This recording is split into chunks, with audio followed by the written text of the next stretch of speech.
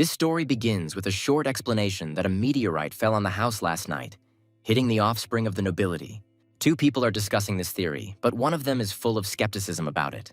After some time, one of the stones begins to fall down the roof of a small building. Luckily, he's easily intercepted by a rich nobleman's servant using his incredible physical strength. The servant says that his master has been sitting here for 6 hours, but the young man, who is the main character, cannot believe it. To understand what happened here, we need to go back a few hours when this young man had just woken up. The main character named Scott opens his eyes with difficulty and sees a man in front of him who is unfamiliar at first glance. The natural reflex for a person who senses danger is to strike quickly and at the weakest point. Scott asks his servant named Simon who he is and why he is in his house.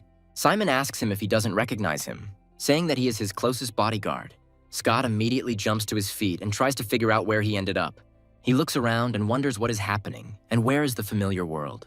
After a small piece of a star fell yesterday, this man's life was turned upside down. Scott watches this closely and tries to understand why people in this world can fly. Simon continues to court his master, who suddenly lies down on the ground, believing that he is simply tired. For the first few hours, our protagonist is still getting used to the world he suddenly found himself in. Simon advises him to go home, adding that it is quite cold outside and he could accidentally catch a cold. Scott tries to calm down and thinks about how there's nothing he can do to get transported back anyway. Simon offers him his hand to help him up, and he reciprocates the good-natured gesture. However, at that very second, activation begins on the part of the system, which changes the body of the main character. Simon wonders why the gentleman is holding his hand so tightly, while Scott tries to get used to the new sensations. The system informs them that it has just completed the process of copying and downloading the abilities that his servant possesses. Immediately after this, he receives notification of the acquisition of abilities of unparalleled strength. Simon thinks to himself that no man has ever held his hand so tightly. Scott decides to grab a strong rock and tries to crush it with his hand, which he does easily. Simon continues to watch his master, who, in turn, roughly understands what is now within the spectrum of his abilities. Realizing the incredible increase in his physical abilities, he guesses that he has taken over the powers of his bodyguard. In order to confirm his theory, he immediately makes a spontaneous decision to find someone else to test it. The best place to find interesting people, and therefore new heroes, he chooses is a brothel. Scott talks about wanting to meet a girl who understands animal language, but Simon tries to stop him, saying that he already helped him. The only girl who has the required skills is a girl named Courtney. She is an incredibly beautiful creature who immediately comes out to the main character and greets him. Courtney says that she heard rumors that the gentleman was looking for her and asks why he did it. Scott decides to get straight to the point and asks her if she can tell what the bird is saying. Courtney listens carefully to the bird's words, after which she says that this bird praises the master's beauty. Scott listens closely to the girl's words and understands that she is unlikely to deceive him. Courtney tries to figure out why he came here, but Scott silently grabs her hand in order to copy the ability. Smiling sincerely, he reasons that there is no point in standing on ceremony in such things, since girls perceive these things completely differently. A moment later, he receives another notification from the system that the skills are being loaded in full swing. A few more moments pass, and Scott almost completely adopts the skills of this amazing girl. However, the full loading of skills is prevented by an unexpected event that breaks the windows into the room. Courtney falls to the ground, and Scott receives a notification that the download was interrupted. Scott states that it is quite difficult to manage and asks who ruined the whole process for him. An angry girl immediately enters the room and orders him to follow her immediately. Scott doesn't recognize the girl and asks her who she is and why he has to obey her whims. The angry girl immediately delivers a powerful blow, throws the stool aside, and says that he does not dare to contradict her. Scott tries to escape and calls his bodyguard for help, wondering where he disappeared to. The girl takes a few steps towards the main character and delivers a powerful blow to the back of his head in order to immobilize him. Scott slowly loses consciousness, thinking that he did not expect such a sudden attack from behind. The angry girl uses ice magic and says that if he were not her son-in-law, she would not have spared him. Several hours pass and night begins to gradually fall over this ancient city. Simon makes every effort to wake up his master, and at a certain point he succeeds. Scott feels an incredibly strong pain in his butt and wonders why it hurts so much. Trying to resist the incredible pain, he asks the bodyguard how he ended up here, to which he replies that his second sister brought him here. Scott asks his bodyguard why he stood there and watched the woman knock him down, to which he states that the second sister is an ice mage. He also states that Scott has a prenuptial agreement with her sister, which genuinely surprises him. Simon is surprised by this question and asks if Scott really doesn't remember anything, reminding him that he is engaged to a girl named Liara. Scott is told that he has always been a womanizer, but now he is faced with the fact that it is time to settle down and get married. The protagonist understands that he needs to break off this engagement with all his might, because he cannot imagine his life with one woman. After some time, he notices a strange energy glow near his hand and wonders what it is. Scott asks Simon if Riley really carried him here in her arms, to which he answers in the affirmative. Scott reflects on how he originally only wanted to copy animal language, but ended up with magic as well.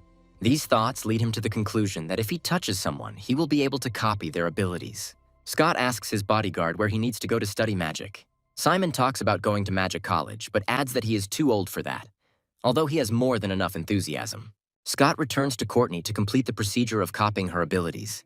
Courtney shares that she was sold by her parents, and now she is just passing from hand to hand, but Scott comforts her and tells her that she needs to move forward.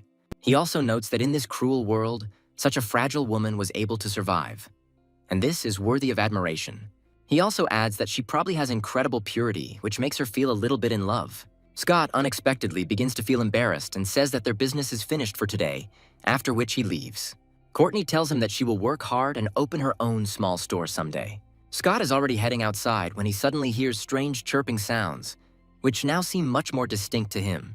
Listening more closely, he realizes that the bird is advising Courtney to smile properly to make a good impression. Scott turns around abruptly and tells her that one day she will become a successful woman and he will definitely come to visit her. Once he goes outside, he realizes that this girl must really be hardworking, because now he has her magic and feels responsible. After walking a few more steps, he suddenly feels a very unpleasant and cold aura. Looking more closely, he suddenly discovers that the same Riley is approaching him. This girl's mood can be understood by her gait and look, and it does not bode well. Pinning the protagonist against the wall, she asks him how he dares to visit brothels. Scott says he's actually going into business, but she says she won't tolerate this nonsense. She adds that if he continues to act up, then their engagement to her sister will be broken off. To which, by the way, Scott's reaction is quite positive. Suddenly, Riley senses a strong chi energy and asks if he is studying martial arts. Scott continues to talk enthusiastically about his desire to break off the engagement. Riley asks him how he even dares to talk about divorce and threatens to punish him for not thinking she is beautiful enough. Not wanting to get hit on the head again, he grabs her hand, at least a little, but to weaken it. Immediately after this, icy growths begin to slowly spread across Riley's body. Riley looks at them in surprise, then asks Scott if he really awakened magic. Scott tries to justify himself somehow, but the girl unexpectedly lets him go, although his adventures clearly do not end there. After a short pause, she grabs him by the ear and tells him that he will now train hard or she will break his legs. Scott watches her leave and notices that, despite the threats, she left in a very good mood. After some time, he returns home and meets Simon, who happily announces that his parents have returned. Scott's parents greet him and he realizes that he is now in for a serious conversation. At first, he decides to pretend that he has amnesia and asks who they are anyway. The main character's mother immediately understands that after the recent incident, he's clearly not all right in the head. Simon immediately apologizes to the senior gentleman and says that he did not cope well with his duties as a protector. After some time, after listening to Simon's story, the father asks if Scott really has mastered ice magic. Having received an affirmative answer, they come to the conclusion that the most important thing is that he is alive and well. Scott's mother immediately offers him some delicious soup to help him regain his strength. The father also says that he should live an ordinary life, work for the family, and try not to stand out. Scott looks at his parents in surprise and realizes that nothing like this happened in his previous life. Immediately after this, he begins to sip the hot soup and feels that it is incredibly delicious. Exhaling, he says that he has never eaten anything more delicious in his life, but then freezes. He realizes that these people are the parents of a completely different person, and they have nothing to do with him. Scott's father says he needs to think twice about his engagement, as the Striggs and Lear families are now on bad terms. Scott muses that they will never be able to achieve the success of the Striggs family anyway and suggests breaking off the engagement. These words greatly surprise the parents, and they freeze for a moment. Then they smile and say that this is great news because then they can find him a new wife. Scott immediately tries to run away, saying that he doesn't want to get married because he's only 18. Once outside, he sits down and begins to think about how to improve his magic. After a while, he notices a maid who is struggling to drag a heavy bucket of water. He decides to help her, saying that a girl shouldn't be carrying such heavy things. A few more moments pass, and an enraged Riley bursts into the courtyard, not hiding her anger. Scott immediately hides behind his maid, wondering if she will start hitting him again. Riley looks at him for a moment, then imperiously orders him to follow her. After some time, they come to the Magic College, and the director says that he cannot accept him. Riley says that he made a promise to her, to which he states that he hopes he won't be made to regret it. Immediately after this, he initiates Scott into the magical college, telling him that he must work hard. So he turns to Riley and tells her that he relies on her, to which she replies that she will take good care of him. Scott happily reflects on how pleased he is that his fiancée helped him get into a magical college. After some time, the townspeople are surprised that Patrick's useless son was able to awaken magic. Scott, meanwhile, is thinking that Riley will give him a lot of money so that he will leave her alone. Scott reflects on how he always wanted to do nothing and live off his wife. But now, it has finally come true. Riley, meanwhile, turns sharply in his direction and says that she was wrong. Scott smiles and says that it's no big deal and he understands. Riley continues her serious conversation, saying that their family always keeps their promises, which means the engagement will take place in any case. Scott looks at her in surprise and realizes that this is not right and that it is some kind of plot error. Riley says that despite the fact that his powers awakened late, nothing is clear yet, and he may turn out to be a dark horse. Scott is surprised that this girl is trying to calm him down, which means she is in favor of him. Riley adds that her sister has awakened 5 times already, and if Scott is lazy, she will beat him with her death fists. 2 days later, the action moves to Liar's Palace, where Scott continues to try to awaken his magic. The energy that he cultivates with such aspiration gradually begins to yield to his will. Scott reflects on the book's contention that the fastest way to train is to expose your body to a specific environment. Thanks to him practicing summer magic on a hot day, his stats improved, as did his strength. Scott is amazed that he was able to crack this egg without any effort. To test his hypothesis, he decides to touch the table and apply a small force to it.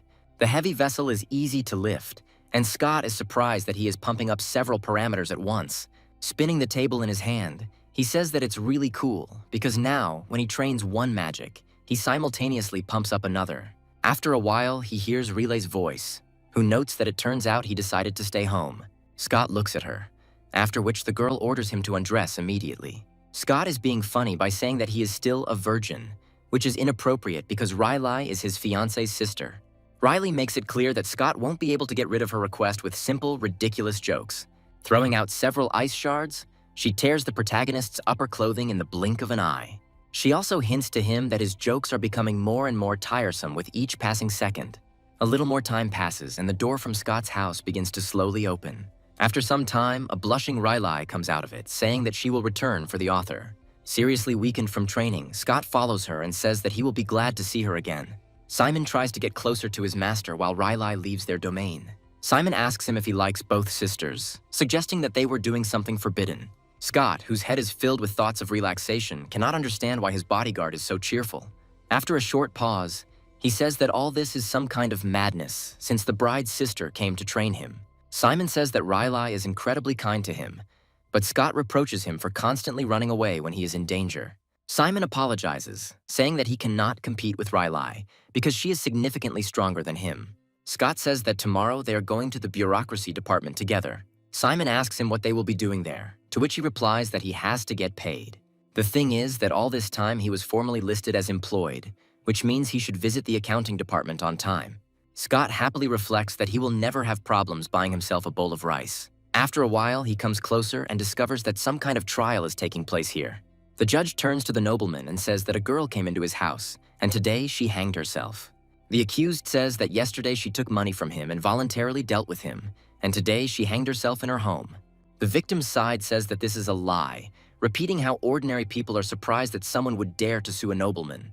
The judge states that it is not yet possible to prove that the lady's murder was connected to this nobleman. Scott interrupts the injustice and points out that many of her bodies are very stiff, meaning she probably didn't die from hanging. He also examines the dead girl's face, because the tip of the tongue of those who were hanged will always be blue. The accused looks at what is happening in surprise, realizing that in a little while he will be exposed. The peasants nearby say that all this indicates that the unfortunate girl was killed. The judge slams his gavel down on the table, demanding immediate silence to calm the common people. He also says that this case requires a special approach and demands that the accused be taken into custody, to which he states that justice will prevail anyway. Once the nobleman is taken into custody, the dead girl's father thanks Scott for standing up for them. Scott looks at the old man with sadness and hopes that he could have done more. A couple of hours later, he meets the evil nobleman outside the prison and listens to his threats. The nobleman also hints that he is going to take revenge on Scott right now, which horrifies him. Scott says that they can't fight within the walls of a magical college, to which he says that he doesn't care. He prepares to unleash his powerful magical attack and says that none of this matters at all. However, as soon as he tries to take a few steps forward, his legs become covered in icy growths. The angry bastard looks at his feet and tries to figure out what the hell is going on. Looking back, he notices Riley and tells her with displeasure that fighting is prohibited in this college. Riley smiles and says that they are outside the college, after which he takes a few steps towards it. Before the villain can even figure out what's going on, the girl delivers a powerful kick right into his center of gravity. The attack is so powerful that the boy crashes into the wall behind Scott at incredible speed. Riley says that this was the first and last warning, adding that next time he will die. The angry nobleman says that Scott should always remember that they will meet again. Scott asks Riley what kind of abilities this man has, and Riley replies that they are nothing interesting. Scott realizes that he must become strong as quickly as possible, because in this world, strength is the most important thing. A moment later, he also realizes that the story about the hero who saved the beauty seems very good to him. In his thoughts, he also says that he really likes his bride because she will support him. In the evening, Simon comes to his master and asks him why he was so late, to which he replies that he was lost in reading. Taking a few steps forward, he suddenly hears the words of a dog that is watching a man in the alley. He realizes that something is wrong here, and a few moments later, a kunai flies towards him. Simon jumps forward to cover Scott with his body. Following this kunai, an unknown killer appears from the darkness, thirsting for blood.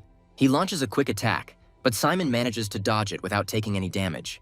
Simon realizes that there is chi involved, but Scott tells him to get out of here as quickly as possible. Simon asks his master to leave and adds that he will definitely cover his retreat. In order to ensure the safety of his dear master, he takes a step back and gathers his strength. His muscles fill with incredible strength and energy, which allows him to go into combat mode. Without thinking twice, he rushes forward to deliver a powerful attack on his opponent. The killer tries to block the blow, but his efforts are in vain. Due to the incredible strength, energy, and inertia, this killer flies to the side, breaking through the concrete floor. Scott comes closer to his friend and asks him if everything is okay. Simon completely ignores the knife sticking out of his shoulder blade and says that everything is fine. The next moment, he falls to the ground like a giant platinum cabinet, causing Scott to have a panic attack. He takes a closer look and discovers that the knife has left behind a serious wound that needs immediate treatment. Some time passes, and Simon finds himself in Scott's house, where his faithful comrades dragged him. Scott asks one of the servants why the doctors haven't come here yet. He also asks if he has had a fight with anyone recently, and suggests that the nobleman named Harold is involved. After some time, one of the maids tells him that Mrs. Betty has come here from the hospital. Scott says he's been waiting for a competent doctor to come in, and Betty steps through the door. The doctor turns out to be a beautiful girl who wonders where the patient is. Coming closer, she touches him with her hand in order to determine how serious his condition is. Scott asks her if he can help this man, to which the girl calmly replies that he doesn't have to worry. Immediately after this, she puts her hand forward in order to use healing magic and restore Simon's vigor. Simon does not wake up immediately, but his condition begins to improve rapidly. Betty says that the patient needs to rest for a few days, and everything will be fine. Scott sees off this beautiful girl and wishes her a safe return home. He also muses that the healing spell is easy to use and he needs to get a copy of it. Riley suddenly appears behind him and he immediately starts making excuses about who the girl is. Riley says that she knows all this very well and she came here only to visit him. Scott asks her if this was Harold's doing, to which she replies that it is a criminal offense. Scott muses that perhaps the previous owner of this body offended someone and he is now reaping the consequences. There is indeed truth in his words, because the person behind this crime is far from the one you might immediately think of. To do this, the story moves to the palace of Harold's family, where this young man angrily walks forward. Lighting the way with an improvised candle, he says that he will definitely take revenge on Scott. After some time, he comes across a strange figure that stands in front of him and does not make a single movement. After a few more moments, a shiny dagger begins to cut through the air. At the very last second, Harold recognizes the one who has come for his soul, but it is too late. All the walls of the hall are painted with bright red blood, which quickly splashes out from the open wound. Sometime later, the man is found dead, and Scott comes to identify the body. Scott reflects on how this man moved too quickly from words to actions, and now he's here. He also expresses hope that the man's murder was not ordered by Relay. The doctor says that this man died yesterday in the middle of the night and there is only one wound on his body. Suddenly, the judge enters the room and says that their guesses are inappropriate here. This is the work of that woman. Scott asks what they're talking about, to which he is told that there is a female killer operating in the city. Scott is very happy to hear this news, realizing that if he can copy her skills, it will help him a lot. The judge states that most likely the case of the recently murdered lady attracted her attention and she made her way into the palace. Scott initially says it was a crown, but quickly corrects himself and says that this is not right. The judge says that a thief came to the police yesterday and confessed that he killed the lady during a robbery at her home. Scott says that the lady is still dead, so her family still faced injustice. The judge says that this case involves the use of magic, so it will be transferred to the appropriate department. Scott decides to go for a walk, and ordinary people begin to pay attention to him because he stood up for the old man. The father of the dead girl says that he is very grateful to him for standing up for his daughter. He is also approached by a local baker who asks everyone else to move aside so that he can give Scott his bread. The figure of this strong young man attracts the attention of ordinary townspeople, who are amazed at his strength. Scott initially tries to refuse the gift, but the baker insists. Deciding not to upset the man with his refusal, he thanks everyone and tells them that they can go home. Immediately after this, he gives these buns to the local constables, saying that he will not be able to eat it all, so they should share with the townspeople. Finally, he holds out the remaining bun to Riley, but she replies that she is not hungry at all.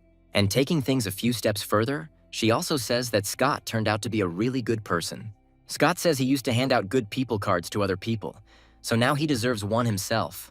After a while, he reaches the nearest dog, who is whining pitifully, wondering when he will be able to get some chicken. After a while, a very pleasant smell of fried chicken reaches her. This smell instantly lifts the mood of the four-legged friend, and he gets to his feet. Scott holds out a chicken leg right into the cute animal's mouth and tells it that it can enjoy it as much as it wants. Feeling the pleasant taste of cooked meat on its tongue, the dog immediately begins to yap joyfully. Scott praises this little dog, saying that if he serves him, he will never let him go hungry again. After thinking for a while, he decides to give this dog the name Bulat, which causes the creature a little surprise. Riley asks him if he really wants to raise this creature as a fighting dog, to which he replies that this dog saved his life.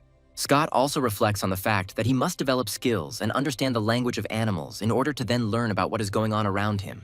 After some time, the scene moves to the Qing history office. The judge asks where the buns came from, to which he is told that the people gave them to Mr. Scott for standing up for that girl. The judge looks closely at the bun and for a while becomes immersed in his intense thoughts. Having made an important decision, he turns to his servant and asks him to bring from prison the prisoner who killed the girl. His servant asks him what orders still need to be carried out, to which he states that the man who surrendered voluntarily must be sentenced to death. With a little anxiety in his voice, the judge says that despite the fact that the culprit of the incident has died, justice has still not been restored. Meanwhile, a dog named Bulat receives more and more food upon arrival at Scott's house. Scott himself decides to go to one of his rooms in order to continue his spiritual cultivation. Energy begins to flow through his body again, filling him with new powers he never knew he had. Scott also practices breathing techniques to ensure that the energy circulates through him very evenly. Riley, who is watching this personally, says that they have done a good job and need to stop. Scott falls tiredly onto the bed and says that doing magic is too tiring. Riley says that Scott needs to recover so as not to pass out. As soon as Riley leaves Scott's room, his own mother looks in on him and asks him if everything is okay. Scott struggles out of bed and says that he is very tired, but has not gone to bed yet. Scott's mom says she cooked him dinner to help him regain his strength. Scott says he shouldn't have bothered so much, to which she replies that she is his mother, so she will always take care of him. Scott looks closely at the food in front of him and realizes that he is starting to drool. After a while, he takes one of the treats and begins to carefully bite into it. After a few moments, he feels incredible cheerfulness and pleasure from delicious food. Raising his head briefly, he realizes that he has never eaten such delicious food. The mother expresses joy that her son liked everything, and he thanks her for deciding to feed him. Scott reflects on how he used to only order delivery, and that this is the first time in his life he's eating food cooked by his own mother.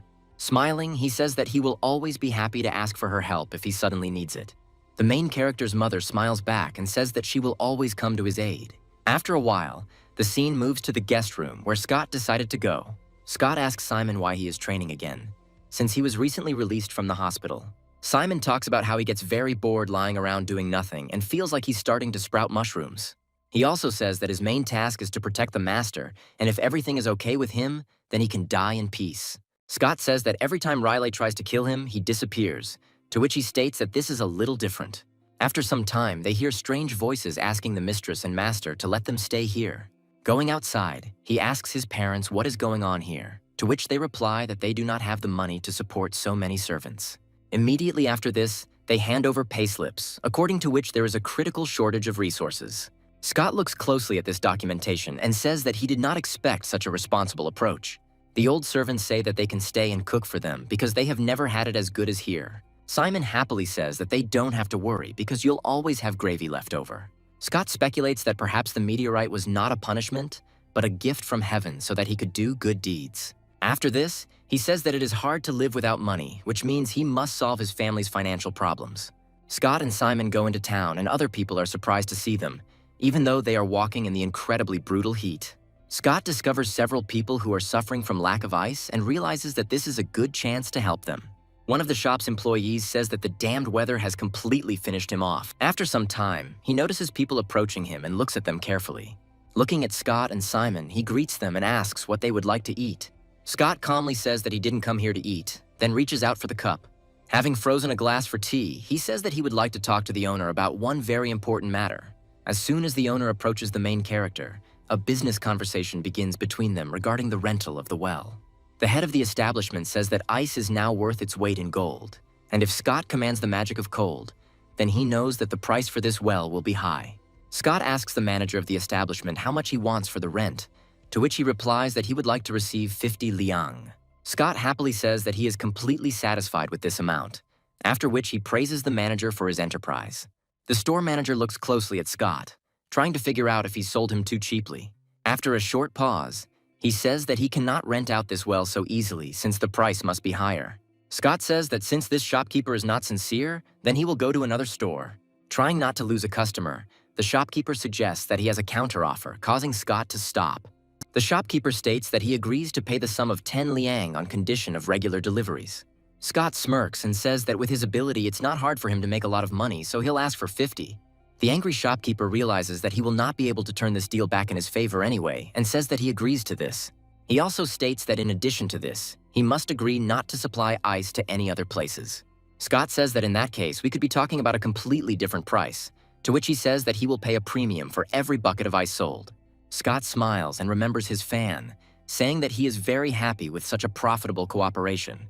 After some time, he hands him a whole chest, which contains a large number of silver coins. Having completed his task, he goes about his business, while the shopkeeper sees him off. Simon cheerfully holds this chest and says that if they received one of these every day, they would not know grief.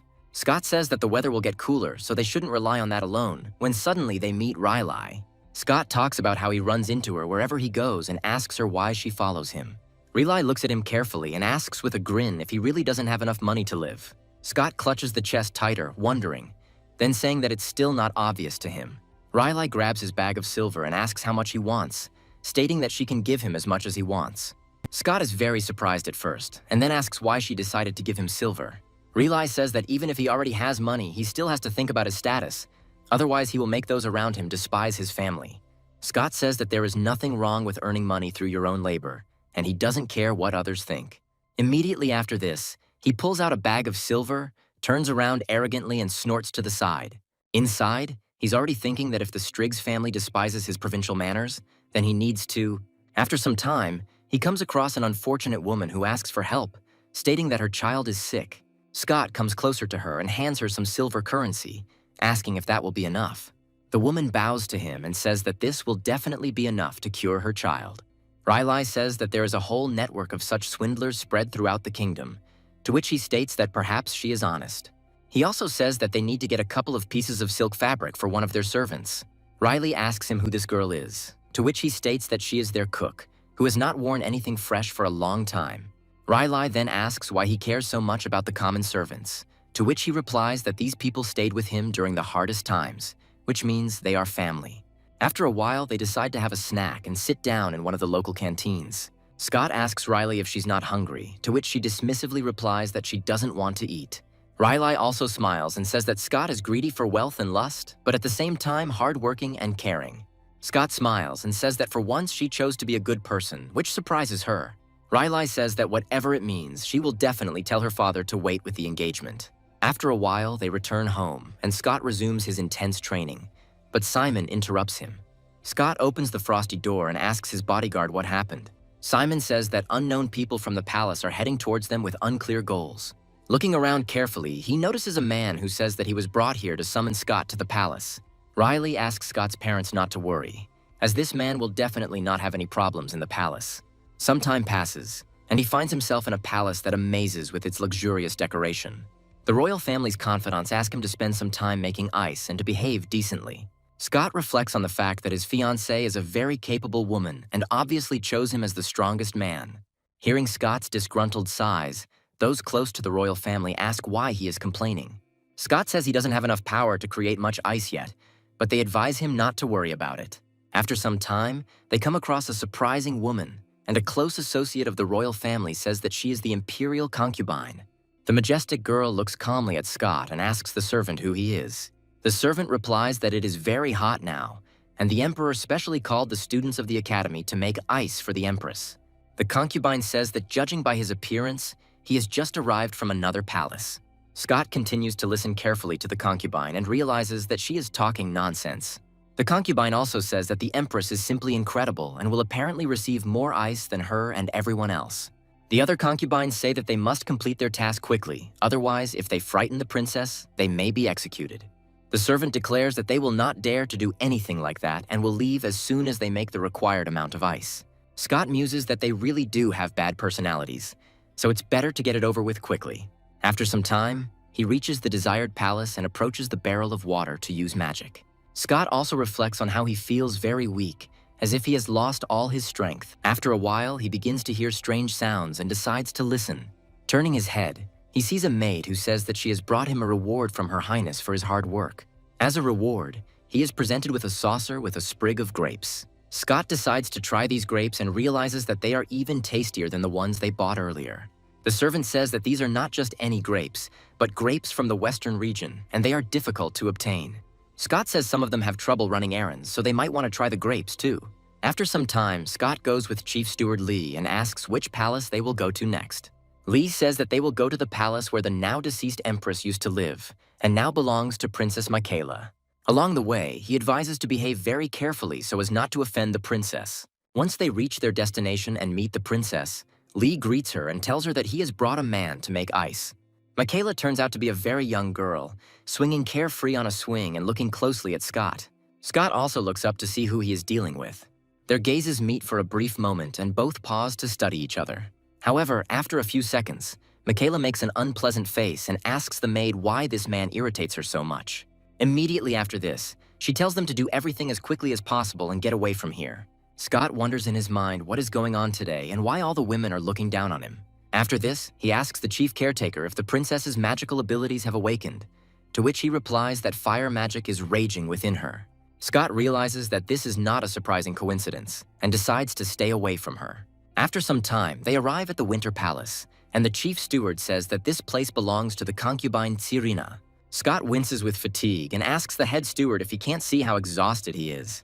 Lee says he has nothing to worry about as there is something good in store for them in this house. Immediately after this, they hand him a box containing an unknown gem. The chief steward explains that this crystal helps to cure all diseases and strengthen internal organs. He also adds that it is a gift for His Majesty, and Scott is only allowed to look at it. Scott holds the crystal in his hands and wonders if he really has to work for years to afford one. Some more time passes, and he completes all his work, thanking his colleagues for their help. When he returns home, it is deep night and he feels more tired than ever. The chief steward escorts him to the gate and says that they will come for him again in a few days. Riley suddenly appears right in front of him and asks why he went there. Scott tries to explain, but the girl hands him a bag saying that it is a reward from the House of Luna. Scott says he can't accept money from her because they are almost like family. Riley throws a bag in his direction and declares that the matter is not up for discussion. Scott is actually very happy, but he doesn't show any emotion on the outside and says that he will accept this gift. He also asks her why she followed him, to which she replies that the man who tried to kill him has still not been found. Scott sighs sadly, realizing that Riley doesn't really have any special feelings for him. After a while, they decide to stop at a small shop to order a bowl of dumplings. Scott says he could eat several plates at once, but Riley says she's not hungry. Approaching the man who is still preparing dumplings, he says that he will order 3 servings for himself. Riley looks at him in surprise and asks if he can really eat all of this, to which he replies that after such a hard day, he is so hungry that he can even eat a cow. The Ice Warrior falls silent for a moment, after which she begins to sense a very strange presence. She quickly looks around to see if anyone is following them. All she can see out of the corner of her eye is the strange vibrations of the branches. Riley reflects on the fact that what is happening seems strange to her, as she feels someone's gaze on her. About 10 minutes pass and Scott finishes his meal, which he ate with incredible speed and greed. Riley asks him if he's finished eating, to which he only sighs in relief. Scott quickly rises to his feet and declares that he is now full and can take on an entire army.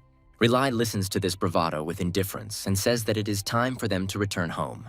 In fact, Riley's instincts were right, and they were indeed being watched by a small group of bandits. One of the criminals watching them says that last time their shadows made the child wary, but this girl will not be able to protect him. The next morning, Scott heads to Special Branch, realizing he needs to get this sorted out before school starts. He is also outraged that if anyone continues to fish during these 3 days, it could cause public anger. These reflections on rather abstract things lead him to interesting conclusions, and he has an idea. 2 hours later, he heads to another building to help its inhabitants escape the heat. The workers say the man bought them breakfast and made ice so they wouldn't overheat. And now he's become their favorite. One of the detectives looks at his colleagues and wonders if they are so easily bribed. Scott continues to help his comrades, after which he notices his friend and asks him where he is going. The man replies that the master has a new case, and so he runs to the scene. Scott recommends that he sit down and eat some cold watermelon whenever he has some free time, adding that it is a hot day. The man thanks him for his concern and immediately steps aside, leaving the guard alone with the block of ice. After some time, the scene moves to the Wang family estate, where something unthinkable happened. Scott, accompanied by one of the detectives named Lori, arrives here to find out what crime took place here. At first glance, it seems like a normal murder, but something is definitely wrong here, and our heroes are about to find out. Lori says thoughtfully that a brick was lying next to a body at the scene, and that the deceased had an injured ankle. He also expresses the opinion that it was an accident, and most likely there is nothing to investigate here. But it is better to move on to the funeral of the unfortunate person. Scott approaches one of the birds, who begins to chirp something energetically at him. He stops his colleagues and says that this was not just an accident. This man appears to have been murdered.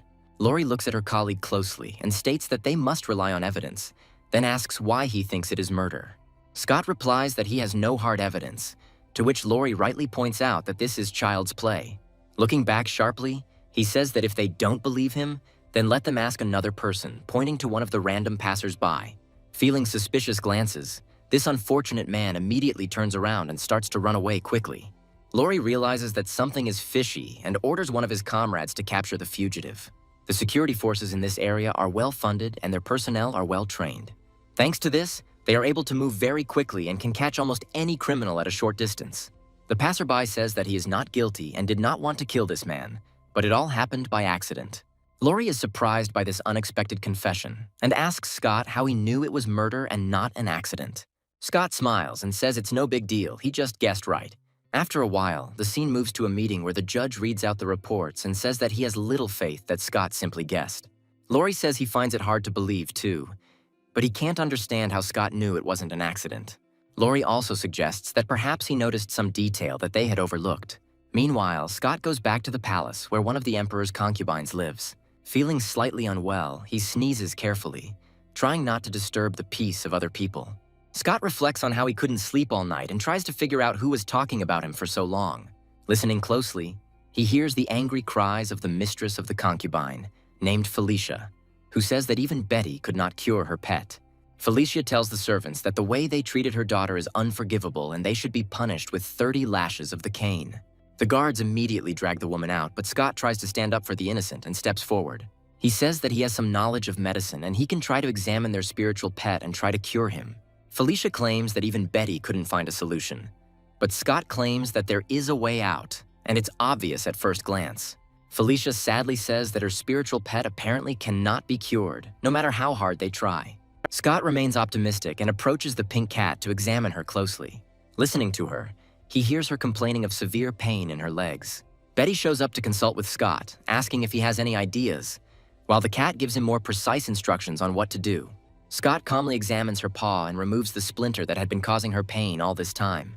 Immediately after this, the magical cat jumps out of the healer's hands in order to run around properly. Felicia looks at her in surprise and is glad that everything is fine with her daughter. Her anger immediately turns to mercy, and she asks her servants to give this man her hairpin. Another whole day passes as Scott arrives not only to treat the cat but also to make ice. By the end of the day, he gets out of the palace and the chief distributor sees him off, hoping for a quick meeting. Betty also decides to follow him and asks him to stop for a little talk. Scott looks at her closely and asks what's wrong, after which she asks how he knew the cat's leg was injured. Scott smiles and says that there is no secret and you just need to be very careful. Betty looks at him in surprise and wonders if she really missed everything just because she wasn't paying attention. Scott says the spirit animal was curled up and looked weak, so he speculated that it might have injured its paw. Betty sighs sadly and says that she did not think of such a simple explanation for this situation. Scott says that animals can't talk and feel illness differently than people, so she shouldn't be sad. Betty smiles and says that, judging by his speech, he studied medicine, but he quickly denies this, stating that he is self-taught.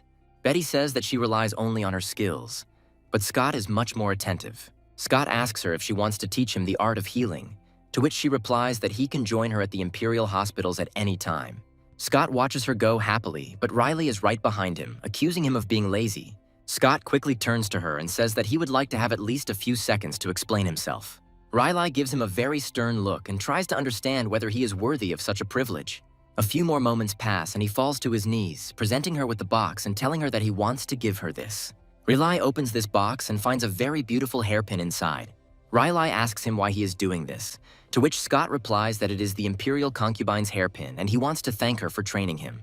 Riley blushes a little and says that this gift is too expensive, so she cannot accept it. Scott immediately closes the box and says that in that case he will keep it for himself and give it to someone else. Riley immediately intercepts the box and says that in this case she will take it for her sister. Scott smiles and mentally realizes that of course her sister will never get this decoration. After some time, he goes to the city and discovers a crowd of people on one of the streets. Scott, due to his increased strength after absorbing so many crystals, now creates ice more efficiently. After a while, several strong young men appear next to him and say that their boss wants to talk to him. Scott realizes he doesn't have much of a choice, and after a while finds himself in front of another man, asking him what he wanted. The young man says that he invited him to negotiate the supply of ice for their home, promising to pay twice as much. Scott smiles happily, realizing that if this is not a scam, then he really will be able to get 12 coins per bucket. Hearing such a price, the nobleman becomes furious. The angry nobleman suddenly orders the guards to simply drive this scoundrel away. Immediately after this, he changes his anger to calm and says that he will indeed pay this amount, but reminds that it is too expensive. Scott says he doesn't seem like a man who can count and gives out random numbers. The nobleman tries to intimidate him by saying that his father owns the prince's mansion and therefore has great influence. Scott calmly rises to his feet and says that in that case they have nothing to talk about if they are not going to come to an agreement. The nobleman angrily looks at the protagonist and says that he will make him come back and beg for work. He also says that he will not receive even 3 coins for his work, after which he turns to the mysterious figure behind him. The mysterious figure expresses hope that this person will act more confidently than Harold. Scott reunites with Simon and they continue to walk around the city in order to get home. After a while, one of the passers-by appears behind him and loudly shouts his name. Once he is a few steps away from him, he makes a very strange movement and jumps into the air, landing on the hard floor. The beggar immediately begins to act out a performance, saying that Scott broke his back and now he won't be able to walk. Scott orders the bastard to stop pulling his pants and asks why there are so many strange people in this world. Suddenly, other people appear in the middle of the street and accuse him of trying to commit murder right on the street. Simon tries to stand up for his master, saying that it is quite obvious that the most brazen blackmail is taking place here. The beggar says that his back is broken, but they still want to justify their master, no matter what. The blackmailers try to turn all this to their advantage and say that he is only trying to shield his master. Simon feels his patience gradually wearing thin and says that he can't vouch for himself. Scott abruptly interrupts this farce, saying that it is time for him to go back, and if anyone is looking for him, he will be in the tea shop. He also turns to the guards and asks them if they can take him to this place. The blackmailers look at him carefully and try to understand whether he is simply agreeing to their conditions. Simon is also surprised by this behavior, trying to understand why he acts as if he is not going to be arrested now, but is going to be invited to a banquet. After some time, the fake guards drive him into a cage and tell him that he will stay here. Scott talks about how this is the first time he's been in prison in his life, and it's been a really interesting experience. Immediately after this, He begins to look around and hears the sound of approaching footsteps that seem familiar to him. The same angry nobleman approaches him and says that he did not think that they would meet so soon. The nobleman says that Scott broke the historian's leg, but the latter accuses him of blackmail. The nobleman calls the old man to him and kicks him on his crippled leg so that he will scream longer. The villain says that it is all Scott's fault, and the fake old man starts blaming him again. Scott asks his interlocutor what he wants from him and why he's stooped to such low tactics. The nobleman says that he wants a bucket of ice from him for 1 silver coin. If he agrees to this, he will be able to get out of prison. He also says that otherwise he won't be able to help him get out of here, but Scott understands how to get out of this situation. Coming closer, he says that he suddenly realized one interesting thing and calls him to him. And the main character says that he noticed a bruise under his interlocutor's eye, adding that another one will appear there soon. He also calls him dumb butter, causing the nobleman to say that Scott will rot in that prison. A few more moments pass, and one of the guards runs up to him, hits him in the face, calling him a criminal. This man turns out to be the main distributor and says that they have finally found Scott. Another guard says it's just a minor misunderstanding as their officers checked the investigation and found he was not guilty. Scott smiles and wonders if he was really right. The nobleman turns to his father, who is the guard, and says that they cannot let this man leave so easily.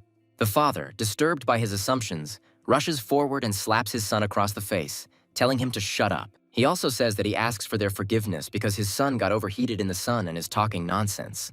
The chief distributor says that the palace will clearly be unhappy with their lateness, so they must leave here immediately. Scott says that a noble man is easier to anger, and the chief guard agrees with him.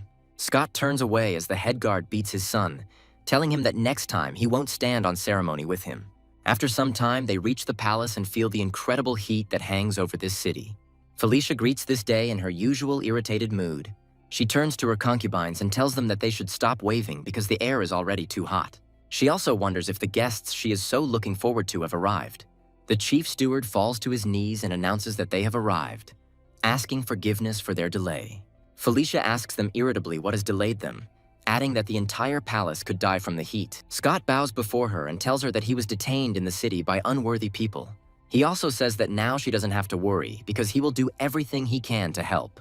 Felicia gradually calms down and looks at him with some interest. Immediately after this, Scott decides to throw a culinary celebration, for which he uses a watermelon and a little water. Just a few minutes pass and he gives her a real watermelon ice cream as a reward.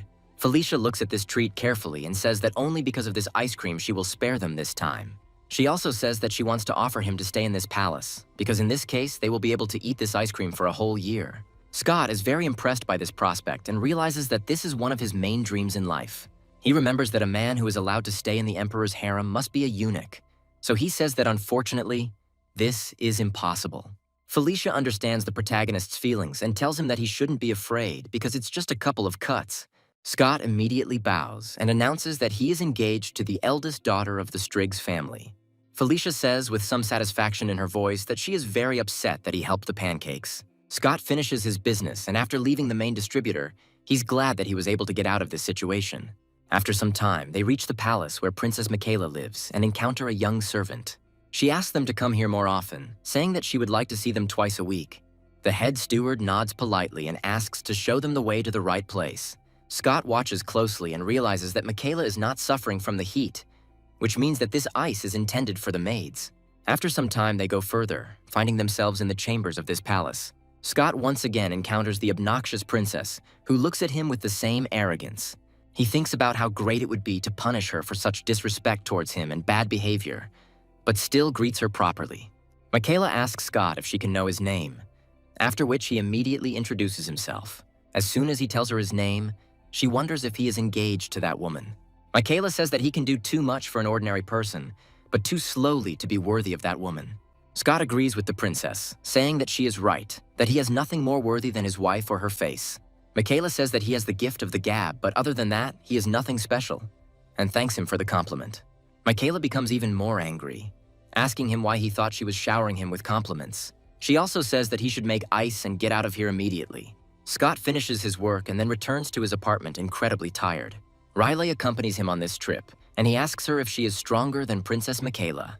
Riley says that she hasn't thought about it, but it's better not to maintain close contact with people of the fire type. Scott also says that he never participates in such competitions, but still considers Riley to be a stronger warrior. Riley looks at him carefully, his eyes full of bewilderment, and asks what he means by his strange words. Scott calmly explains that despite the fact that he and Riley are different people, despite being the same age, Michaela looks much younger, as if she is several years younger. Riley raises her eyebrows and asks with obvious defiance if he means to say that she looks older than she actually is. Scott is slightly at a loss, trying to figure out how to get out of this trap of words, when suddenly, clear and melodic singing is heard in the silence.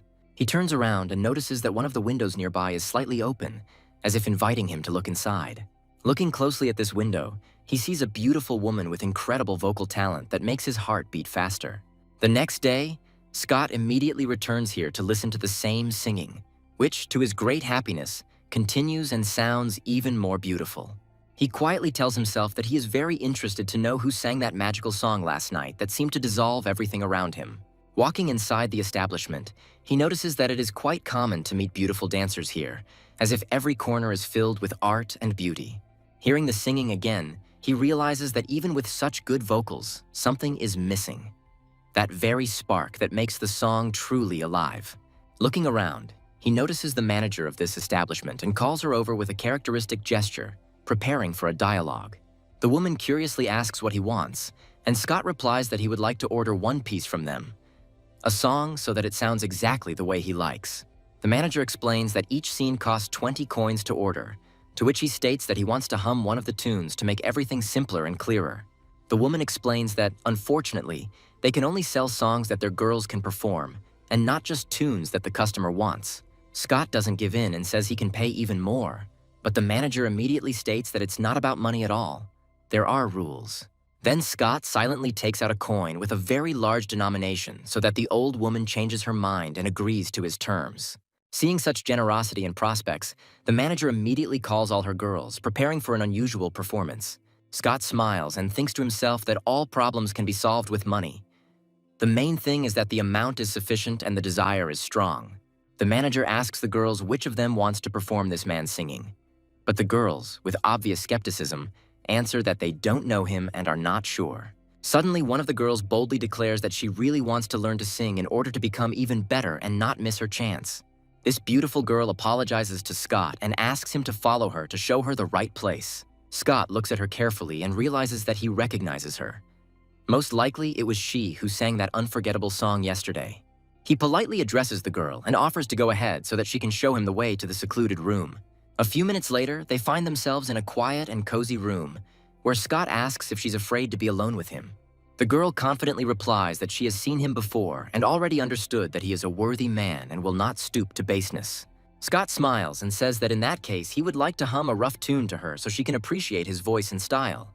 Immediately after these words, he begins to sing a gentle song, and the girl plunges into a state of trance, listening to his mesmerizing and deep voice. Having heard everything she needs, she begins to dance, expressing her feelings and words through her body language, as if the music was pouring out of her very soul. The girl spins around him in a charming dance, and her movements seem to tell their own story, captivating the viewer. Her eyes attract the attention of many, but at this moment they are a delight only for Scott's eyes, who cannot tear himself away from this magic.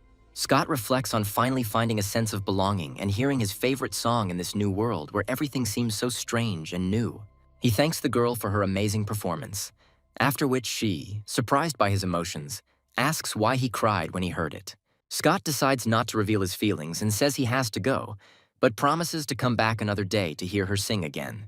The singer named Asura, who has won his heart, thanks him and wishes him a safe journey, smiling with warmth and a little sadness. Scott takes a few steps when he suddenly notices the girl fall to the ground unconscious and immediately rushes to her. He tries to get her attention, but she shows no signs of life, which makes him fidget anxiously nearby.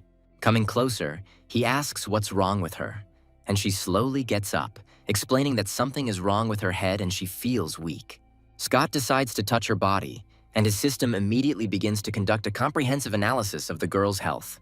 Having learned some important information, he helps the girl sit down on a stable surface to make it a little easier for her. He promises to ask a doctor he knows from the local hospital to visit her, and recommends that she get a good rest to recover. As he leaves the hallway, Scott wonders if some special singing technique has awakened in the girl that could have caused her condition. After some time, he returns to Felicia's palace and hears that she is, as always, in her usual irritated mood. Scott realizes that he has come at the wrong time and needs to leave urgently, but suddenly he hears a voice asking him to stay. He freezes in place and realizes that he now has no choice but to examine the cat, who is sick again and needs help.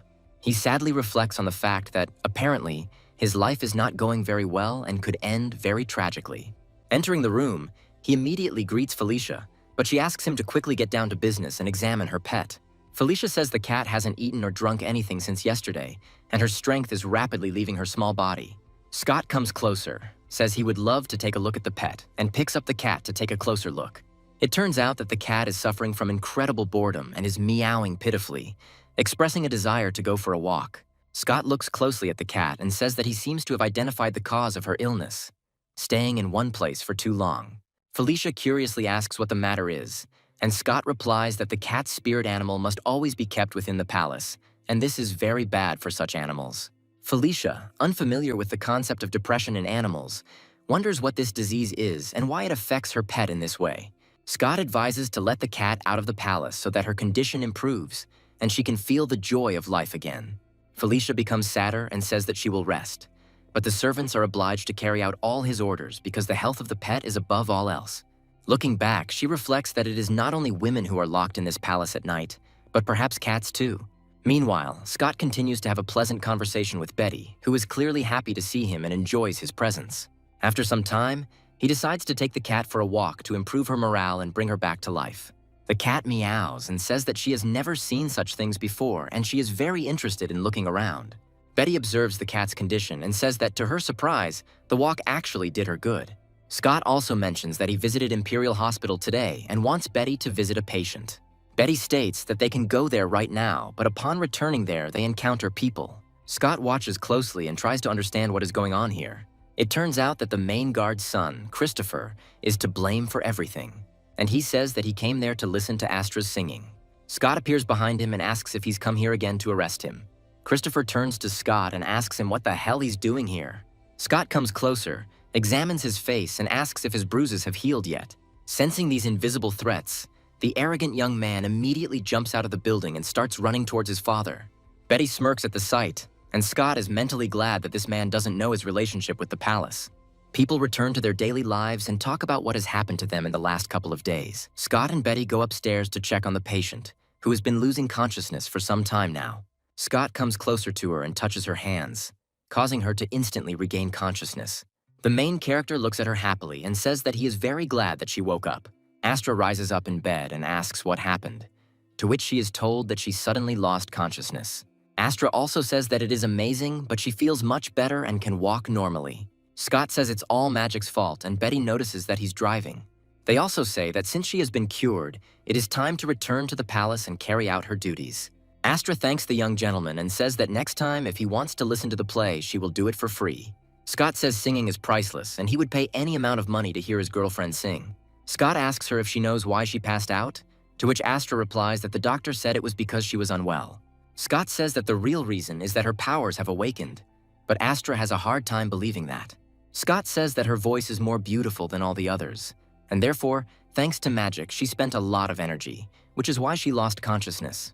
Scott also says that if she has this magic, she will definitely become the best singer in this city. Astra looks at him in fascination after this question and asks how she can improve her voice to become an even more skilled singer. Scott says that he will go to the Magic Academy very soon and get her the necessary textbooks. Astra asks why he cares about her so much, to which Scott replies that he admires her voice and wants to help. Astra enthusiastically says that from now on, she will always sing just for him. A few minutes pass and Scott leaves the establishment, leaving her alone with the manager. The manager says that this man is quite ordinary, but he is different from other rich guys and could be an excellent candidate for her husband. Astra sadly says that she is not fit to hold a candle to him, but she would be happy to sing for him at least sometimes. Meanwhile, Scott returns to the palace and the steward tells him that the weather has finally turned cool. Scott listens carefully to his words and thinks that he is very sorry that he will no longer be able to eat for free at the Imperial Palace. After some time, they obtain an audience with the Emperor and bow respectfully to him. The Emperor says that if they want a reward, he only has to say so and he will get whatever he wants. Scott wonders in his mind what he could ask for, thinking that he would very much like to have a large house next to the palace, but it is expensive. The Emperor's concubine, named Shyvana, looks closely at the protagonist, as if studying him from the inside. After some time, she turns to her master and says that they should provide this man with a house near the imperial city. The emperor praises his concubine for such intelligence and says that this man must be rewarded as quickly as possible. Scott thanks the emperor for his incredible generosity and reflects on how the concubine has just saved him a lot of money. Looking up, he finds Shyvana laughing for some reason as the cameraman asks her what made her laugh. Shyvana, who has the ability to read minds, says she just remembered something funny. Scott reflects on the fact that there are only 2 days left before the start of training at the academy, so he needs to finalize his move. Instead of action, he is transported to the very same academy where the main character will now study. Once inside, he meets a huge number of masters of various elements. Looking around, he says that here he will be able to gain completely new abilities. A sly smile appears on his face, and he says that from now on, everything here will belong only to him. Other people also admire the fact that Princess Michaela has arrived here, and Scott moves away to avoid crossing paths with her. After some time, a young man approaches him and asks who he is. Scott turns around to see if this man is even worth talking to. Their gazes intersect on one of the girls, and the young man says that he also thinks that the most charming woman in this academy is Ashley. Scott says that their tastes coincide, introduces himself by name, and asks his interlocutor what his name is. The young man says his name is Bernard, and also tells a short story about his family. Bernard also admires Scott's past, but Scott asks him not to praise him too much. Bernard responds by saying that he has already awakened the power of thunder, but all he can do is bow before the palace. Scott immediately comes closer to him, says that it seems like they are in the same boat, and asks him if they can count on each other to help them. Bernard says he'll be happy to help him, while Riley and Michaela run into each other in a not-so-pleasant encounter. Scott and Bernard watch them closely, hoping that no major fight will break out now. The initial silence is broken by Scott, who smirks and gets the attention of both girls. Michaela gives him a very menacing look, hinting that his presence here is extremely undesirable. Scott also makes a sour face and greets her according to formal etiquette. Riley breaks eye contact with her rival, and they both turn their gazes to the protagonist. A few more moments pass, and they snort at each other in displeasure. Scott asks his friend what they were just talking about, to which he replies that they were discussing Ashley's beauty. Scott asks him if they were discussing this right now, to which the slow-witted Bernard reminds him of everything in detail. He also says that they are of the same opinion, since this girl has quite an outstanding appearance, figure, and character. Michaela appears behind them and reproachfully asks, "It already seems to me that men are not interested in anything except appearance and figure." Scott and Bernard answer with unanimous confidence that the most important thing for a woman is, of course, the soul. Bernard, meanwhile, turns around and discovers that Ashley has calmly turned away and gone off somewhere to do her own thing. Wanting to follow her, he immediately says goodbye to Scott, saying that he will see him later. Scott sighs and says that the man is short-sighted and forgets the main thing, but he is still a good guy. Riley approaches the protagonist and says that this woman is dangerous, but he states that he will be on guard.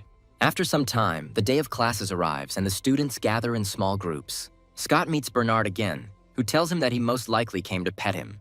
Scott tries to figure out what he means when he suddenly looks at something incredibly beautiful.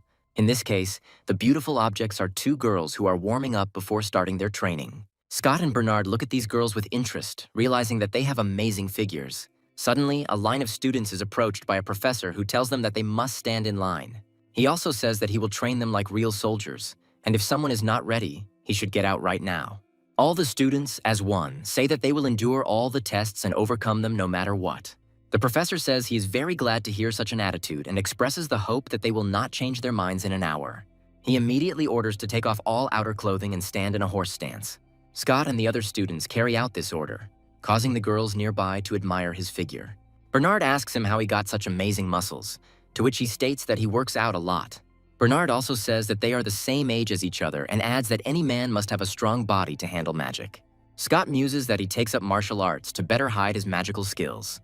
The professor approaches the two and asks if they had any experience in martial arts before. Scott speculates that there is no magic in the professor's touch, so it appears that the instructor is purely a martial arts master. Scott and Bernard say they have never taken martial arts seriously. The professor nods and says that next time he will fill them with chi energy and allow them to enjoy the light of goodness in the body. After some time, the exercises come to an end, and the professor gives the command to rest. Almost all the students fall exhausted to the ground, trying to catch their breath. The 2 girls look closely at Scott, who remains on his feet, and say that it would be great if they married him. One of them says that this man is already engaged, But this does not diminish their enthusiasm. Another girl tells her colleague that Liara is Scott's fiancée, meaning they have no chance of being competitors. A confident girl named Chelsea says she will still take this groom. She also states that if this man falls in love with her, then she will definitely beat Liara no matter what. Immediately after this, she begins to spy on him in order to properly enjoy his body. Scott, meanwhile, is trembling and wondering why he has this feeling that he is being watched. After a while, classes end and all the students go out into the fresh air to take a walk. Chelsea decides to take action as quickly as possible and fakes her fall right on top of the protagonist. Scott holds her in his arms and asks if she's okay. Chelsea puts on a really cute face and says she's okay, hoping to get his attention. She immediately says that apparently she twisted her ankle and cannot go further. Many students appear around them and offer to help. Chelsea approaches the protagonist and asks him if he will carry her home on his back. Scott is about to give his consent, but another man intervenes and says he can handle it. Scott silently watches the cart with the girl in it, trying to understand what just happened. Bernard approaches him and approvingly says that he very quickly won the heart of one of the magical beauties of this school. Scott asks him what he means, to which he replies that there are 4 women here who are called the 4 beauties of this school. He also advises him to be careful, as countless gentlemen have sought Chelsea's attention. Scott watches the cart drive away intently because of this question, trying to understand what kind of power she awakened. Bernard says that this girl can fly, and Scott immediately guesses that she considers him her prey. Scott asks Bernard how he knows all these feminine subtleties, to which he states that he simply has a huge interest in different ladies and their affairs. Scott, with a hint of regret, says that it would have been cool if they had met earlier, and then suggests going to a tavern to drink to their acquaintance. After some time, Scott is already home, and he has such a severe hangover that it seems like his head is going to explode. He complains that some boy got him drunk, although before he could hold thousands of cups and still remain in the ranks. He looks at himself in the mirror and realizes that he still only has 3 types of magic, which means he urgently needs to acquire new skills. He gets to his feet and philosophizes, saying that everything has its time, and that magic is already asking to be put into his hands, so he definitely doesn't intend to give it up. After some time, he goes to a school of magic to find the necessary knowledge and expand his arsenal. Once in the library, he carefully looks through the books and quite quickly finds exactly what he was looking for. He tells himself that these days have been hectic and almost forgot to find Ashley a book on sound magic to help her. He takes the book carefully in his hands so as not to wrinkle the thin pages, almost as if he were handling a precious artifact. Suddenly, Chelsea appears next to him, almost greeting him, smiling sincerely and unexpectedly. She says that she didn't expect to meet him here at all, and smiles in a way that would melt anyone. Scott nods slyly in response, then turns away. Apparently, her attention is not particularly valuable to him. Chelsea doesn't give up, continues to charm him and asks if he wouldn't mind if she sat next to him, to which he indifferently replies that he doesn't care. She understands that in order to capture his attention, she needs to sit in a special way and tries to choose a comfortable position. But Scott immediately immerses himself in reading the book and pays no attention to her at all. Straight up ignorance of the highest order. An entire hour passes and he is still reading, undistracted by anything, as if in another universe. Chelsea thinks to herself that for the entire hour he hasn't looked in her direction once. Scott finally looks up and asks why she keeps looking at him like she's crazy. Chelsea deftly returns the question, asking if he even knows her name, and immediately mentally curses herself for being so open. Scott claims that everyone at school knows who she is, a beauty with a sharp mind, and that her name is known to everyone. Chelsea snorts and says that it's all gossip and there's no point in laughing at her behind her back. Scott sadly reveals that he is already engaged, so any close relationship is out of the question and rumors could be harmful. Chelsea says she knows, but she just wants to be friends without any hassle. And then he asks a cheeky question. Does his fiancée really forbid him to even be friends with other girls? Scott laughs and says that he is always happy to make new friends, takes her hand and declares that from this day on they are good friends. Chelsea smiles slyly and is delighted at the prospect as if she had won the lottery. The next day, Scott and Bernard decide to chat, and one of them does not forget to praise the other for his successes. Chelsea suddenly notices them and says that she didn't expect to see Scott within the school walls so early. Scott replies that he always prefers to arrive early because he can't let his studies slide. Bernard quietly leaves, thinking to himself that he is proud of his friend for winning the attention of such a beauty. After a while, he hears that all the students are gathering in the square and calls Scott so that he won't be late. Scott and Chelsea exchange pleasantries and then say goodbye until next time. The professor selects several people from the line and calls them to him for a special task. He says he's now going to show what it means to have a strong body and stamina. He notes that there are only a few people who can work independently, and most need help.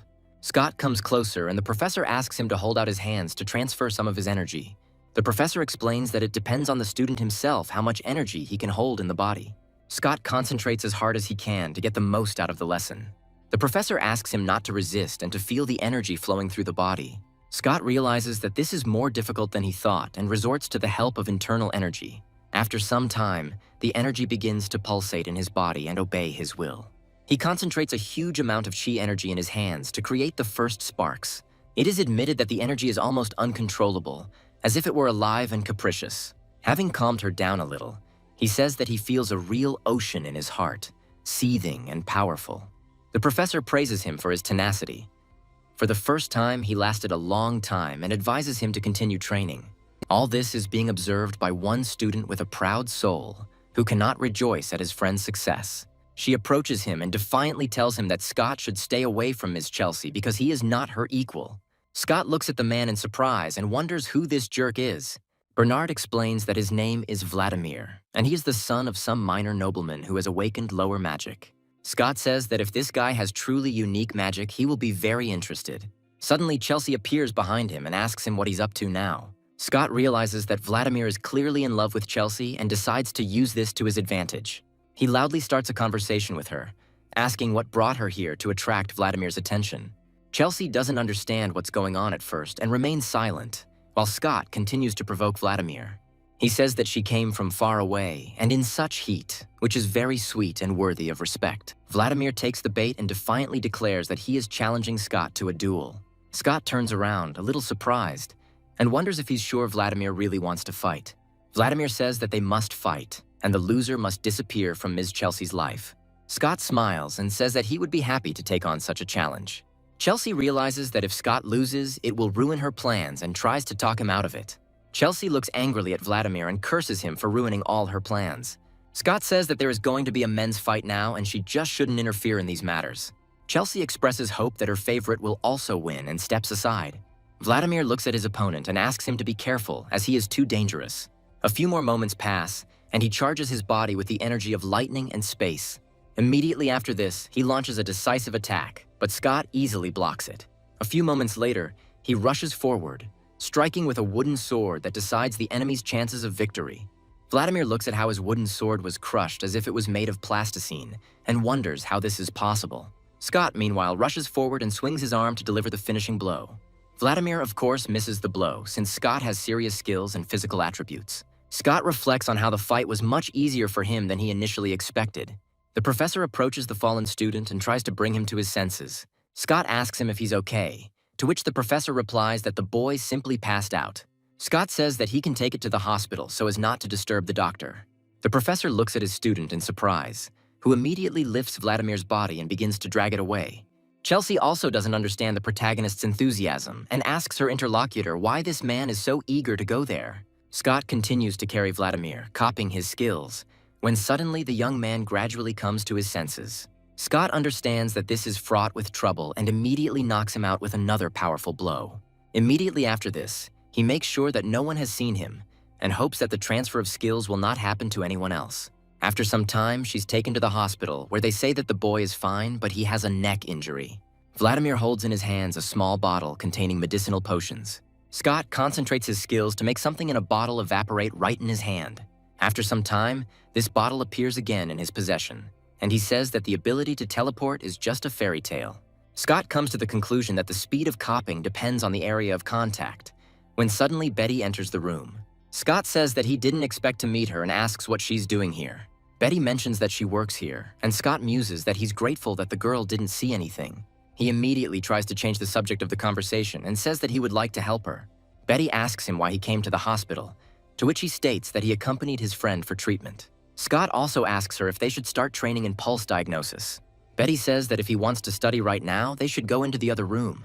Sitting down at the table, Betty begins to introduce the protagonist to the theory regarding the nature of the pulse. She also says that you can try to feel the pulse and tell him what he feels. Scott touches the doctor's hand, and the system notifies him that he is beginning to copy her abilities. He is pleased that Mrs. Betty wants to teach him medicine, to to which she states that he is just starting out and should practice as much as possible. Scott suddenly freezes and does not utter a single word, surprising his interlocutor. She asks him what's wrong with him while the system continues to show 0% loading. Scott says he's fine and they'll continue training in a second. In reality, he wonders why his ability stopped working and tries to figure out what the reason is. After thinking for a while, he understands what the point is. He realizes that his copying ability is not some kind of cheat code, but his true ability that requires development. He receives a system notification that his skill bar is full and realizes he needs to level up. All this time, the protagonist's hand remains on Betty's hand, who begins to feel a little embarrassed. A moment later, he tells his interlocutor that he now has a general idea of the types of pulse. Feeling a strange chill on his skin, he notes that this feeling seems very familiar to him. A moment later, he realizes that Riley is standing behind him and quickly gets up, saying that he did nothing wrong. Riley chuckled in irritation and turned away, saying that she was worried about him, and here he was flirting with a girl. Scott quickly catches up to her and tells her that she needs to listen to his explanation. Meanwhile, Vladimir gradually comes to his senses and, looking around, tries to understand what happened. He says that it is necessary to quickly tell the gentleman that this man is absolutely not as simple as he seems. He also wonders what happened to his neck and why it hurts so much. Riley does not want to listen to the protagonist's explanations and quickly leaves, seething with anger. Scott says she got it all wrong and he was just learning pulse diagnosis from Mrs. Betty. Riley stops after a while and orders him to swear that this was all that was happening. Scott says he swears to heaven that the relationship between him and Mrs. Betty is purely that of a teacher and a student. He also says that if there is even a drop of lies in his words, however, Riley stops him. After that, she looks at him with a very typical look and says that she believes him. However, it turns out that this is just the protagonist's fantasy, and Riley asks him if he really forgot to swear. She also talks about teaching him and asking him to swear that if there is a lie in his words, he is ready to accept a painful death. Scott admits that he just wanted to touch the girl's hand, and now he feels bad about it. Riley says that she no longer understands his behavior, because before he told everyone about his engagement, and now he hangs around behind every skirt. Scott asks not to take his youthful follies seriously, when suddenly Riley asks if he expected to fall in love. Scott looks away and says that he has a loved one and he will only marry her. Riley claims that she knows where he has been hanging out lately, in one establishment, which means he most likely has some actress. Scott suddenly agrees and says that everything is absolutely true. He understands that he needs to play along, but at the same time he is frightened that she is watching his every move. Riley asks how an actress can compare to his sister, but someone replies that love knows no status. Riley immediately asks why he touched her hand, then if he has lovers. She reminds him that he has a girlfriend, but he did everything to initiate a fight because of Chelsea. Scott asks what if he says he likes all three girls. Riley asks if he means to say that he likes all the beautiful girls in the world. Scott replies that he just wants to give attention to all the beautiful girls, and it's not a crime.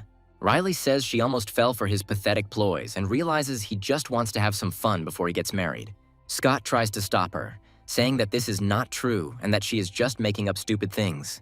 Riley states that either way, he has lost her trust, and if she ever sees him looking at others again, he will have to accept the consequences. Meanwhile, Vladimir gets out of the hospital and realizes that his opponent knows no mercy and hits him on the neck. After some time, a carriage with his employer in it stops next to him. Vladimir bows before his master, who asks how everything went. Vladimir says he had a chance to finish off this man, but he was out of luck. The unknown gentleman says that a few successful draws can be attributed to luck, but this cannot last forever. Meanwhile, Scott gets to his house and decides to take a bath to relax. Using his newly acquired telekinesis skills, he says that with this magic, one can carry a lot of things. He also understands that the saturated energy allows for the creation of an infinite number of blades. Scott realizes that his bodyguard almost died last time while protecting him, and that means he needs to be reinforced. As he gets up from the bath, he says that he now needs to be more careful when copying other people's abilities. As he gradually gets dressed, he begins to hum a cheerful song about how you shouldn't get married too early. After a while, he goes out for a walk with his faithful companion, who asks where they are going with so much money. Scott replies that he is turning on scanning mode, asks not to interfere, and begins to search for his target. Simon says he has never seen such an impressive martial arts school. Scott comes closer and reads the notice with prices for the services. Simon looks at the prices for one training session and realizes that it is quite expensive. Scott realizes that skill has been valuable in any era and decides to pay for training. After some time, they find themselves in a martial arts hall where students practice their new knowledge. Today, they hone their fighting skills to be able to break thick wooden beams with simple blows. Scott studies the students carefully and understands that it is not for nothing that they say that masters of martial arts of the earthly level are not inferior in strength to psychics. After some time, a curious man approaches them and asks what they want. Scott says he would like to ask the esteemed director to conduct a chi channeling session for them. The man nods and says that in that case they should follow him. After walking a few steps, they see a huge tiger looking straight at them. Scott and Simon freeze, feeling fear run through their bodies in an instant. One of the students says that the tiger is the principal's pet and asks them not to worry, as the animal does not attack first. He also says that these two people want to undergo a chi channeling session. The principal says that the tiger is not feeling well now, after which the student says that they heard the principal's words. However, upon closer inspection, the student suddenly notices that Scott is not in the place where he stood just a second ago. Turning around, he sees a brave young man approaching the tiger and studying it carefully. The tiger begins to cough and complains that his throat is sore, assuming he is choking on a bone. Scott looks at his interlocutor carefully and says that he can cure the tiger. He says that based on his many years of experience as a veterinarian, the tiger simply choked on a bone. The master immediately asks the tiger to open his mouth and promises to quickly relieve the suffering. After a while, Scott puts his hand into the mouth of the giant creature, confirming his suspicions. After a few tense minutes, he pulls out the bone, happily showing it to the others. The master sincerely thanks Scott, saying that he had been rushing about all morning and did not know what had happened to the tiger. The master also says that he will conduct a session for them in a few minutes, and Scott is happy about this prospect. The master says that he will not take a single coin from them until they master energy control. Scott smiles and thinks that his gift for understanding animal language has saved him at least a few hundred coins. Scott is thinking about buying out Courtney soon and opening a veterinary clinic together, which will be a real gold mine. Scott and Simon share these dreams as Courtney captures the hearts of everyone who looks at her. Seeing his bodyguard doing something stupid, Scott says that the director is offering to hold a session right now, which means he needs to hurry. He pushes the bodyguard forward so that he will not interfere, adding that he must become a strong warrior. The energy channeling session begins, and Simon shows quite good results for his age. The master looks at this in surprise and says that he simply cannot believe it. Is it possible to cope with this the first time? Simon is delighted and boasts to Scott, saying that he feels an unprecedented strength within himself. The master turns to the protagonist, noting his talents, and asks if he would like to try too. Scott replies that if they offer it so insistently, he has no right to refuse, and adds that he will always be ready to help the tiger. The master chuckles and says that with such words, Scott goes straight to their school, which trains only the best. Scott concentrates on channeling the energy, feeling a huge amount of power flow through him. Only a few moments pass, and suddenly the master becomes worse, causing his student to ask what happened. The professor explains to the student how difficult it was to maintain the life force during this session. After some time, Scott decides to practice his skills alone. He understands that when there are no distractions, chi channeling sessions are much more effective. Taking a stance, he delivers a powerful blow into the air, shaking the space with energy impulses. Scott says it's nowhere near Riley's explosive strikes, but it's still impressive. He is confident that he will reach the peak of his skill and will be able to defeat her in battle. His devious thoughts make him laugh in an appropriate tone, and he forgets that he is being watched all the time. Riley comes closer and wonders what this damned man can do without money. After a while, she clears her throat and says that he should stop daydreaming and come with her. Scott says he's scheduled to rest today, but she replies that he'll have to train more often now to stay effective. Scott looks closely at Riley and realizes that she is too cheerful, which gives him a bad feeling. Nevertheless, he agrees and goes with her to another place. This place turns out to be the Heavenly Yard, and this fact greatly excites the protagonist. Scott says that only the geniuses of geniuses live here, but Riley claims that the real genius is his sister, who received permission from the Corner Academy. Without thinking twice, they go to a special place where training should take place with maximum efficiency. Scott says it's really cold here and asks her if she always trains like this. Riley points to a large single block and says that training will now take place right here. Scott jokes that if she wants to finish him off, she should just say so directly instead of freezing him to death on this bed. Riley says that no one is going to freeze him. He should sit on the edge of the bed and train with her. Scott wonders if he'll get frostbite if he sits on such an icy block. Taking a closer look at Riley, he realizes that she is sitting on this needle and is not showing any signs of discomfort. Trusting her, he goes forward, sits down on a single block, and immediately understands that he has a lot to learn. Riley smiles as he looks at him, thinking that now he won't have the strength for any nonsense. Scott concentrates on his strength as much as possible, but feels like the ice bed is sucking all the life out of him. He asks his teacher if he can take a little break. Riley asks what is more important to him, strength or rest, hinting that no one will give him any breaks.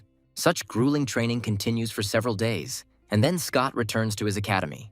Chelsea approaches him and asks if he wants to go for a ride on the lake, since someone says he's not feeling well. Betty says they can discuss the medical arts, but he claims he's too tired. Even when asked to listen to music, he replies that he has no desires right now. Scott wearily reflects on how he used to train once every 3 days, and now he trains 3 times a day. Once home, he lies down on his bed and realizes that Relay is squeezing him dry every single day. However, he understands that thanks to Spartan training, he is almost on the threshold of a second awakening. A few moments later, the servants inform him that Relay is calling him, at which point he jumps out of bed. Coming out to meet her, he asks what she's doing there, hoping that this is not another training session. Relay says that her mother wants to visit relatives, and they will leave the capital for a while. Riley adds that he may not train for now, but once she returns, she will help him awaken. She notices the smile on his face and asks why he is so happy about leaving, because it is not true. Riley sternly warns him not to think about looking at others while she is away. Scott says he's going to sit at home like a good boy, thinking that of course he won't do that. The next morning, Ashley looks out the window and thinks that the gentleman has not come to listen to her singing for a long time. She understands that the capital's rich are like the wind. Today they like one girl and tomorrow another. Suddenly Scott opens the door to her room and says that he brought a very nice gift. Ashley happily turns to him and says that she hasn't seen him for a long time and misses him very much. Scott smiles sincerely and says that he got her a guide to developing sound magic, and also adds that she can first get acquainted with this book and then rewrite the contents for herself for convenience. Ashley says that these are priceless gifts and asks how she can thank him for such a gift. Scott replies that her singing helped him cope with loneliness and anxiety, and that is the best gratitude.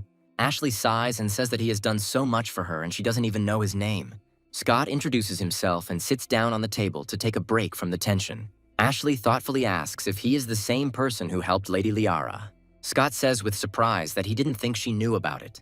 Ashley explains that Lady Liara is one of the chosen ones, and her essence is closely connected to the fate of the entire empire. She also notes that she was always interested in who would become the support for this woman. Scott says that he is convinced that he is not a match for Liara, to which Ashley counters that any girl will suit him. She even states that he and Liara are simply the perfect couple, better than which one cannot imagine.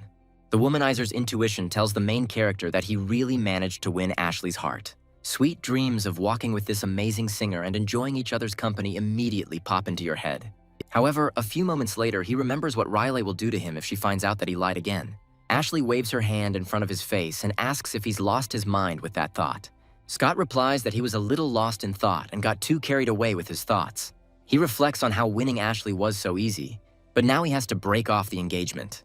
At this moment, a professor comes up to him and asks if he managed to collect chi energy because someone reported it. The professor says that since he has learned to collect this energy, he needs to change his training program. He also adds that now Scott must constantly train, direct the flows to the right points of the body and find the right weapon. Next, one of the daggers tries to fill it with its chi energy, as if starting a new stage. At this moment, Chelsea comes up to him and calls him by name to get his attention. Scott looks up and realizes he's picked the perfect spot to sit and talk. Chelsea says she's turning 18 in a few days and is throwing a party at her house, holding out an invitation. Scott replies that he has been turning down a lot of people lately because he has been so busy. However, this time he says that he will allow himself to agree and go to her birthday. Scott wonders if Vladimir is bothering her anymore, while Chelsea decides to sit down next to him. Chelsea says the man still haunts her and adds that she was very worried about him. Scott reassures her that she has nothing to fear because he won that fight without much trouble. Chelsea recalls that Vladimir usually hung around other girls, but this time for some reason he started arguing specifically because of her. Scott is surprised by this information and realizes that something is clearly wrong here. After a while, Bernard approaches them, looking closely at the invitation that Scott received. He asks if this is an invitation to Ms. Chelsea's birthday party, and someone nearby replies that nothing can escape his watchful eyes. Bernard admires his friend's abilities and sincerely admires him. He says that not everyone is invited there, so to receive an invitation is a great honor. He also notes that of all his classmates, only Scott received an invitation. Scott, hearing this, wonders if Vladimir received the invitation, but then says that he made a promise and will now not participate in their lives. The long-awaited end of the class arrives, and Scott and Bernard decide to go get a bite to eat. The first thing they do is find a suitable canteen and head there, hoping that there will be something tasty there. Meanwhile, Scott continues to look around carefully and notices Vladimir's strange behavior. Bernard asks why he stopped and advises him to ignore Vladimir nearby. Scott says he's tired of this cafeteria and suggests going to a cafe called Heavenly Scents. Bernard agrees to go anywhere else, but claims that it is better for them not to appear in the heavenly aromas. Scott asks why, and Bernard explains that the establishment is run by Marquis Peter, who has been seeking Liara's hand for a long time but was refused. Bernard adds that this man is very influential and has many subordinates. In his opinion, knowing this connection, Scott would not be able to eat peacefully in this dining room, even if the owners tolerated him. After a while, Christopher passes by them and says that the food in this cafe is the best in the city. Scott is surprised to see it right in front of him, and it catches his attention. With a sincere smile, he greets Christopher and says that he didn't expect to meet someone he knew here. Christopher steps back in alarm and asks if he should add that he didn't touch him. Scott reassures him, saying he just wanted to ask something. Christopher asks what exactly, suspecting a trick. Scott says he knows he didn't act of his own free will last time and asks him to hand over his customer. Christopher immediately softens and admits that he understands what Scott is talking about. The protagonist approvingly remarks that he did not expect to see such dedication to his cause. Christopher explains that he often goes to this cafe and has a good relationship with the owner, and Scott ended up ruining their business. Scott takes a few steps forward and says that if he is going to act alone, he must now take full responsibility. He immediately adds that tomorrow he will go to the palace and break someone's legs, either his own or his brother's, in order to say that it was he who crippled them. Christopher understands that he simply cannot stand another such incident, and he will definitely be hanged.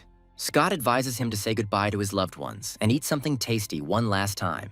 Christopher says that Scott has no soul and not even a hint of a conscience. She says that words won't help here, and recommends that he say goodbye to his family, after which she turns around and leaves. At the last moment, Christopher stops him by grabbing his sleeve to stop him from talking nonsense and threatening him. With bitterness in his heart, he says that the Marquis's son, named Emmett, suggested this idea to him. He also advises to seek justice from this very person and finally leave him alone with his antics. After some time, the action moves to the residence where Chelsea's birthday is taking place. A huge number of people gathered at her house, presenting gifts from famous families. Scott is also among the guests, and the bodyguard asks him where his gift is. Scott smiles and says that his gift is special and he will give it to Ms. Chelsea at a proper meeting. After making sure Scott is okay, the guard announces his name loudly so everyone will look at him. Scott walks further and looks around, and then quickly finds Chelsea in the crowd of people. She's a lovely girl, laughing as she talks to others, although it is clear that she does not enjoy these conversations. After a while, she quickly finds him, and curiosity immediately lights up in her eyes. She comes closer to him and bows respectfully, welcoming him to this wonderful evening. Scott smiles and says that Ms. Chelsea looks even more beautiful today than usual. Chelsea smiles and says that she can't agree with such compliments addressed to her. After a while, another man approaches them and asks who this young man is, adding that he has not seen him before. Chelsea introduces the main character, saying that he is her good friend, with whom they communicate at the academy. The rich people understand that before them is just the son of some baron, and decide that he is not worth their attention. However, one of them soon realizes that this man is not the usual son of the baron. Everyone remembers perfectly well that he is Liara's fiancé and begins to cast jealous glances at him. Chelsea introduces these people to Scott, but he doesn't even try to remember their names. The only one he remembers is Jesse, the Marquise's eldest son. Looking at him, Scott realizes that this man is a bigger fish. Coming closer to him, he says that he has heard of this man and smiles respectfully. Jesse says that they are all friends of Ms. Chelsea and will help each other whenever possible. After this, one of them decides to give Chelsea a moonlight pearl, which he specially brought from easy Western families. Another young man says it's incredibly banal and presents his gift. These are giant magical crystals that possess amazing power. Observers say that with such a crystal, the chances of reaching the earthly rank increase by at least 10%. Scott is also obsessed with these crystals, realizing that guys and girls are ready to do anything just to impress Chelsea. Suddenly, everyone looks at the main character and asks what he will give to Mrs. Chelsea. Chelsea says Mr. Scott gave her a gift a few days ago and she really liked it. Scott says that this is not the only gift he has given her and pulls a small package out of his sleeve. Chelsea looks at him in fascination, wondering what kind of gift this is. Scott calmly picks up the package and suddenly a small pyrotechnic projectile fires out of it. As soon as the projectile reaches a height of several tens of meters, it explodes, scattering characteristic sparks in the air. One of the rich men starts laughing sincerely and arrogantly says that it is an ordinary firecracker. A few moments later, dozens of similar flashes appear behind Scott, shooting into the sky.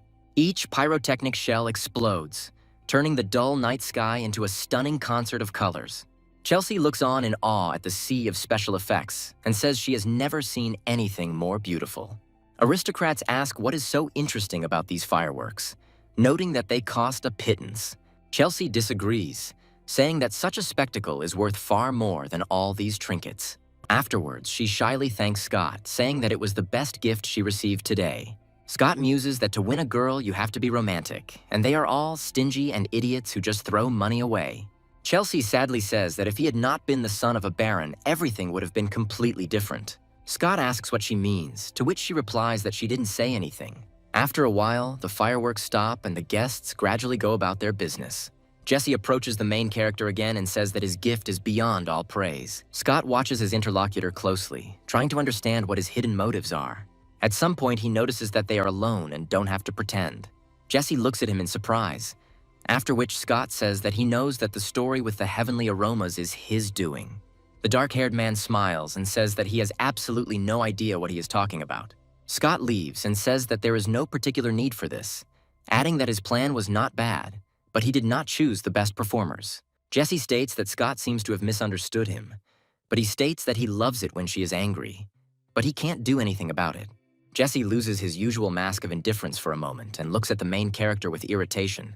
Simon immediately approaches Scott and tells him that his orders were completed, even though it cost them a large sum of money. Jesse gives our heroes an irritating look, saying that he would have let them have some more fun, but now his patience has snapped. Scott, meanwhile, opens the box with the special cores, realizing that they were quite expensive. And he is also indignant that today he deliberately got Jesse angry so that he would not calm down and try to take revenge.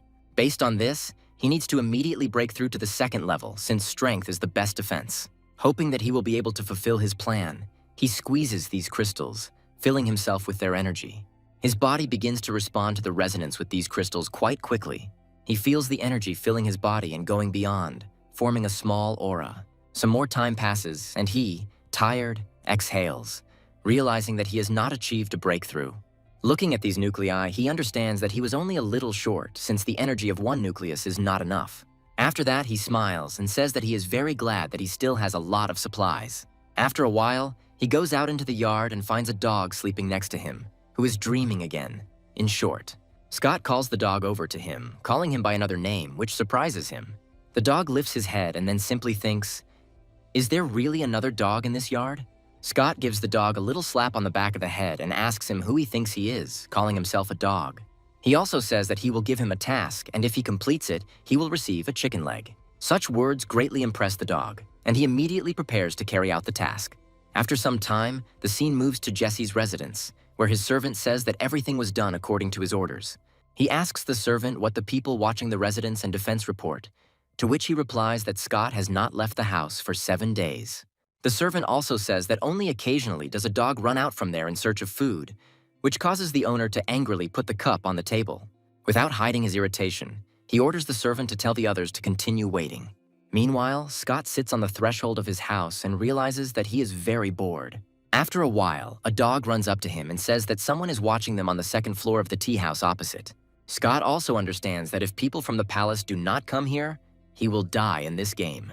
Hearing the sound of quiet footsteps, he rises to his feet and says that he has been waiting for someone for a very long time. A few moments pass, and Betty bursts out into the yard. She looks at him in surprise and asks if he was really waiting for me. Scott wonders if Felicia has decided to send for him again because her pet has relapsed. Betty asks him how he knows this, to which he states that her beast has a mental illness that cannot be cured by just a walk. Betty praises Scott's insight and says that he is thoughtful and compassionate towards his pets. Scott smiles back and says that he needs to pack some things and that she should return to the palace gates and wait there. Immediately after this, he goes to the back door of his estate to develop the situation. Looking around carefully, he realizes that there is no one here and runs away. All this time, one of the people carefully watches the entrance, and all the time he sees the dog running back and forth. The observer wonders how long he can sit locked up and whether he really didn't want to have something to eat during this time. Meanwhile, Scott slips away unnoticed and ends up in Felicia's palace. The concubine asks him to quickly look after her pet, and the emperor appears because he knows how to do this too. Scott says he's not a doctor, but he has cats and dogs, so he knows a lot about animal behavior. The emperor says that if Scott cures Lady Felicia's favorite, he will receive a generous reward. Scott tells the concubine that her pet is very weak now and needs a quiet room. Once in the room, he hits the cat and says that maybe she should stop shaking and wake up. The cat immediately looks around furiously and asks who allowed themselves to treat her like that. Scott says that he did it, after which the cat asks if he is a tiger too. Scott looks at the pet in surprise and asks if she's a cat or a tiger.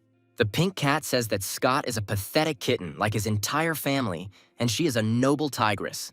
She also states that she hates the scoundrels who kidnapped her and forced her to live here. Scott understands that this is a pretty serious case and that this animal has probably suffered a lot. At one point, the young tigress says that she's very tired of living here locked up. Scott tells her that he understands her perfectly and in no way intends to offend her. As they say, he carefully analyzes him with his gaze and asks if he can then come here more often and play. Scott says he will come, but she must listen to him and do what he asks. Meanwhile, the Emperor continues to stand outside this room and tries to understand what is going on there. After a while, the doors open and everyone signals that the treatment process is over. Felicia rushes forward to finally meet her cured pet. Coming closer to the main character, she asks how their pet is feeling. Scott calmly asks Felicia what she usually feeds her beloved pet. The maid replies that they feed the tigress only the best fish fillets and carefully monitor the diet of this mysterious creature. Scott chuckles and says that's exactly the problem, to which Felicia asks in surprise if cats don't eat fish. He explains that although her pet looks like a cat, it is actually a tiger, and tigers generally don't like fish very much and especially don't want to eat the same thing every day. Felicia asks fearfully what she should feed this exotic animal, as if she had just heard that her pet was not a domestic cat, but a wild beast from the jungle. Scott advises that tigers love chicken, beef, and it is also useful to add a little bit of vegetables to make the diet more varied and nutritious. Felicia immediately orders the servants to quickly bring everything Scott talked about, as if she was going to throw a banquet for the tigress. After a few minutes, the magical tiger cub begins to chew meat and vegetables with great pleasure. Felicia looks at this with joy and says that her pet has finally started eating normally, as if she had won some kind of battle. Then she asks Scott with a smile if he wants to stay with her, which causes him genuine surprise and slight shock. The Emperor intervenes and states that this is impossible. She can forgive anyone but this man, adding that he has a compromise solution. He promises to give Scott a special pass so that he can freely come here and visit the pets. Felicia wonders if her pet will be healthy if he changes his diet, to which the Emperor replies that he has already spoken about the true cause of the illness before. Felicia pauses for a moment, remembering Scott's advice a few days ago. She admits that she asked to take the pet for a walk, but it did not help. And then Scott firmly states that Felicia herself should go for a walk, because this is the only way to achieve results. The chief steward exclaims that this is impossible, because Madame Felicia is the jewel of the empire, and such things are too dangerous. Scott realizes he's on thin ice and apologizes and asks everyone for forgiveness, as if he's just realized the seriousness of the situation. Felicia takes his side and says that he is right and that she really wants to walk around the city, as if she has finally found the spirit of freedom. The Emperor immediately turns to Lee and Scott, saying that they must personally accompany the lady so that no one finds out about her escape for a walk. Scott muses to himself that even an emperor can be afraid of his own wife. As he leaves the palace, he says he needs to go home to change, and Felicia adds that she needs to change her clothes too. Meanwhile, outside the gate, the dog Bulat continues to serve valiantly. After some time, Scott appears from the gate, calling Bulat to him to talk with his faithful friend. He asks if the observers are in their places and receives an approving bark in response. Scott smiles immediately after this, realizing that this can be turned to his advantage. After some time, one of the observers suddenly notices an unsuspecting Scott. He calls his colleague and says that they have finally found him and must inform the master. Meanwhile, Scott decides to meet Felicia and her entourage, like a hero preparing for a new mission. Felicia, fanning her face with her hand, says that one can simply call her mistress. She admits that Scott was right. As soon as they went out for a walk with the pets, her mood immediately improved. Tigress asks Scott if she's good at acting to an audience, and he replies that she's doing a great job. Felicia turns around and asks what they will do now because the nursery is tired and they need to take a walk. She adds that she has never walked around the city before and wonders how it is even done. Scott explains that walking around the city is simply about walking the streets and looking at everything around you. He also says that she can buy any jewelry that suits her taste. The girl follows the advice and finds a stunning hairpin, declaring that she has never seen anything more beautiful.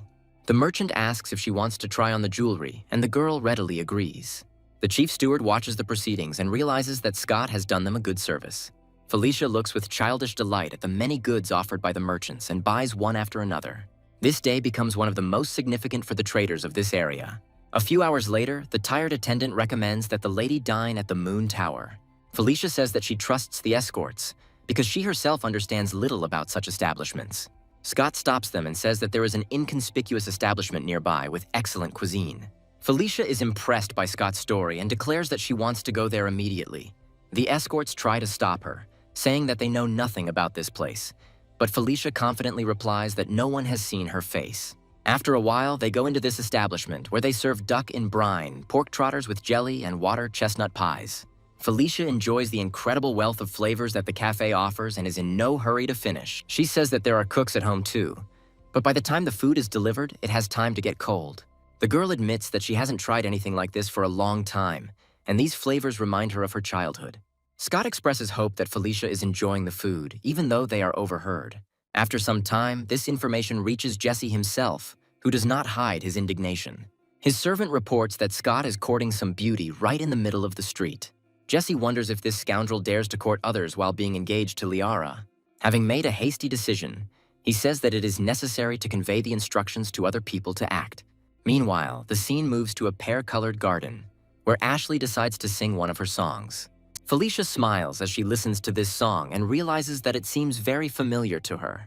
She asks the protagonist if he specifically ordered this song, to which he states that he noticed a specific accent and decided to remind her of her childhood. Felicia reminds him that he grew up in the capital and shouldn't know how people from the provinces speak. Scott says he has a friend from the province, so he has learned to recognize the accent. Immediately after this, he tensely falls silent, realizing that he almost let it slip. Felicia smiles and says that Scott generally avoids sensitive topics. Scott smiles as he looks at her, knowing that they've settled accounts properly. The song ends, and Felicia says that her pet has become much more cheerful, to which Scott praises Ashley's talent and says that it helps her. Ashley notices Scott's gaze and holds her gaze tightly as she continues to play the music beautifully. After a while, Felicia gets up from the table and says that she really knows how to enjoy life, but it's time for them to go home. Scott says he'd be honored to walk them straight to the palace. They also wonder why Jesse is still inactive despite wandering around here for an hour. He continues to accompany his interlocutor, immersed in his thoughts. Scott knows he deliberately provoked Jesse to start a fight, but if this provocation doesn't work, he doesn't know what to do. Suddenly, a man appears in front of Felicia, calls her an incredible beauty, and offers to become his concubine. Scott smiles happily and realizes that the fun is about to begin. This man asks his concubine if this loser is really capable of giving her real pleasure. Scott immediately intervenes, grabs the villain's hand and tells him not to rush. The criminal calls him a scoundrel who is trying to take away his new beloved woman. Scott decides that talking is pointless here and slaps him, knocking out several teeth. The villain's henchmen quickly pick him up in their arms, surprised by the incredible power of the blow. One of them touches his heart, causing the villain to immediately begin to experience strange attacks. A few more moments pass, and he falls down, as if life had left his body altogether. People nearby are shouting that a murder has occurred and that their brother has been killed. A guard also shows up here, wondering who did this and what happened here. Our trio of heroes understands that all of this was planned, but now they need to somehow fix the situation. One of the townspeople points his finger at Scott and says that this is the man who killed their friend. The guards order their comrades to surround the criminal and seize him. Scott turns to Felicia with a smile and tells her that she should go home because it's dangerous here. Felicia looks at him in surprise, trying to understand the nature of his selflessness. She immediately turns to her servant and tells him that he must return to the Emperor immediately to restore Scott's good name. After some time, the chief servant informs the Emperor that the one who helped the insolent man to rise struck him with a blow and set up Scott. The Emperor asks if Felicia is all right, to which the servant replies that she is fine and just a little worried. The servant also says that Felicia is asking for Scott's good name to be restored, but the Emperor is hesitant. He also says that it is unlikely that anyone would set a trap today when the lady decided to leave the palace. The Emperor asks the servant if he remembers the time he ordered ice to be delivered and Scott was almost half an hour late. The servant says that he was also set up then and thrown into prison, which is why he had to be pulled out. The Emperor says that if he had been deceived and summoned to the palace on a false pretext, no one would have dared to arrest him. The servant wonders if this could mean that Scott staged this incident on purpose. After this, he angrily says that this is incredible impudence, and they are obliged to punish him to teach him a lesson. Felicia decides to immediately intervene in this injustice and calls her servant a stinking dog. She claims she sent him here to clear Scott's name, and he's doing some stupid shit. The Emperor immediately begins to get nervous, feeling that he is about to be scolded like a real boy. Felicia says that she likes this young man and that he cannot be left to his fate, to which the Emperor immediately agrees. The frightened servant turns to his comrade and asks him to immediately go to the Eastern District to free Scott. Felicia, meanwhile, turns back with displeasure and snorts. The chief steward asks the Emperor if Scott will get away with this, to which the Emperor replies that he is not like other spoiled aristocrats. He also states that he is now at peace with Liara since this man is marrying her. After some time, the action moves to the Eastern District, where Scott is still in custody. The chief of the guard meets with him personally to sort out the whole situation and find out what is going on. He apologizes and says that this is a matter for his superiors, and the district chief himself cannot do anything. Scott gives him verbal cues to let him know that something is very wrong. The chief of the guard quickly gets the gist of it, realizing that he is being warned not to stay here. Suddenly, he says that he has a bad stomachache and needs to go away. Finally, he says that the others should tell the boss that he will have to deal with this matter himself. Some time passes and the trial begins, during which the judge declares that Scott is charged with murder. The judge is the head of the district, who is an interested party. Scott says that if it's a murder, they don't have a lot of authority to handle the case. The district chief says that Scott works in the office, and if they send him there, he will avoid punishment. The boss also says that everything will be fair here, but Scott claims that the boss already knows whether he committed murder or not. The judge calls him insolent and asks him how he dares to deny his guilt. Immediately after this, he throws forward a small stick and orders the guards to take him in order to torture him. A moment later, a small knife cuts through the stick, flying forward as if it were made of plasticine.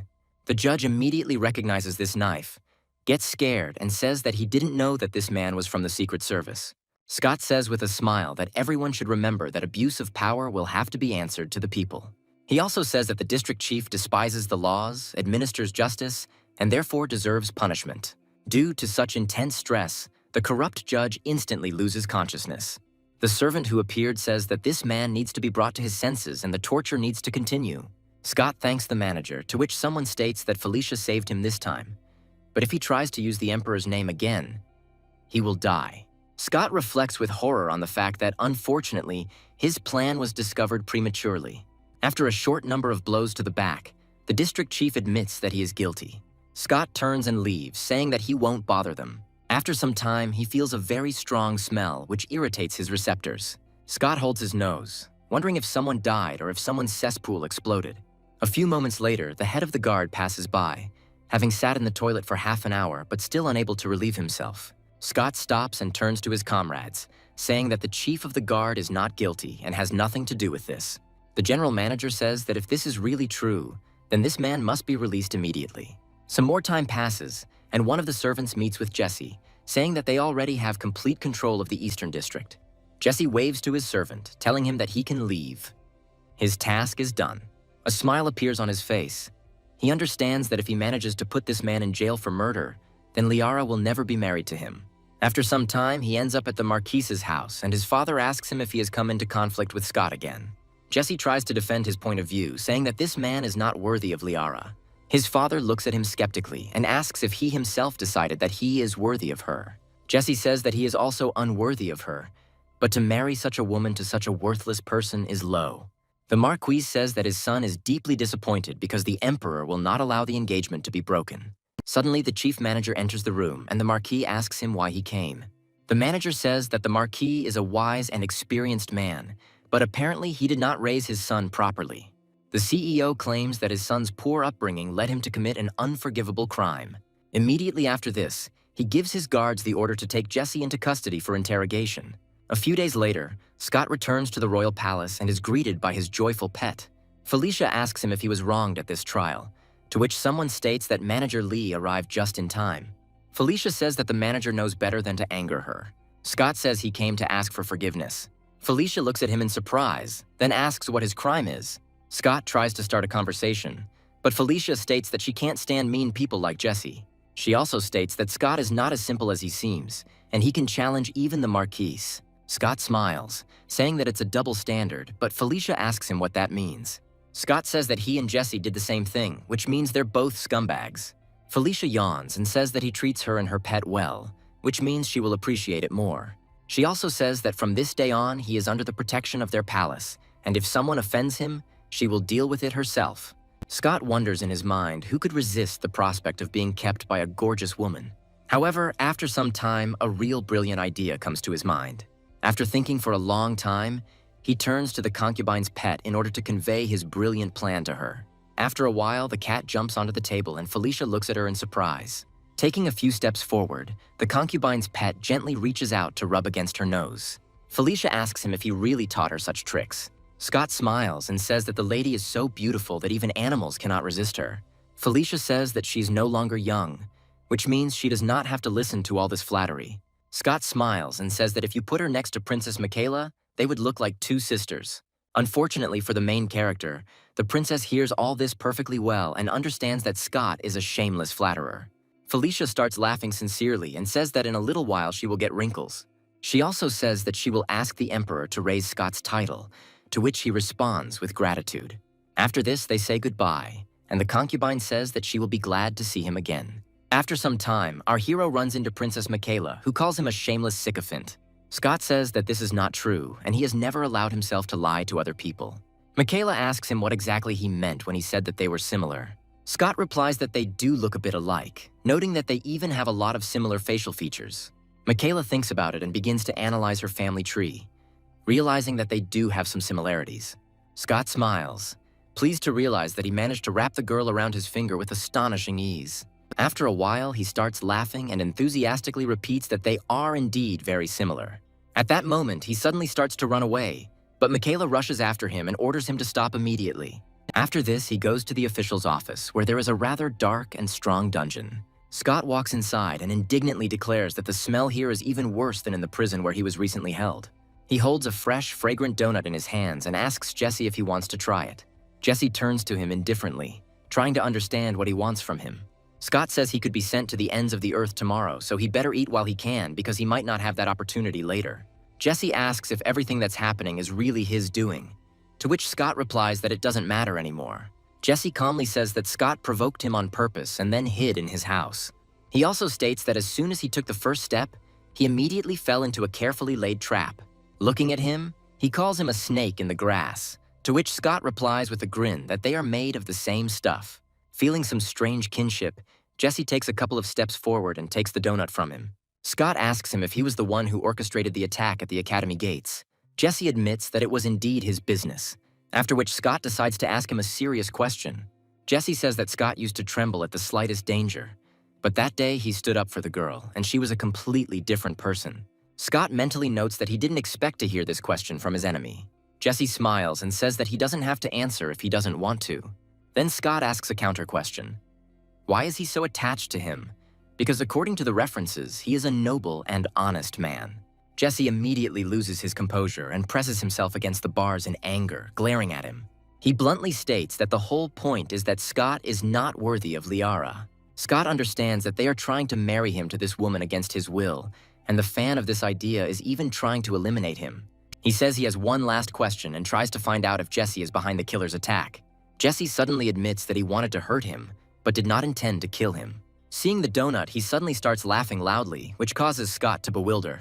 Jesse explains that there are so many people who want Scott dead that he doesn't even need to make an effort.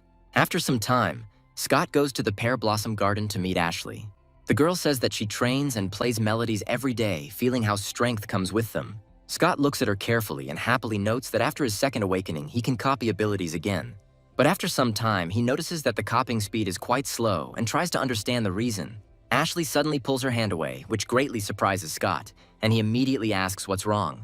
The girl replies that she read in a book that simple magic cannot be determined by the pulse. Scott quietly agrees, internally regretting that she read the book so carefully. Not wanting to pursue the topic further, he decides to change the direction of the conversation and asks why the establishment is closed today. Ashley sadly says that the last time there was a murder there, so the authorities temporarily closed it. She also adds that it is unknown when it will be reopened, and Scott is indignant, saying that it cannot be left like this. Standing up, he says that since the case is closed, he needs to talk to the authorities so that they lift the ban. Ashley watches him go and thanks him for his visit. Scott looks at her carefully, and his womanizer's intuition tells him that she really likes him. A little time passes and he returns home to have dinner with his family. His parents ask him to eat well because he trains very hard. Scott quickly notices that Mom and Dad are pushing more and more food at him, as if they were playing a game of cooking tower. He asks them why they are acting so strangely, after which the parents start laughing and stop their misbehavior. Scott looks at the abundance of food on the table and realizes that he has never felt so cozy and comfortable. He also realizes that he must protect this house at any cost, because aristocrats own armies, land, and power. Scott realizes that the emperor rose several ranks precisely because of his daughters, who became the stars of the future. He comes to the simple conclusion that high-level masters can develop through training, but he will have to invest money. He also realizes that one energy crystal of the same level as his magic is equal to one training, and that at least 10 of them are needed to break through. Without thinking twice, he starts doing some simple calculations and comes to the conclusion that he needs to find about 2 million coins. This thought seems extremely disappointing to him, but he understands that he has no other choice. He reflects on how third-level energy crystals are truly rare, and there are hardly more than a few of them in the entire city. A little time passes, and the Emperor's chief servant enters the room, asking why he has not finished eating yet. Scott greets Manager Lee and invites him to sit and eat with them. The manager replies that he is not hungry, and then takes a huge scroll from his sleeves. Immediately after this, he says that the Baron and his entire family must accept the Emperor's decree.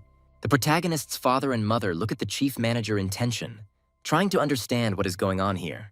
Scott is also trying to listen attentively to what his old friend is about to say. The manager says that the Baron's son, named Scott, has been a great help to Madame Felicia and is now getting a promotion. Scott and his entire family look at their interlocutor in surprise, trying to understand if they are imagining all of this. The main character's mother quickly approaches the manager and hands him a silver coin. Immediately after this, he and his companions say that they are going to the palace. Scott looks around and then finds the chief of the guard standing nearby. He asks them what the hell they are doing here. The chief of the guard says that he came to thank the master for his incredible generosity. He also states that if it weren't for him, his head would be hanging from a noose, adding that he also brought his son to apologize. Scott also discovers that the chief of the guard has been promoted and says that he should serve the people rather than seek to please the powerful. The new district chief says that he will remember his comrades' instructions as the most important ones in his heart. He also asks the boss to remove the seal from the pear-colored orchard, since they are a small business and cannot withstand a long period of downtime. The chief of the guard listens attentively to all the wishes of his new comrade and says that he understands everything perfectly. Scott's attention is suddenly drawn to something behind his boss, and he asks him what it is. The district chief says that this is a gift for him and asks him to accept these gifts. Scott thinks back to his good old friend and realizes that he could probably drink it forever. After some time, he finds himself in the State Academy, holding a small barrel with 10 liters of vodka in his hand. He smiles and says that he will show the guys from the other rooms how to make a real magic tincture. After a while, he meets Chelsea, who looks at him with undisguised irritation. Scott greets her, but she annoyedly asks him why he doesn't go to class. Scott says he had some serious business at home, so he took a few days off. Then he starts talking about how she has become even more beautiful than before. Chelsea, like a man, turns away and says that he only wants to make jokes. Scott realizes that his simple manipulative tactics are working and he has managed to escape punishment. After some time, one of the students approaches our heroes and wants to talk to Chelsea. After this, he hands her a box with a family heirloom and says that he wants to give it to her, but she replies that she cannot accept this gift. He also confesses his feelings to her, saying that he has never loved anyone so much. Chelsea smiles while Scott hides his face behind his fan, realizing that this guy doesn't stand a chance. Chelsea says that she always thought of him as just a friend, instantly breaking the man's heart. Scott is suddenly overcome with emotion and thinks about how this man's heart is breaking. Chelsea says she considers these people friends, but they keep trying to tell her they love her. Scott says that every man dreams of marrying her, after which Chelsea asks him if he is one of them. Scott sadly says that unfortunately he already has a fiancé. Chelsea immediately starts to blush, thinking that this man is most likely just joking with her. Scott says that this is a meeting of a womanizer and a coquette, and here the winner will be the one who is smarter, and the loser should not cry. After some time, the scene moves to the lake near the Magic Academy. Scott asks his friend if he envies him, but Bernard says that his dream is to own an entire forest, not a tree. Scott says that he can deceive himself as much as he wants, but it won't work with him. Bernard says that the fireworks display he put on for Mrs. Chelsea was truly magnificent.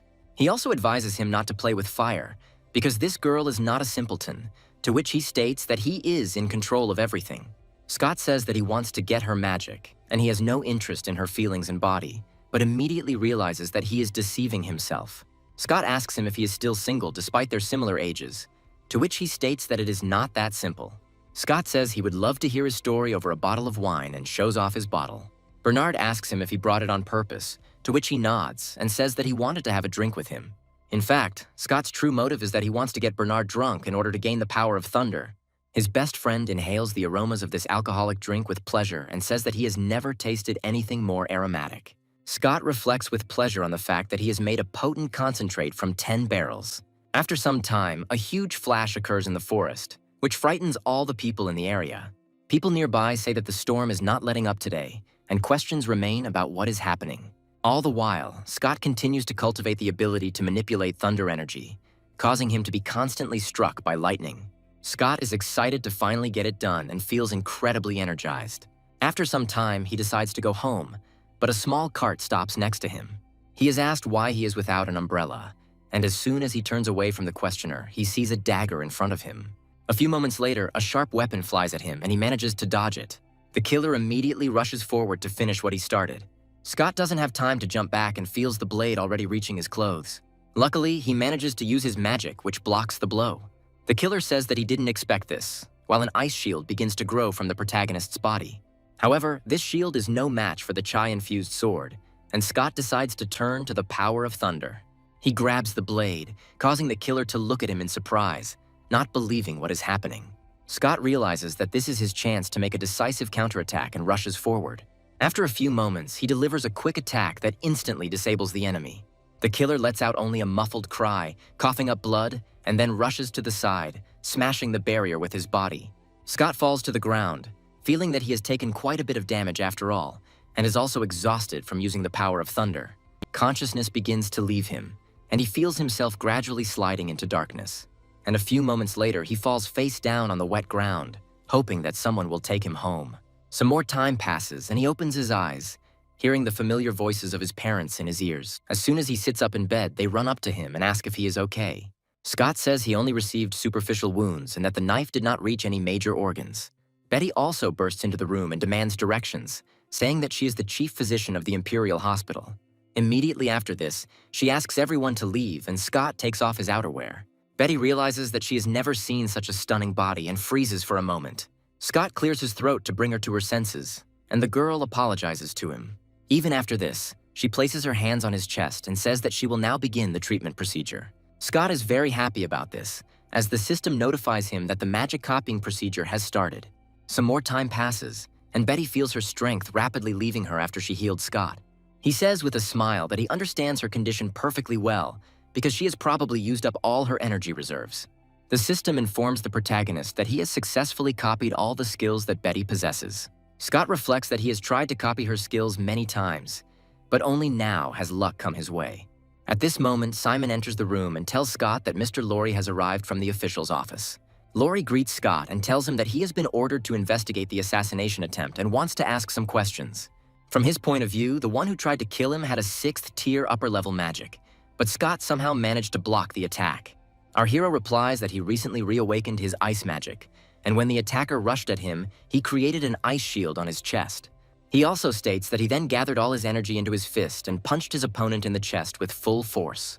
Laurie says that the killer was a 6th-rank master, meaning he couldn't be defeated so easily. Scott speculates that perhaps the killer put all his strength into the weapon, leaving little protection on his body. He also reflects on the fact that he himself could not break through his defense directly, but if a person hits, then his muscles are not tense at that moment. Laurie agrees that this is indeed possible and pauses briefly. Immediately after this, he asks Scott why he was walking alone, without security and in unfamiliar clothes. Scott replies that this is not the first attempt on his life, and since then he has begun dressing as a civil servant in order not to attract attention to himself. Laurie notes that it looks like he was being followed anyway and asks if he has any suspicions. Scott thinks carefully about his options, since he doesn't have any concrete leads yet. Laurie advises him to think carefully about how his enemies could recognize him despite such a careful disguise. Scott immediately freezes and realizes that something is indeed wrong here, because he definitely saw a servant cleaning the stables when he left. Suddenly, Simon bursts into the room and says that something bad has happened, adding that one of their servants has died. Scott and Laurie look at him in surprise, trying to figure out what the hell happened here. After some time, they arrive at the crime scene, and Laurie comes to the conclusion that the young man took poison so that he could not be caught. Scott says that this servant was sent to him by the Emperor himself, and tries to understand where this man came from. Laurie notes that it is unlikely that they will be able to find out anything, since behind all these gifts is the Ministry of Internal Affairs, which often hires servants from outside. He also adds that too many people could be involved in this case, and Scott realizes that the investigation may be beyond their capabilities. Lori wants to ask him one more question. How did Scott manage to expose the villain the last time they worked together? Scott replies that there was no tricky algorithm involved, he just guessed. He also says that he's very grateful to Lori for his work and smiles sincerely. Lori says that she will not interfere with her comrade anymore and advises him to be extremely careful. Scott is left alone with his thoughts and realizes that someone really hates him. At first, he assumes that the Marquise is behind this, but quickly realizes that it is unlikely that she is behind it. He remembers that Jesse was sent into exile, meaning that even the Marquise could not act so quickly. Simon notices Scott's thoughts and comes closer to him and calls out to him, causing him to become a little scared. Scott asks him what happened, to which Simon states that his parents are calling him. After a while, he comes into their room and asks what happened. His father asks him to tell the truth about someone who hates him so much that he wants to kill him. Scott says he has no idea and is still trying to figure it out. His mother assumes that all this happened because of the engagement, because Liara is so beautiful that everyone dreams of getting her. After a while, her lips begin to tremble and she says that they simply have no other choice. The angry woman stands up and says that she doesn't want Scott to have a career, but just wants him to be alive and well. Scott is happy about this and realizes that this might be his chance to break off the engagement. He also realizes that his spring is finally coming, because he will be able to date a huge number of girls. Real rivers of jelly and seas of milk immediately appear in his head. He even feels like other girls will be lining up to give him a nice massage. He realizes that this dream will be simply amazing if it ever comes true. However, after a few moments, he realizes that all this will end as soon as Riley returns and decides to deal with him. He quickly comes to his senses and understands that he needs to act decisively and carefully. Meanwhile, Scott's parents say that the best solution would be to marry Riley. Scott looks at them in surprise, just wondering if that was really possible. He also thinks about it and understands that overall, this is not the worst option. Riley sincerely wishes him well, even if she is too strict. Scott also notes that they have the same element, which means they can train together at night and reach a new level within a year. After a while, he falls silent, wondering if he really imagines a life with Riley. He tries to figure himself out, but memories of other girls he used to dislike flash through his head. Yet Scott wonders if he really fell in love with this girl, despite the fact that she often beat him. He says that Riley left with her parents to visit relatives, and adds that he would very much like to take her as his wife. Suddenly, his father comes out against this decision and declares that he will never support it. From his point of view, the engagement was made when they were just born, and it concerns only them, and an attempt at replacement would only bring shame to their family. Scott's mother sadly says that in this case, the happiness and life of their dear son is at risk. Scott looks at his parents and realizes that they made him happy too early and then abruptly broke it. He asks his mother not to cry, saying that right now there are more important things to do than some engagement. The parents look at him in surprise and ask him what kind of business he is talking about. Scott states that he would very much like to hire new servants, after which they agree with him. He also states that he will take care of it himself, adding that he needs to make chicken soup in order to restore Betty's strength. The main character's mother begins to sense something is wrong and asks him about his relationship with this Betty, to which he replies that they are just friends. The woman says that Betty gives the impression of being a good girl who takes very good care of him. She also states that she really wants to have grandchildren as soon as possible, which makes the main character run away as quickly as possible. The next day, he comes to the pear-colored theater to check on his favorite singer. Simon asks his friend why he doesn't relax at home, to which he states that he needs to enjoy life while he has the time.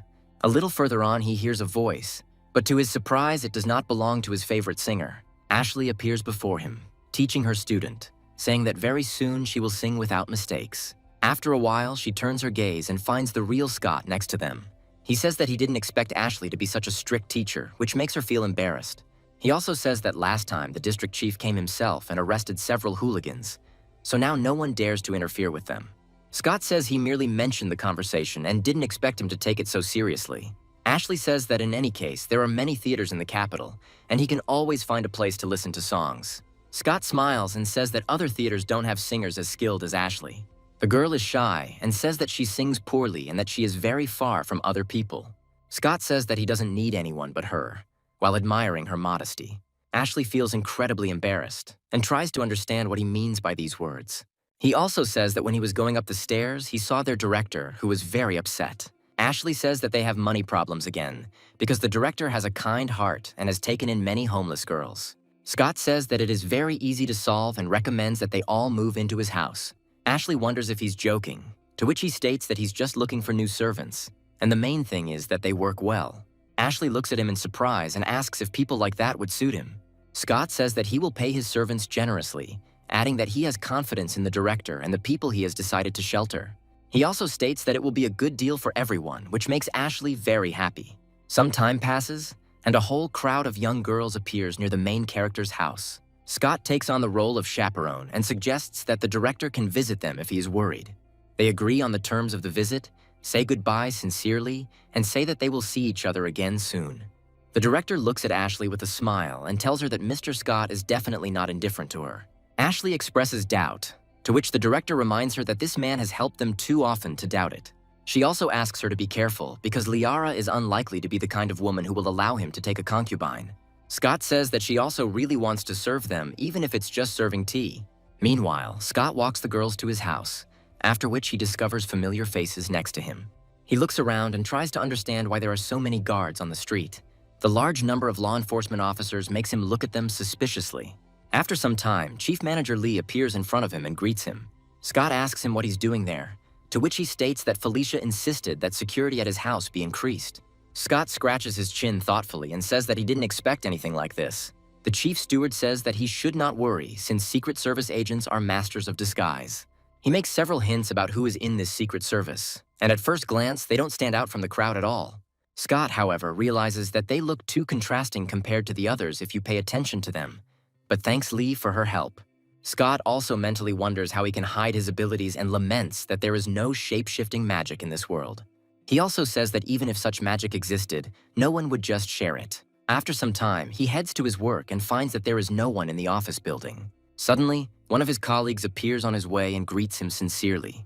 Scott asks him where he is going and where everyone else went, to which he states that their neighbor's son has gone missing and everyone has gone looking for him.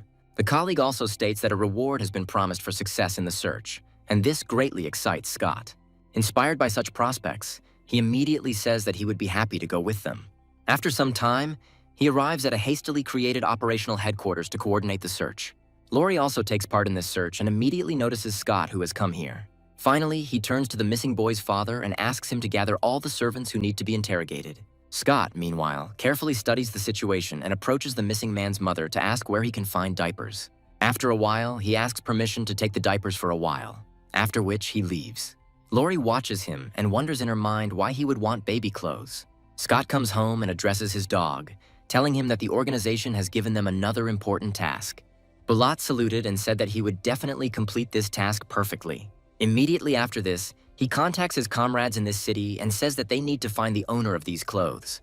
Some more time passes, and the barrel ends up in the slums, continuing its tireless search. It turns out that some commoners stole the child and are now trying to calm him down because he is crying. However, their problems are just beginning as a few moments later the door starts to break down. From the other side of the door, a voice sounds, informing them that social services have come here to give them a little warmth. The robbers refuse, but after a few moments only pitiful splinters remain of the door. The frightened criminals look at the man who broke down the door and ask him who he is. The first thing that comes into the room is Bulat, who barks menacingly at the criminals to frighten them. He tells his owner that the smell matches, and this is indeed the child they are looking for. Lori informs the father of the kidnapped child that they have already caught the criminal, who turned out to be the nanny. Scott walks into the room holding a sleeping baby and says that Lori identified the criminal pretty quickly. The delighted father begins to cry with happiness and rushes forward to pick up his son. He immediately begins to coddle him to calm him down, and the little one begins to coo funny. Lori says that when he questioned the nanny, he noticed that she was acting strange and asks Scott how he found the baby.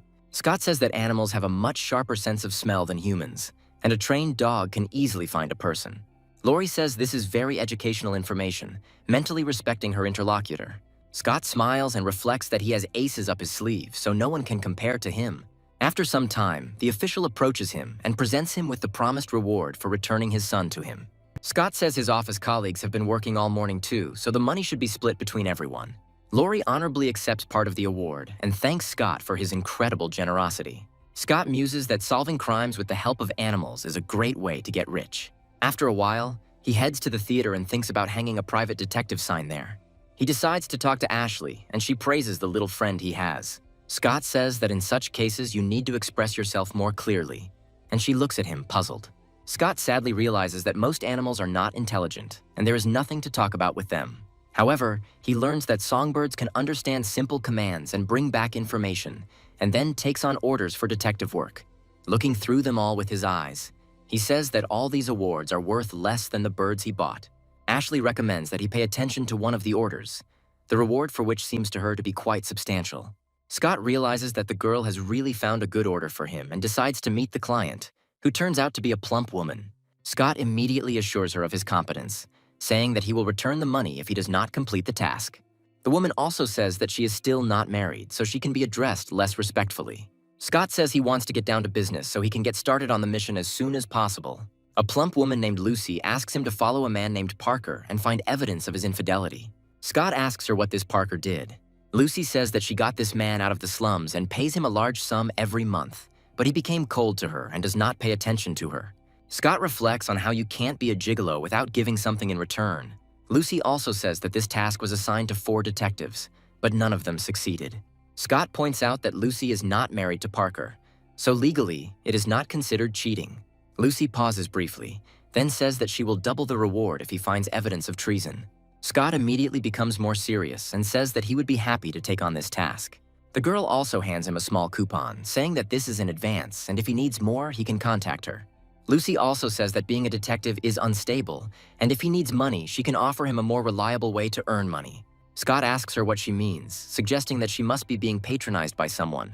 Lucy says that if he agrees to become her man, she will pay him 500 coins a month. Scott immediately jumps back, realizing that he has seriously deceived himself. Scott tells her that she should be more restrained since he has a reputation for being an honest man. Lucy asks him what he thinks about 1,000 coins a month, since he will only have to spend 10 days a month with her. Scott says he doesn't sell his soul for money and just does his job honestly.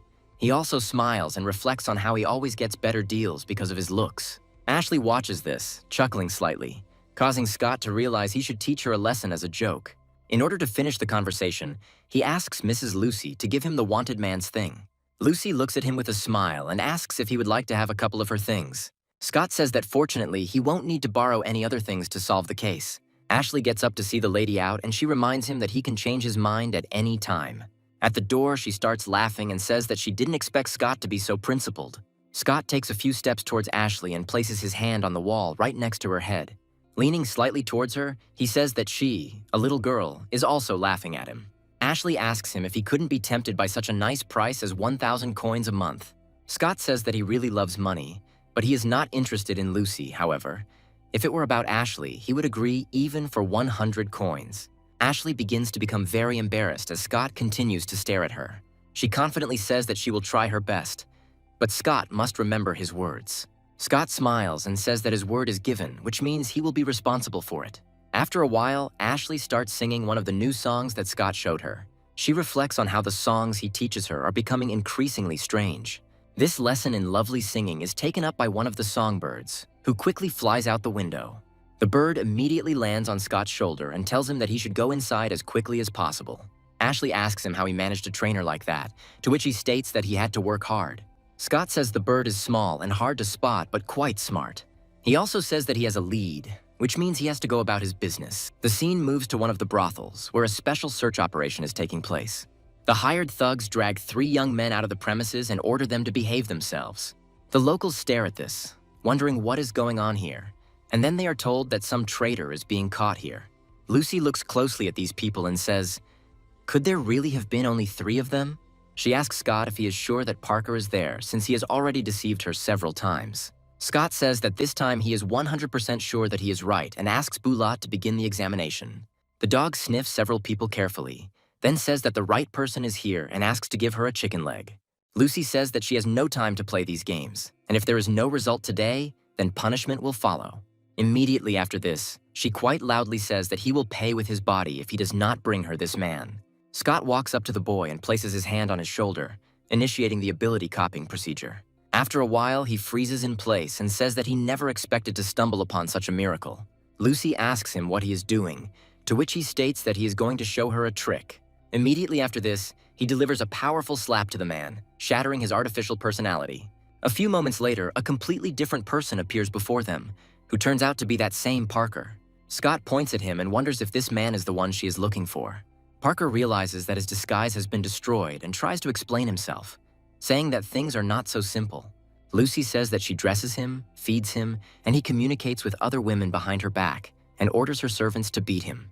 Parker tries to beg for mercy, but in return receives only punches to the face. Scott, looking at what's happening, says that there's no need to get too carried away with the heart, since their goal is not to kill this person.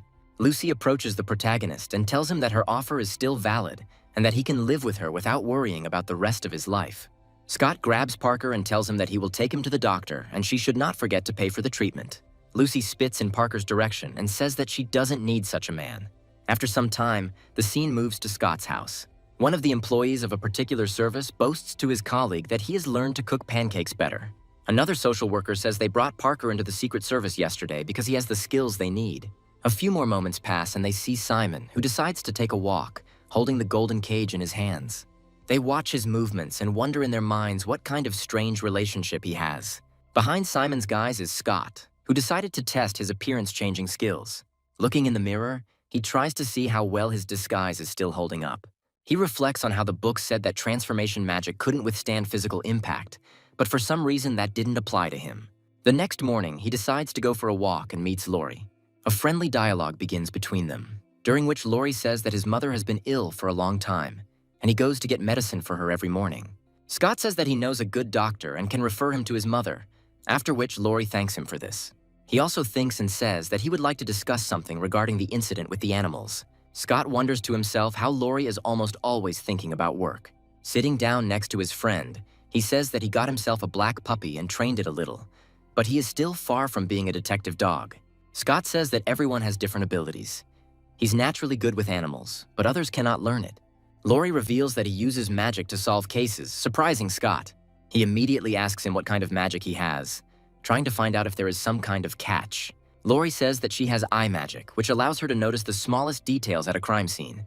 Scott realizes that this ability needs to be copied as quickly as possible and asks him how he feels about the exhibition.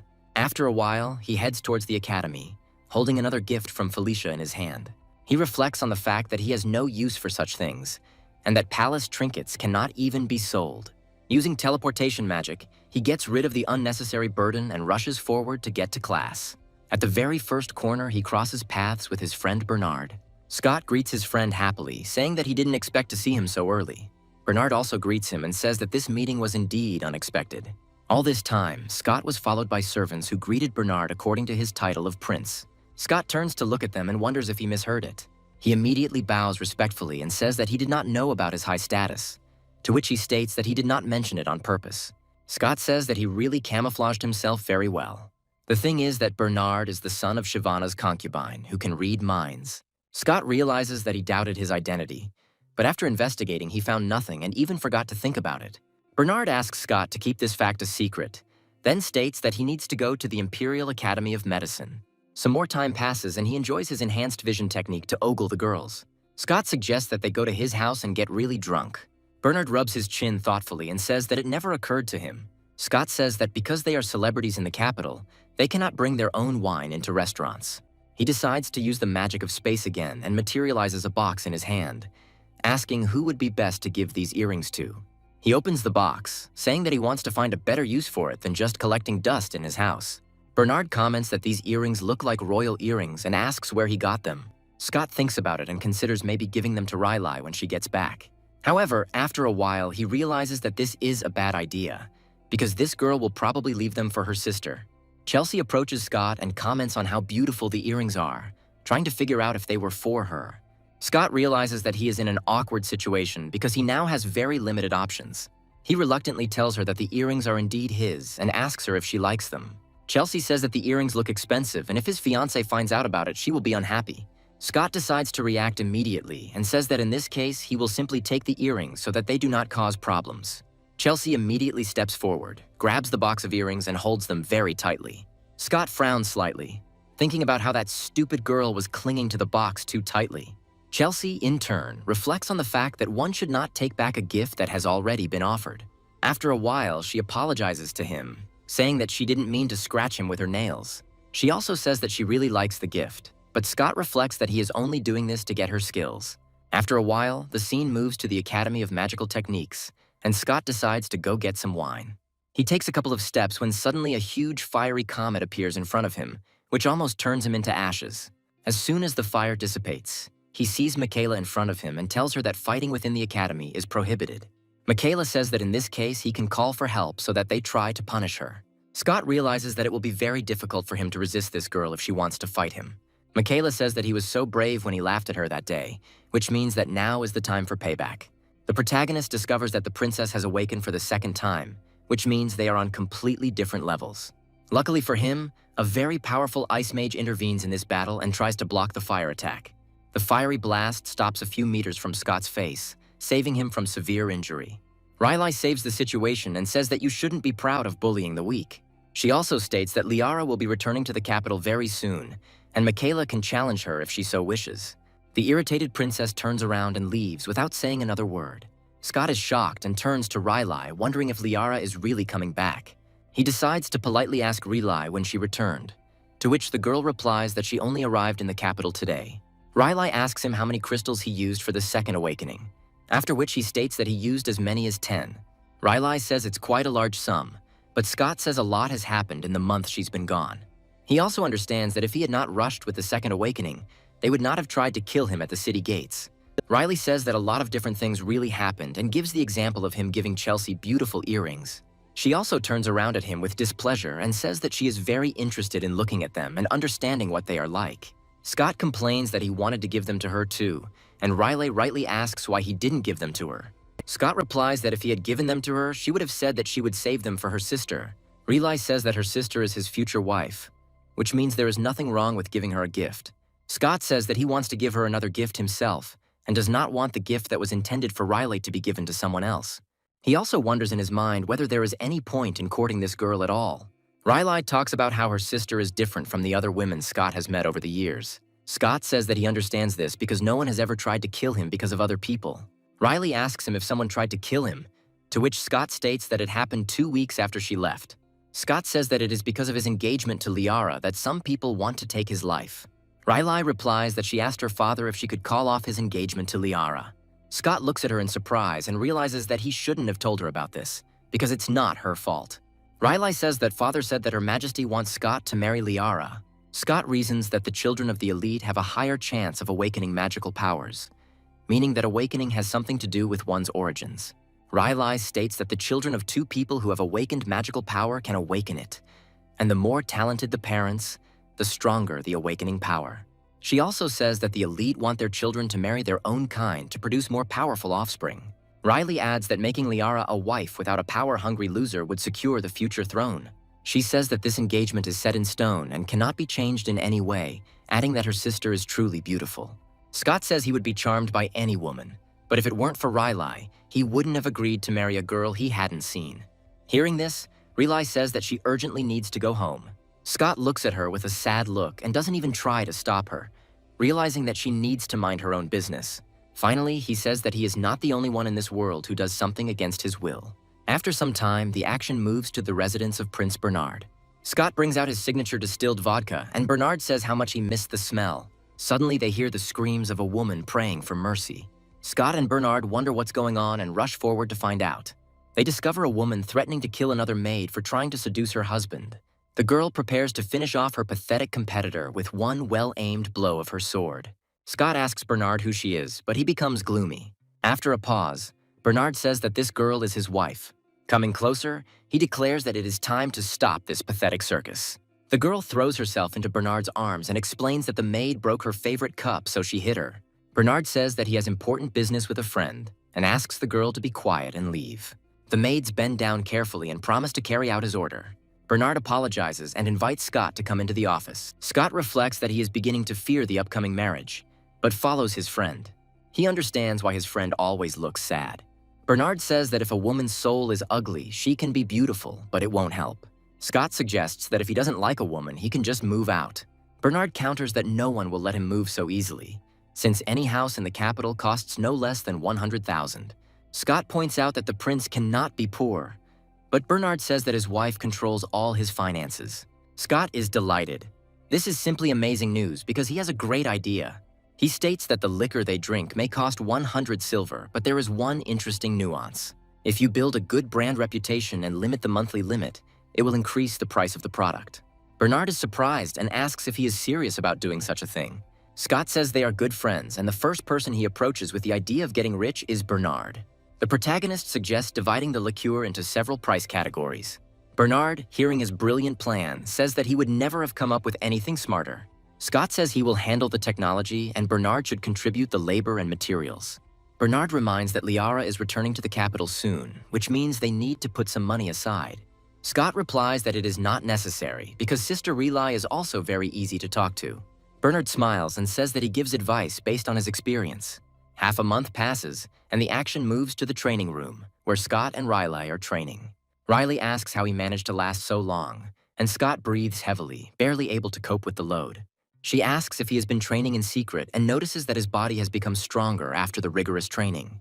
Scott reflects that since Riley's return, he has been getting weaker every day. Riley angrily asks where he got so much money. Scott explains that he makes money through a business partnership with a friend. Riley asks what kind of business can bring such big dividends, and if she has heard of the Red Cellar. Riley says her father has tried to buy the brand's products several times, and Scott is happy about it. He takes her hand and promises to give her 2 jugs so that she can take them home. Riley is surprised that the products belong to Prince Bernard and wonders if they are friends. Scott asks if she remembers the man who stood next to him at the opening ceremony, hinting that it was the prince. Meanwhile, Ashley watches the pouring rain and worries if her lover is okay. An hour ago, Scott told her he would be out for a short while and asked her not to tell anyone where he was. She looks down sadly and wonders if he has found someone to date. A few minutes later, Scott jumps through the window, saying he's finally back. Ashley says that he is all wet and needs to dry off to avoid catching a cold. Scott goes behind the screen to change into drier clothes. Scott muses that the fire strike technique is truly amazing, as one lightning strike gives him more of a boost than frost trials. Ashley stands near the screen and waits for her comrade to come out from there. Scott says the laundry smells nice and asks her what kind of incense stick she used. Ashley replies that it is the underwear she wore when she played the young man, and there must be some powder left on it. Scott is very surprised to realize that he is wearing underwear that belongs to Ashley. After this, he turns away so as not to embarrass her and says that he will never wash this laundry. Quickly opening the door, he wakes up the sleeping bodyguard, saying that they need to go home. Simon picks up the umbrella with his master and they go about their business. Scott walks around the city, looks around, and his gaze stops on one woman. Looking closer, he discovers that this woman seems very familiar to him. This woman turns out to be Eleanor, whom he saw a long time ago when he was just entering the academy. Scott comes closer to her. The girl turns her attention to him, giving him a surprised look. Scott politely says that she can take his umbrella since his house is close. Eleanor thanks him, calling him by name, which causes him genuine surprise. Scott asks if she knows him, realizing that they met on the first day of school and she would hardly remember him. Eleanor smiles and says that he is married to Liara, which means that absolutely everyone in the capital knows him. Eleanor says he probably has no idea how famous he is in the Academy of Magical Sciences, especially among women. Scott abruptly changes the subject, saying that it's quite cold now, so she'd better hurry home. He takes a few steps but suddenly stops, feeling that someone has grabbed his sleeve. Eleanor asks if he can lend her some money. Scott reflects that he has seen girls seduce men by borrowing money from them, but this is the first time he has seen a girl directly ask for money. Eleanor says that she will return everything to him tomorrow when she sees him at the Academy of Sciences. Scott calmly hands her the money, saying it's no big deal for him. Eleanor says she doesn't need that much. A few silver coins will be enough. Scott says he is not trying to impress, as these are the lowest denomination bills he has. Eleanor looks at Simon in surprise, but he doesn't show that he's surprised. After a while, she thanks him and says goodbye, taking all of Simon's savings. Simon sees her off with tears in his eyes, but Scott says that she will definitely return his money. Scott muses that the look in the person's eyes and movement are somehow tearing his thoughts apart, but he can't figure out her motives. After some time, they meet again in a small shop where she came to order noodles. Eleanor notices them and looks at them in surprise, trying to understand what they are doing here. Scott smiles and waves at her, telling her that the world really is too small. Scott is surprised that such a sophisticated girl goes to an ordinary kiosk to buy noodles. Eleanor smiles and says that the food here is very good, so she comes here often. The next morning during class, the professor tells Scott and Bernard that they are too good to come here and that he would be better off practicing at home. Scott and Bernard laugh nervously when suddenly Eleanor approaches the main character. She thanks him for what he did yesterday, to which he states that it was a mere trifle. Bernard asks when he met her, to which Scott replies that he met her by chance on the street. Eleanor takes another step towards him and places a small crystal in his hand. Scott looks at this in surprise and realizes that this is indeed a grand gesture. As he watches the girl go, he realizes that this girl can achieve a lot. Chelsea doesn't keep him waiting long and asks him why Eleanor was talking to him. Scott says that yesterday when he returned home it was raining heavily and he noticed that he didn't have any umbrella. Chelsea says that Eleanor is a dangerous woman and has no good intentions, to which Scott says she is exaggerating. Chelsea immediately starts to be mean, saying that he shouldn't call her that affectionately because they are friends. Scott doesn't understand this attitude and says that he calls her by her name all the time. Chelsea gets angry, turns around, and says that sometimes he acts like a complete idiot. She resentfully thinks that if he doesn't try to console her, she won't talk to him anymore. After taking a few steps, she turns around in surprise, realizing that he still isn't following her. To her surprise, Scott acts rather indifferently and simply continues practicing. This behavior makes her follow him, and she assumes that she is getting a crush on him. A few moments pass and she falls down, saying that her ankle hurts very badly. She starts to play on pity and says that everyone is in the academy crew, and no one can take her out of here. She watches Scott, trying to figure out what he's waiting for, because she's giving obvious signals. The protagonist approaches her and asks if she doesn't have flight magic, to which she replies that she is strong but exhausted. Scott is frustrated that he really needs this magical flying technique, but his compatibility level is too low to get his hands on it. Nevertheless, he takes the girl on his back and resolutely declares that he will not allow her to crawl on foot. That's the kind of hero he is, without panic or pathos. He understands that he is doing this not only out of kindness, but also to maintain good relations with her and, of course, to get hold of the long-awaited equipment. Chelsea, playing the coquette, says that she can leave him right now to undermine Liara, but warns that it will hurt him. Gradually, her coquette's heart begins to soften, and she understands that she is not ready to stoop so low. At some point, she gathers all her strength and finally rises into the air. After flying up several meters, she states that she seems to have regained some of her original strength and can now leave. A moment later, the girl disappears behind the walls like a ghost. Scott thinks that if this continues, he'll be in even more trouble. With these thoughts of getting to the next level, getting flying equipment, and finally getting rid of Chelsea, he turns to Bernard for a loan. Bernard replies that he can give any amount, and Scott asks him for 50,000. After some time, the action moves to the house, where Scott trains for a long time. He claims to have received the third awakening despite being deeply in debt. And even after that, he happily says that he will now wait for Chelsea to finally complete his plan. Meanwhile, the poor girl is surrounded by other envious women who accuse her of seducing their husbands. Chelsea objects that she is not even friends with them, but they do not give in and insist that without her, their female happiness would be in question. Chelsea says her family will not allow harm to come to her under any circumstances. Her rival claims that she is not afraid and that the Chelsea family are just third-rate nobles of no importance. Coming closer, she threatens to show everyone what happens when someone flirts with someone else's boyfriend. Chelsea realizes that she can no longer do anything to counter these words and prepares to take the blow. Suddenly, Scott intervenes, intercepts the attack, and stops the irreparable. The angry girl pulls her hand away and screams at him for interfering in her affairs. Scott calmly replies that he wants to uphold justice and will not allow such lawlessness. A mysterious figure watches what is happening and decides to use his secret power. The girls who were holding Chelsea's hands let go of her, allowing her to escape. Scott turns around in surprise, trying to figure out what the hell is going on.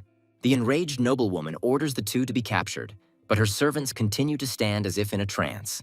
Chelsea picks up her suitor and flies into the air, causing him to get very scared. The angry noblewoman slaps her servants and shouts that they were supposed to just hold the girl, but they couldn't even do that. The girls justify themselves by saying that they lost consciousness for a second and their hands weakened. Eleanor, who has been watching the whole time, says that Scott should accept this as payment for his kindness. Meanwhile, Scott and Chelsea continue to fly through the air, but it becomes more and more difficult.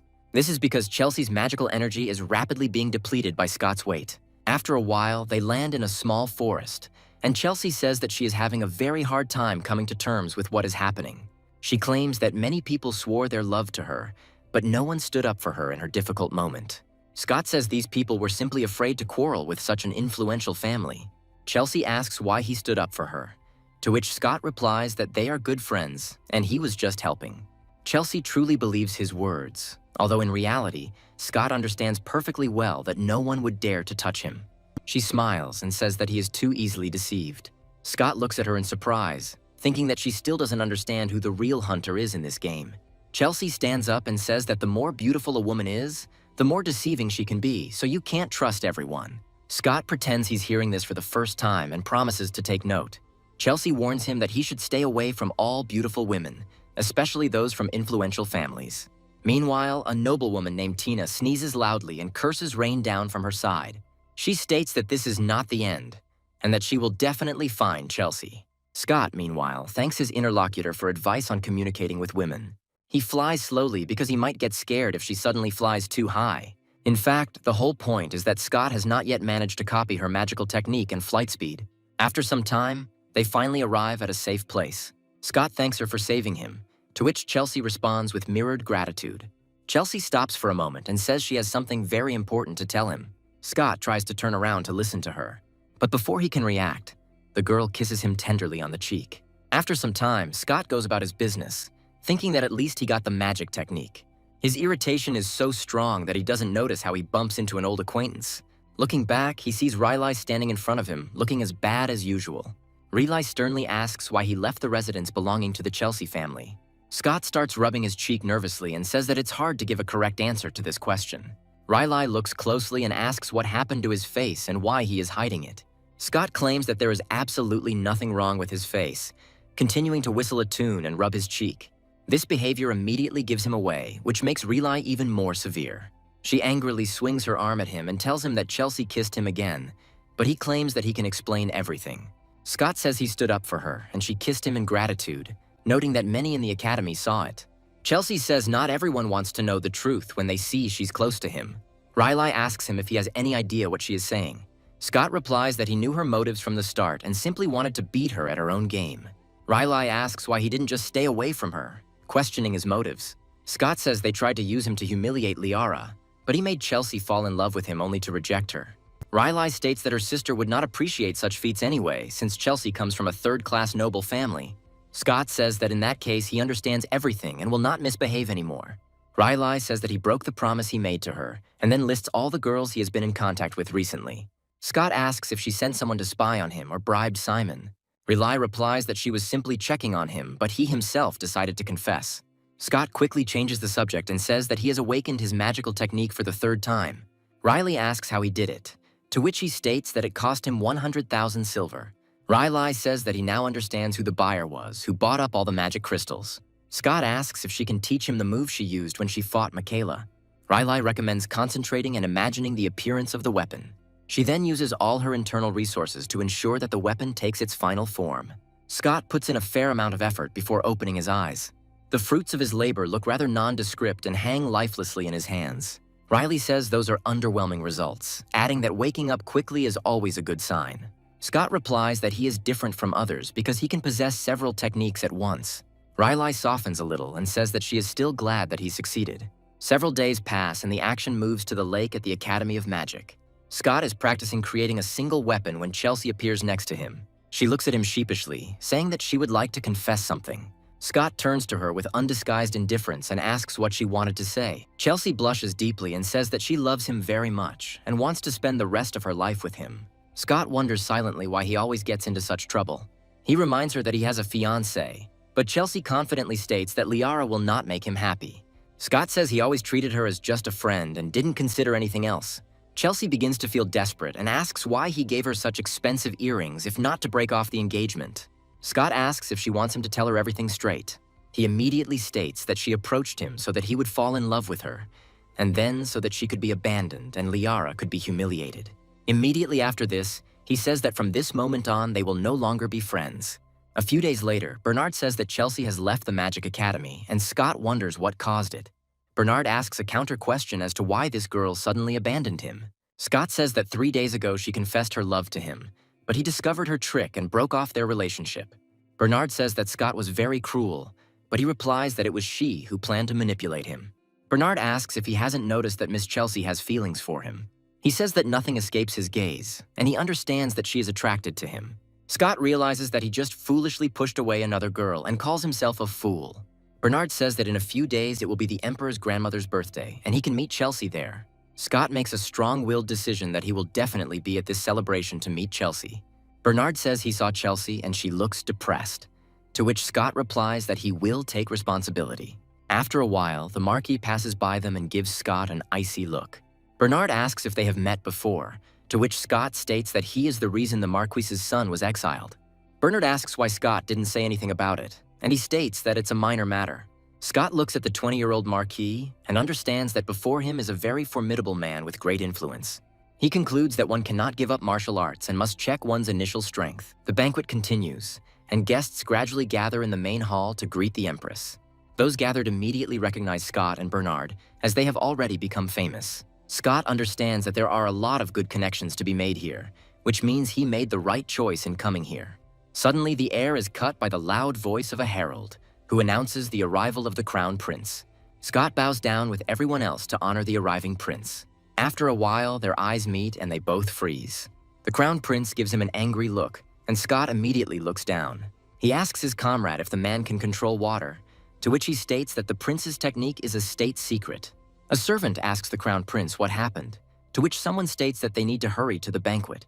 Scott muses that the man's hatred is most likely due to the fact that he was unable to marry Liara. Scott thinks that thanks to his eye technique, he clearly saw the hatred that filled the Crown Prince's voice. After some time, the scene moves to the courtyard, where nobles are trying to present gifts to the Empress.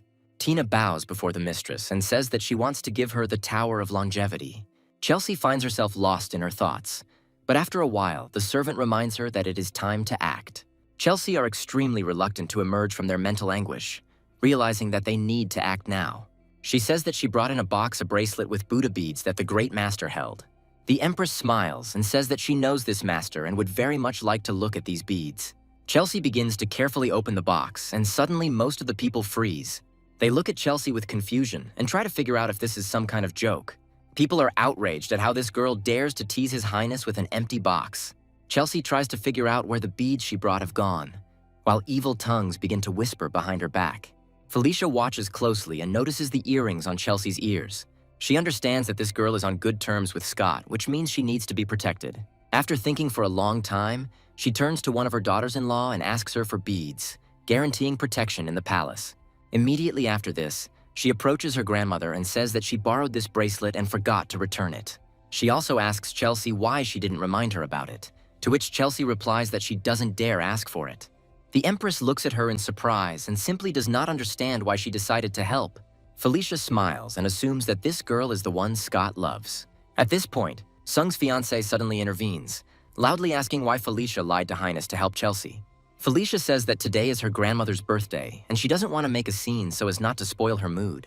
She also states that if necessary, they can close the doors and conduct an independent investigation, to which Sung responds that this is inappropriate. The Empress says that the orders of the imperial bride must be carried out, which means that the doors must be closed and this place must be found. The aristocrats present at the establishment say that the bride is mistaken, since Felicia is on good terms with the Empress. Concubine Shavana notices that one of the maids is acting suspiciously and decides to take action.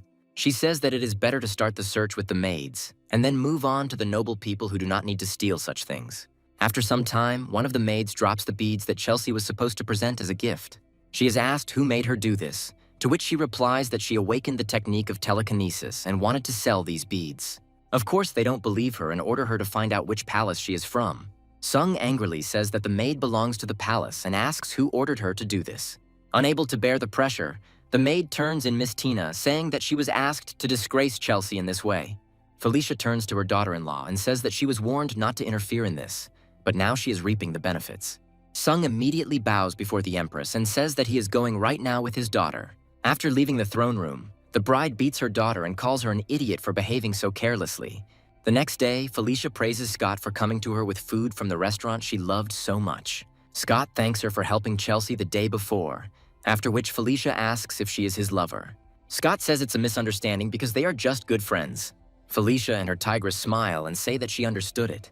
A few moments later, Chelsea herself enters the room and is surprised to find Scott there. Scott looks closely at his friend's face and realizes that she looks paler than before. Felicia realizes that there has been some kind of argument between them and they need to talk in private. She states that she considers Chelsea her person because of these earrings, after which she asks not to disturb her while she eats alone. Chelsea bows humbly and then says she's leaving so as not to disturb Felicia. Scott turns to the side and immediately says that he needs to leave this room. Tigress tries to follow him, but he pushes her away and says that he is busy now. He rushes forward to catch up with Chelsea and talk to her about something very important. Chelsea says that she didn't know the true value of these earrings and therefore doesn't deserve such a gift. With these words, she takes off the jewelry and hands it to Scott. Scott says it's okay and she shouldn't be nervous about it.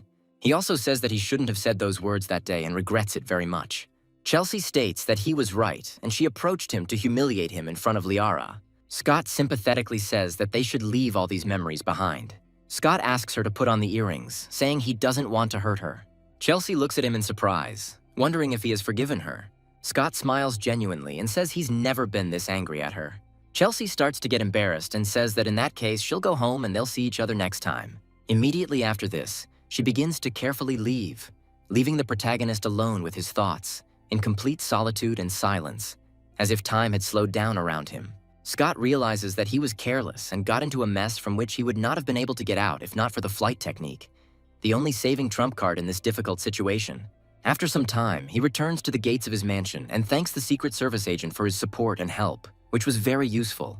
The employees ask him how they uncovered their disguise, flawless at first glance, to which Scott claims that he saw through them from the start, being no ordinary person. Scott expresses his curiosity about what abilities they actually possess and what technique is behind their mastery. One of the employees says that his skill is the golden light technique, and the other admits that he has not yet awakened any magic in himself and is still in the waiting stage. Scott says with a slight smile that he doesn't need such skills, and then treats them politely, showing his class and calm. However, he still wonders if he should copy the golden light technique, as it could serve him well in the future. A little more time passes, and one of his winged informants appears in the sky. A faithful and irreplaceable assistant in his affairs. Scott asks the bird if she has heard anything about the events in the Eastern Palace, to which she shares with him some very important and disturbing information. According to the information received, the Crown Prince really planned the murder. This is not just a rumor, but a harsh reality. Scott asks the pet if he found anything else, but he only responds with something unintelligible, leaving the mystery for further reflection. Scott thinks hard about what he just learned and spends some time deep in thought, analyzing every detail. It suddenly dawns on him that the reason for everything is the technique of ice control. Because apart from him and Rai, no one can create it, which means that it is the key to the solution.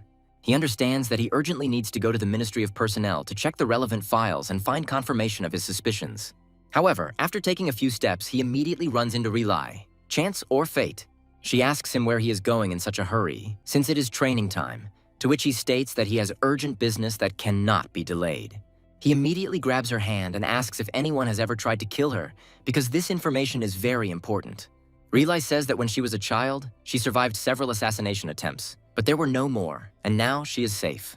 Scott says he needs to get to the ministry urgently, so the training will have to be postponed until tomorrow, despite her objections. Some time passes, and Scott finds himself in the archive, carefully studying the necessary records and documents to find the truth. His deductive method has borne fruit. In the last 5 years, 3 people in the capital have awakened the ice technique, but all of them died within 6 months after. Scott deduces that the prince killed the people who wielded this technique because it was stronger than his own control over water and threatened his power. After some time, he's attracted by words about the tragic death of one of the peasants, which arouses his serious interest. Scott wonders what exactly happened, and Lori replies that the local earl's son, a powerful and dangerous man, is behind it.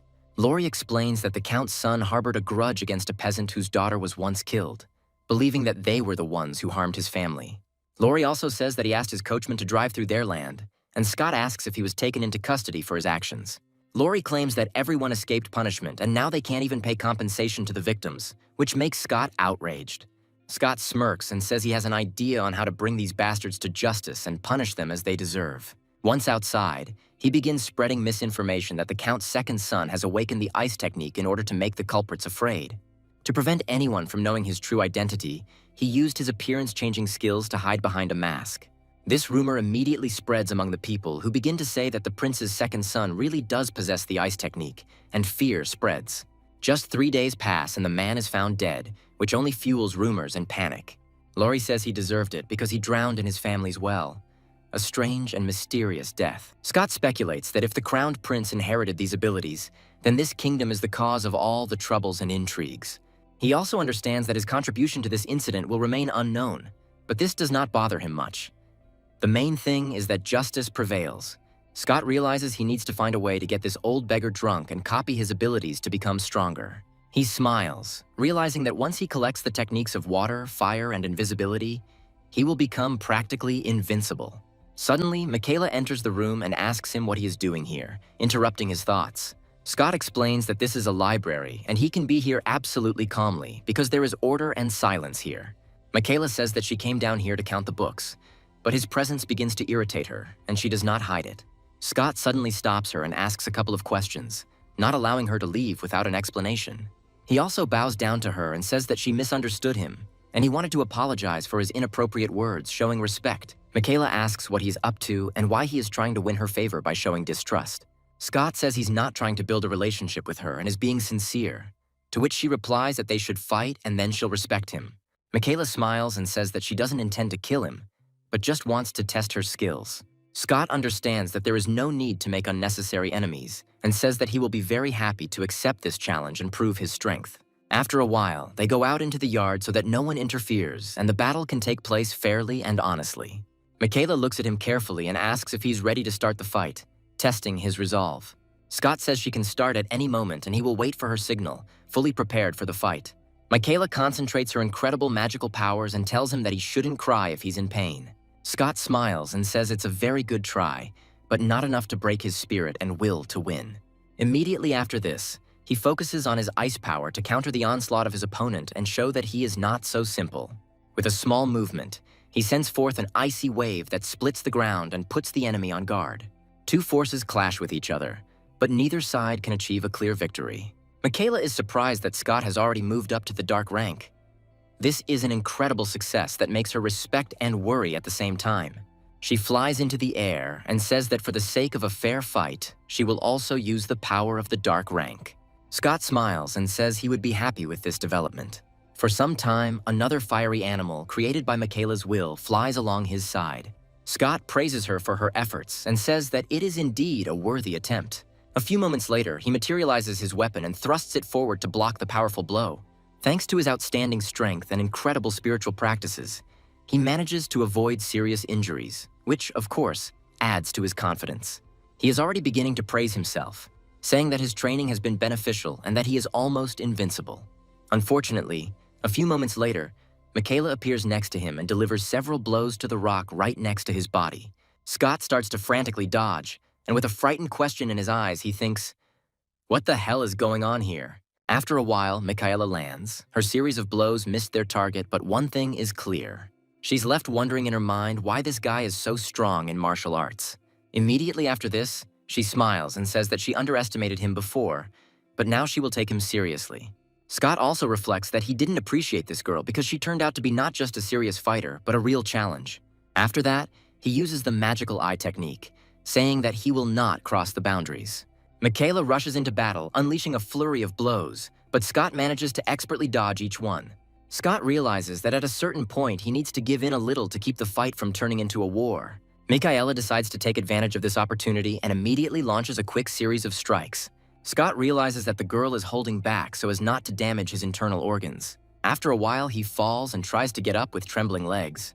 He gives in and asks for forgiveness, but Michaela quickly realizes that he did not use his full power. Michaela nevertheless decides to play along with him and says that she will be generous and forget all past grievances. Moving closer to him, Michaela extends her hand to him and says that she will help him up. However, as soon as they touch each other, a powerful spark passes between their energies. Michaela and Scott look at each other in surprise, trying to figure out what that was.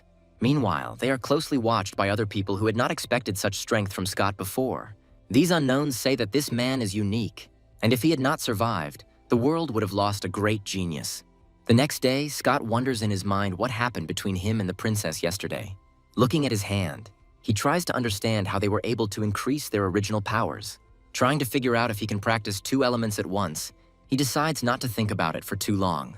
Looking around, he realizes that when the time comes, it will be very difficult to secretly go to the Cloud Mountain to practice the techniques. He also reflects sadly on the difficulty of remaining invisible and being popular. After some time, he discovers unknown people who say that they are looking for a great genius. Rising to his feet, he looks at them in surprise, trying to understand who they are. One of the men says they value his future achievement and it has nothing to do with his current strength. One of them immediately rushes forward, saying that he wants to demonstrate this in practice. Scott dodges with incredible ease a powerful attack that would otherwise break his jaw. The very next moment, he performs an additional move to blow up the distance between them. He then counterattacks with an energy wave, but the man dodges. The master reflects that he was right. In such a situation, a person can still be a gift. Simon covers himself with his body, protecting his master and declaring that he will definitely protect him. One of the masters looks at him attentively without saying a word. Scott guesses that they were trying to kill him, after which one of the masters says that he is the president of the martial arts academy. He asks Scott if he would like to come with him and study at their academy. Scott looks at them in surprise, trying to understand why he suddenly attracted the attention of the academy. For some time, they accompany him, telling him that he should leave the Magic Academy and join them. The director of the academy is present and says that Scott will be able to use the best materials and will be guaranteed to become a master. The director also hands him 2 tokens, saying that he understands perfectly well his reluctance to leave. Scott reflects that at times the gist will be really hard to grasp, as he never imagined being a student here. The director of the academy introduces Master Wang to him, saying that after all the procedures, this man will introduce him to the court. Scott realizes that there is no point in refusing the excursion and agrees to go with him. After a while, he ends up in the training yard, and Van says that this is where they hone their skills. Scott is surprised by what he sees, realizing that the classes at the martial arts academy are more like a warm-up. After some time, his attention is drawn to one very interesting artifact. He sits down and asks Van what it is, to which he replies that it is an extraterrestrial meteorite. Van tells Scott that with his talent, he can easily handle these stones after he becomes a master. The mentor suggests following him, adding that he will soon learn all the routes and will be able to start classes tomorrow. Scott muses that with such a huge pile of meteorites, no one would even suspect if he passed a couple. Some time passes and he leaves the martial arts academy, saying that Simon can study with him too. Simon says he shouldn't worry about him so much, but Scott insists, saying they are good friends. Suddenly, Simon turns around and says he needs to leave immediately. Scott looks at him in surprise when he suddenly hears a familiar voice calling him by name. He turned around and saw Chelsea next to him, who said that she had been looking for him everywhere and decided to check here. She holds a small scarf in her hands, and she says that she knitted it herself so that he wouldn't be cold. Scott, smiling, says that she deserves a better man, realizing that he cannot allow anyone to hurt her. Chelsea immediately replies that they are friends, which means she has every right to give him gifts in return. Scott says the colder the weather, the more comfortable he is, but notices that her pretty face is flushed from the cold, so she might want to wear a scarf. Simon hopes that he can use the iron body technique, because in this technique, Liara will definitely not leave everything just like that. After a while, the students at the martial arts school begin to grumble that Chelsea is running around Scott too nicely and is clearly paying too much attention to him. The object of his affection, meanwhile, continues to hang around the protagonist, calling him amazing. The thing is, she also joined the martial arts academy, and now his comrades are not happy with him because he is a member of the Heavenly Court. Scott asks her if she doesn't have things to do, adding that she could get him expelled if she continues to distract him. He also suggests that she take a rest, reminding her that there is an important training session tomorrow. After some time, the director comes up to him and says that he would like to talk to him about something. Scott asks what happened, and he states that the Heavenly Court has a rule that they established in the early years of their existence. The rule states that there must be a qualifying competition every year. Scott wonders in his mind where this competition came from, knowing that now his angry classmates will try to destroy him. The Emperor remains perplexed. Is it possible that Scott is not in the Academy of Magical Techniques? And what if he is also a good fighter? Felicia asks if he can handle the strong fighters of this school, to which the master replies that he is not worried about him. The Emperor wonders with curiosity how a man can be so talented. Scott muses that perhaps this competition is another chance to break off his engagement to Liara. Meanwhile, he unanimously comes to the conclusion that everyone wants to compete with him. He comes closer and says that he would like to tell them something before the competition starts. He states that if everyone fights him one-on-one, it will just be a waste of time, so it is better to have them attack at the same time. Enraged by such incredible arrogance, the fighters prepare to teach this scoundrel some sense. The Emperor says we need to proceed strictly according to plan to test Scott. The fighters say that His Majesty has already agreed to this, so they will see what he is capable of. Concentrating all their strength, they rush at him to crush him with their blows. Scott decides to use his magic eye technique to dodge the attacks. In just a few moments, the opponent's movements become incredibly clear and logical to him. In order to ensure a crushing victory, he decides to use a magical power technique. With incredible speed, he rushes through like a deadly whirlwind, sowing knockouts left and right. Within moments, he is the only real fighter left standing. Everyone who watched the battle froze in surprise, realizing that they did not expect such a quick outcome.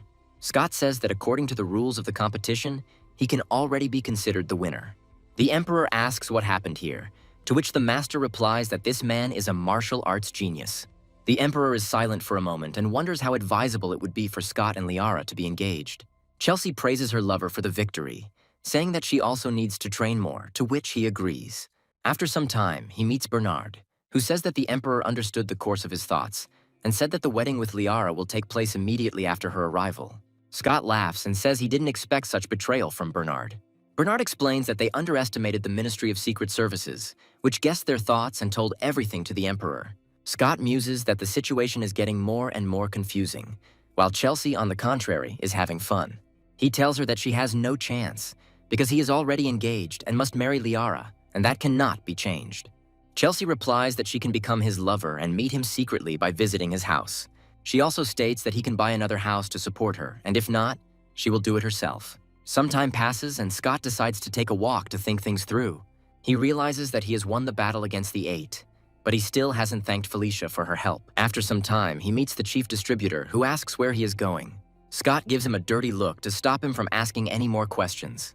The chief servant asks why he looks like that, but receives no answer. Finally, he turns away and makes an inarticulate sound, hinting that he is not in the mood to talk.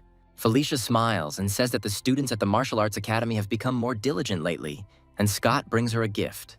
Felicia is surprised by such generosity and asks what it is. Scott opens the box and says that he really wanted her to see his gift. Felicia wonders what kind of bottle it is, but Scott says it's the contents that matter. After a few moments, he opens the bottle and an interesting aroma emerges. Felicia says she has never smelled anything more pleasant and wonders what it is. Scott explains that it's a perfume made from petals, and Felicia thinks it's the perfect purchase. Felicia also asks if there are any more bottles like this, hinting that she would like to get one for the Empress. Scott says that the perfume is incredibly difficult to make, and then turns to the concubine so that he doesn't have to worry about a shortage.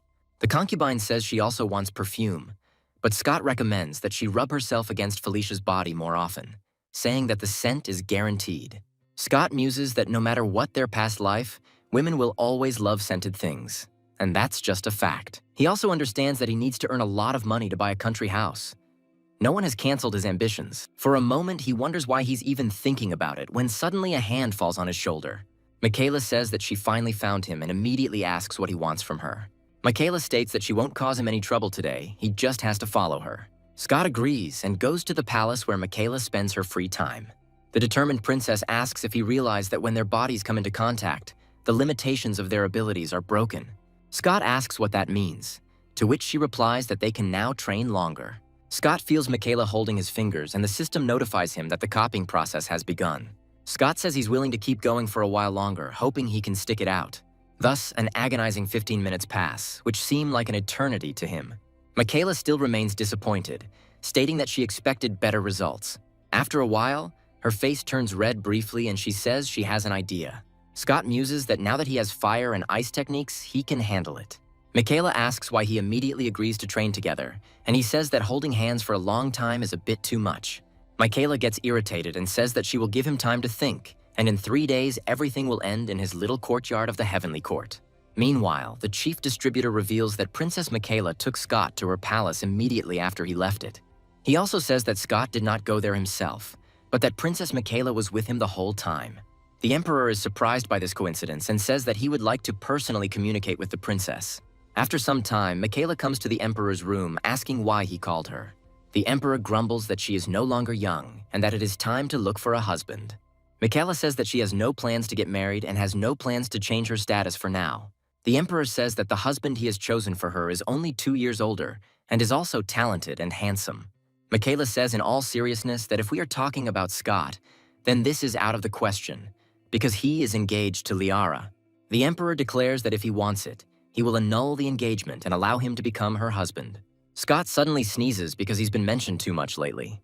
He reflects that, to his surprise, 2 competing elements can exist in one body. At the same time, he understands that after all his attempts, he still cannot combine them. Having decided to speed up his training, he arrives at the Heavenly Court at the appointed hour. Michaela thinks that she has no intention of taking someone else's fiancé, so she'd better refuse. Scott suddenly appears in front of her and asks if he's too late for practice. Michaela says he shouldn't talk like he knows her and invites him to follow her into the room. Once in the room, they create an atmosphere of a block of ice surrounded by rings of fire. Michaela touches Scott's hands and tries to continue the spiritual cultivation process. Scott is annoyed that the girl is using him as a tool for her training. At some point, he takes his hands away from Michaela, which causes her immediate indignation. She asks what he's doing, and he says she's being a little selfish. Michaela says that she will train today, and tomorrow it will be his turn. Scott says he won't be able to train tomorrow without a single bed in time, although he has a solution. But she won't agree to it. Michaela gets up in annoyance and says that he is being too capricious, and he states that he just wants to make a suggestion. Suddenly, Riley arrives at the palace, having been called in to help with the training. Michaela asks if this is the best solution, to which Riley replies that they have never fought before. Riley listens to the explanations for a long time, and then asks how they knew that training at the same time would be effective. Scott says they realized this during the fight to let go of all the grudges. Riley looks at them and asks what kind of grudge there could be between Michaela and Scott, suspecting a romantic connection. Michaela asks why Riley is looking at them like that, and she states that if she wants to fight, then it can be arranged. Scott tries to calm them down, telling them to focus on training and not arguing. The girl quickly turns to him and orders him to shut up.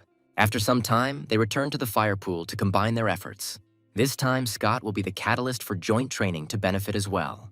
A long 15 minutes passes, and their cultivation of spiritual energy bears fruit. Michaela is happy about the increased leveling speed, while Riley takes a more pessimistic view. Michaela says she will speak with the dean and note Riley's increased contribution to the cultivation process. Scott, meanwhile, is thinking that he will be able to practice in extreme cold and heat, which means he will level up faster. He also understands that in this situation, he will not be able to hide the fact that he possesses at least 2 magical techniques. Suddenly, Riley appears behind him and says she wanted to talk to him. She says that he is talented in their arts, perfect, and his spearmanship is amazing, so he deserves her weapon. Scott looks at the weapon and says it's too expensive a gift. Riley explains that she is giving him the spear because her sister will not be back in the city in time. Scott says he is incredibly touched by the gesture, but she immediately declares that she does not intend to lag behind him too much and is going to return to training. Scott watches her go, thinking that he needs to get her a better weapon. A couple of days pass, and he stubbornly continues to practice with this spear, cutting through thick trees. His coach tells him that training is over for the day and that he needs to maintain his energy levels. Scott nods and replies that he understood his teacher's instructions perfectly because energy. A few days later, one of the teachers informs them that there are a couple of things to pay attention to before leaving town. He states that a group of bandits has appeared near the cloud garages and they must be destroyed. Scott realizes that it is dangerous to go out into the city at such a time because some of these opponents are very strong. He also knows that as a reward for this task, he will be given a spear, which he can give to Riley. The system informs him about the beginning of the mission to destroy the bandits, and the rest of the students also head into the woods. After some time, they find themselves in dense forests, where it is very easy to get lost. They talk to each other, discussing that they need to split up and look for the bandits. Scott thinks that everyone here is pretty serious, and he decides to do the job quickly without delaying. Looking around, he suddenly discovers a woodpecker calmly processing the larvae. The peaceful bird suddenly turns around and sees the protagonist approaching. Scott grabs the bird by the neck and says that she will need to help him search for people. The bird lets out a helpless cry, but understands that it will have to cooperate with this person. After some time, she leads him to the entrance to the bandit's lair, but immediately declares that she will not go further with him. Scott moves on and begins to closely monitor the people who live in this lair. He sees several silhouettes, and then hears voices discussing how the food has become too tasty without salt and spices. The leader of the bandits says that they need to be patient a little longer, and after completing the task, they will get everything they want. Scott appears before the bandits and says that they will not have such a chance again. One of the bandits notices that Scott is quite a young guy and says that his head could be cut off and used as a chair. Scott rushes forward, drawing his spear to destroy his opponents. The most daring bandit turns out to be the slowest and receives a fatal blow to the throat. While finishing off the enemy, Scott says that there is too much talk here. The other criminals look at their comrade in fear and realize that it is time to leave. Scott makes the same decision and rushes forward to chop them into small pieces. Just a few blows cause them to leave the world of the living forever. The bandit leader proves to be a stronger opponent and manages to block Scott's attack. He asks Scott if he thinks he can kill him with his skills. After this, the leader rushes forward and says that he will slowly finish off this pathetic brat. Scott blocks the blow with incredible difficulty, realizing that this does not come so easily to him. He concentrates all his strength to stay on his feet, but the ground begins to collapse beneath him. Scott reflects that he is no match for that level of professional. The leader of the criminals asks him if he really thinks he can escape after killing his partner. After some time, it turns out that another person is already rushing towards him. The bandit doesn't have time to react, and the young man, who has mastered the body skill, hits him. However, this blow is not enough to knock such a big guy off his feet. The leader of the criminals begins to chuckle, saying that he expected more. However, he understands that his opponent is about the same level and he will have to try. He laughs and says that from the looks of it, Scott is already doomed to fail. Grabbing Scott, the leader says that he will take this pathetic bastard to the grave with him. At that very moment, he jumps off the cliff to destroy both himself and his opponent. Scott is very surprised by the agility of this thug, but his plans are not destined to come true. The whole point is that he mastered enough techniques to stay in the air. Scott looks at the bandit's corpse and says he didn't know he could fly. A Secret Service agent approaches the cliff and asks the protagonist if he is okay. Scott says he's not dead, but he broke a couple of bones, which means he'll have to carry him now. In fact, this is all a cunning plan to obtain the golden body technique. After some time, he gets to his family's residence and continues to enjoy his new acquired skill. Scott remembers that yesterday this old man fought with him, and even with an aura, which was quite strange. Immediately after this, he heads to the Striggs family residence to meet with Riley. She asks him what happened, to which he replies that the Lunar New Year is coming soon, and he has brought a gift for her. With these words, he hands her the weapon he received for defeating the leader of the bandits. Riley closes her eyes briefly and then sincerely thanks him for such a generous gift. She also states that since there is a holiday coming up soon, people from other cities will be coming to town, and asks him if he will go to the market with her. Scott says that he has had his requests fulfilled with great joy, after which they are sent to the behavior of aromas. Riley asks him how they ended up here while they were out walking, to which he replies that there are quite a few barrels here. After a while, he finds his old friend Courtney waving at him. Scott smiles and says that they haven't seen each other for a long time and asks her if she was able to buy out the store. Courtney says she needs another 200 silver coins, but she'll have them soon. Scott hands over the money with a smile, but the girl replies that she cannot accept it. Scott insists and says that he doesn't want to charge her any favors for this. He also says that she should buy the shop as soon as possible, because he is really looking forward to her finally opening her shop. Scott also says that he works with HR and will help with paperwork if needed. Courtney reveals that her real name is Lily, after which Scott says goodbye to her by that name. Riley says that he became quite generous and gave 200 silver coins to the girl, and someone states that Miss Lily is an unhappy girl. Riley claims that a girl who sells her body is not private at all and could make money in other ways.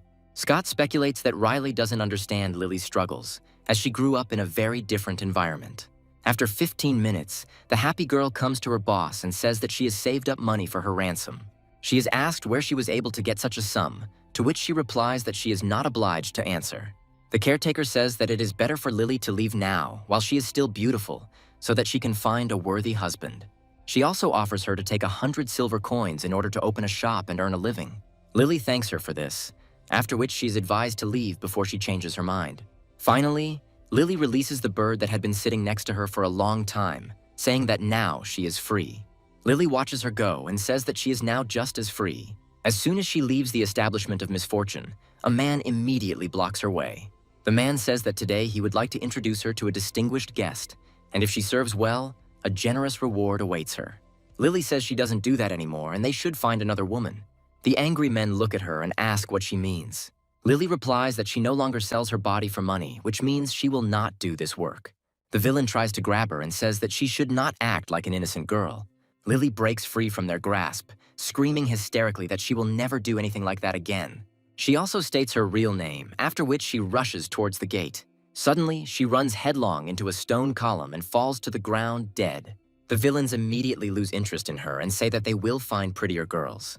Looking at the girl's body, no one wonders what is happening and assumes that she is dead. A few more moments pass, and the girl's body evaporates, leaving behind a small branch. Only a few days pass, and Scott finds the main villain who threatened Lily. He threatens him and asks where the body is, but he states that she killed herself and no one forced her. The villain also says that he needs to rush to dinner with an important official, but Scott says that this is unlikely to happen. Moments later, Scott delivers a powerful blow from a spatial blade that appears out of nowhere. The attack proves fatal, sending the spoiled sociopath to his death. Scott continues to grieve and angrily says that someone killed Lily.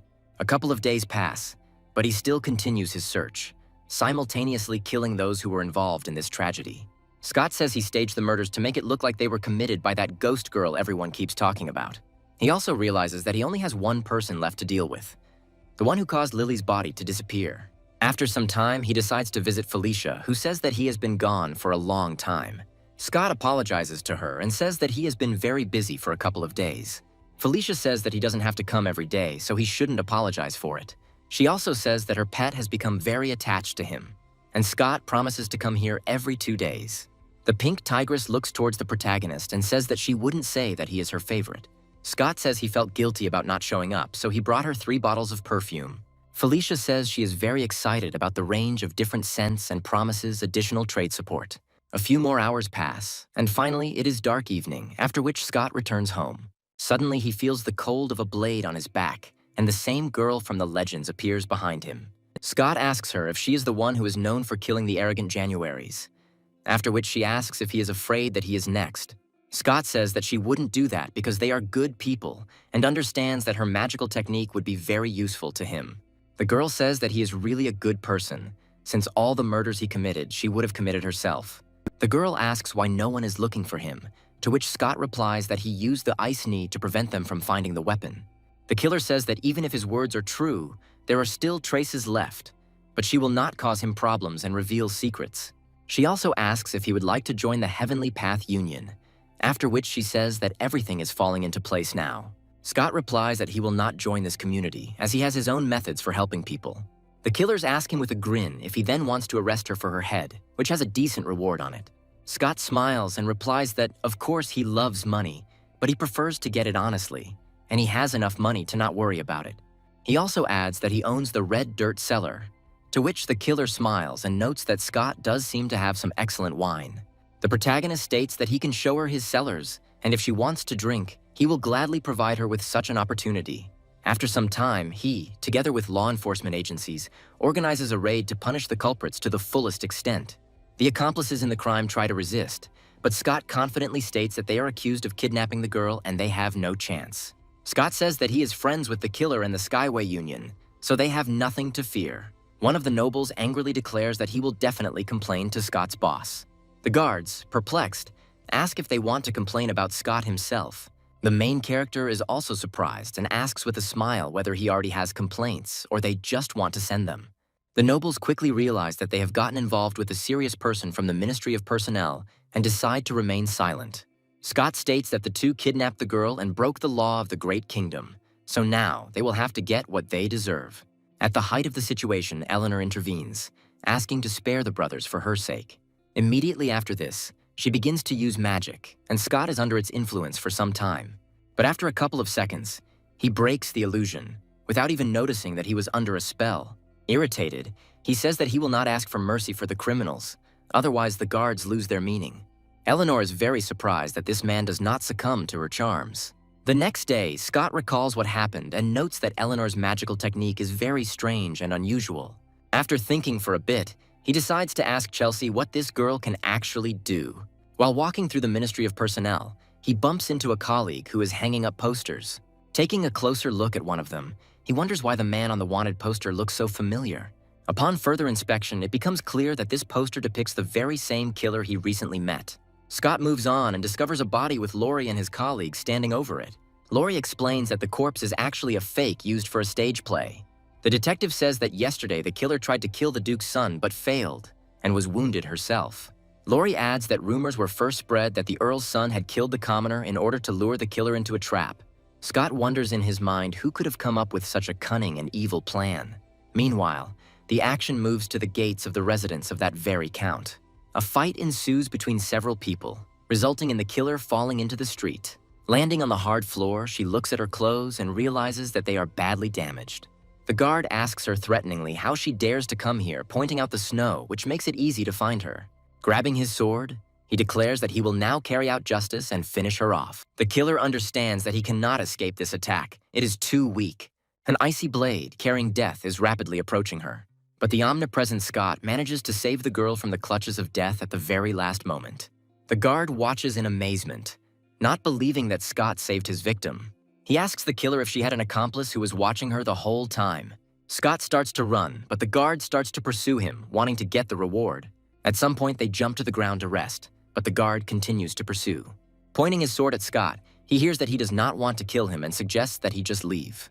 The guard calls Scott an old fool and threatens to kill him first in order to take the reward and the killer's head. Scott gets up and uses his golden body skill to stop the sword strike. The guard looks at his opponent in surprise, realizing that he was able to block his blow with just one hand. Scott asks the guard to spare the girl and leave, to which he agrees, realizing that he could die himself. Looking back, the guard immediately runs away, leaving the main character and the rescued girl alone. Scott reflects that he is still in danger and that he still faces the risk of dying in battle. The first thing he decides to do is find a suitable cave to hide his new ally there.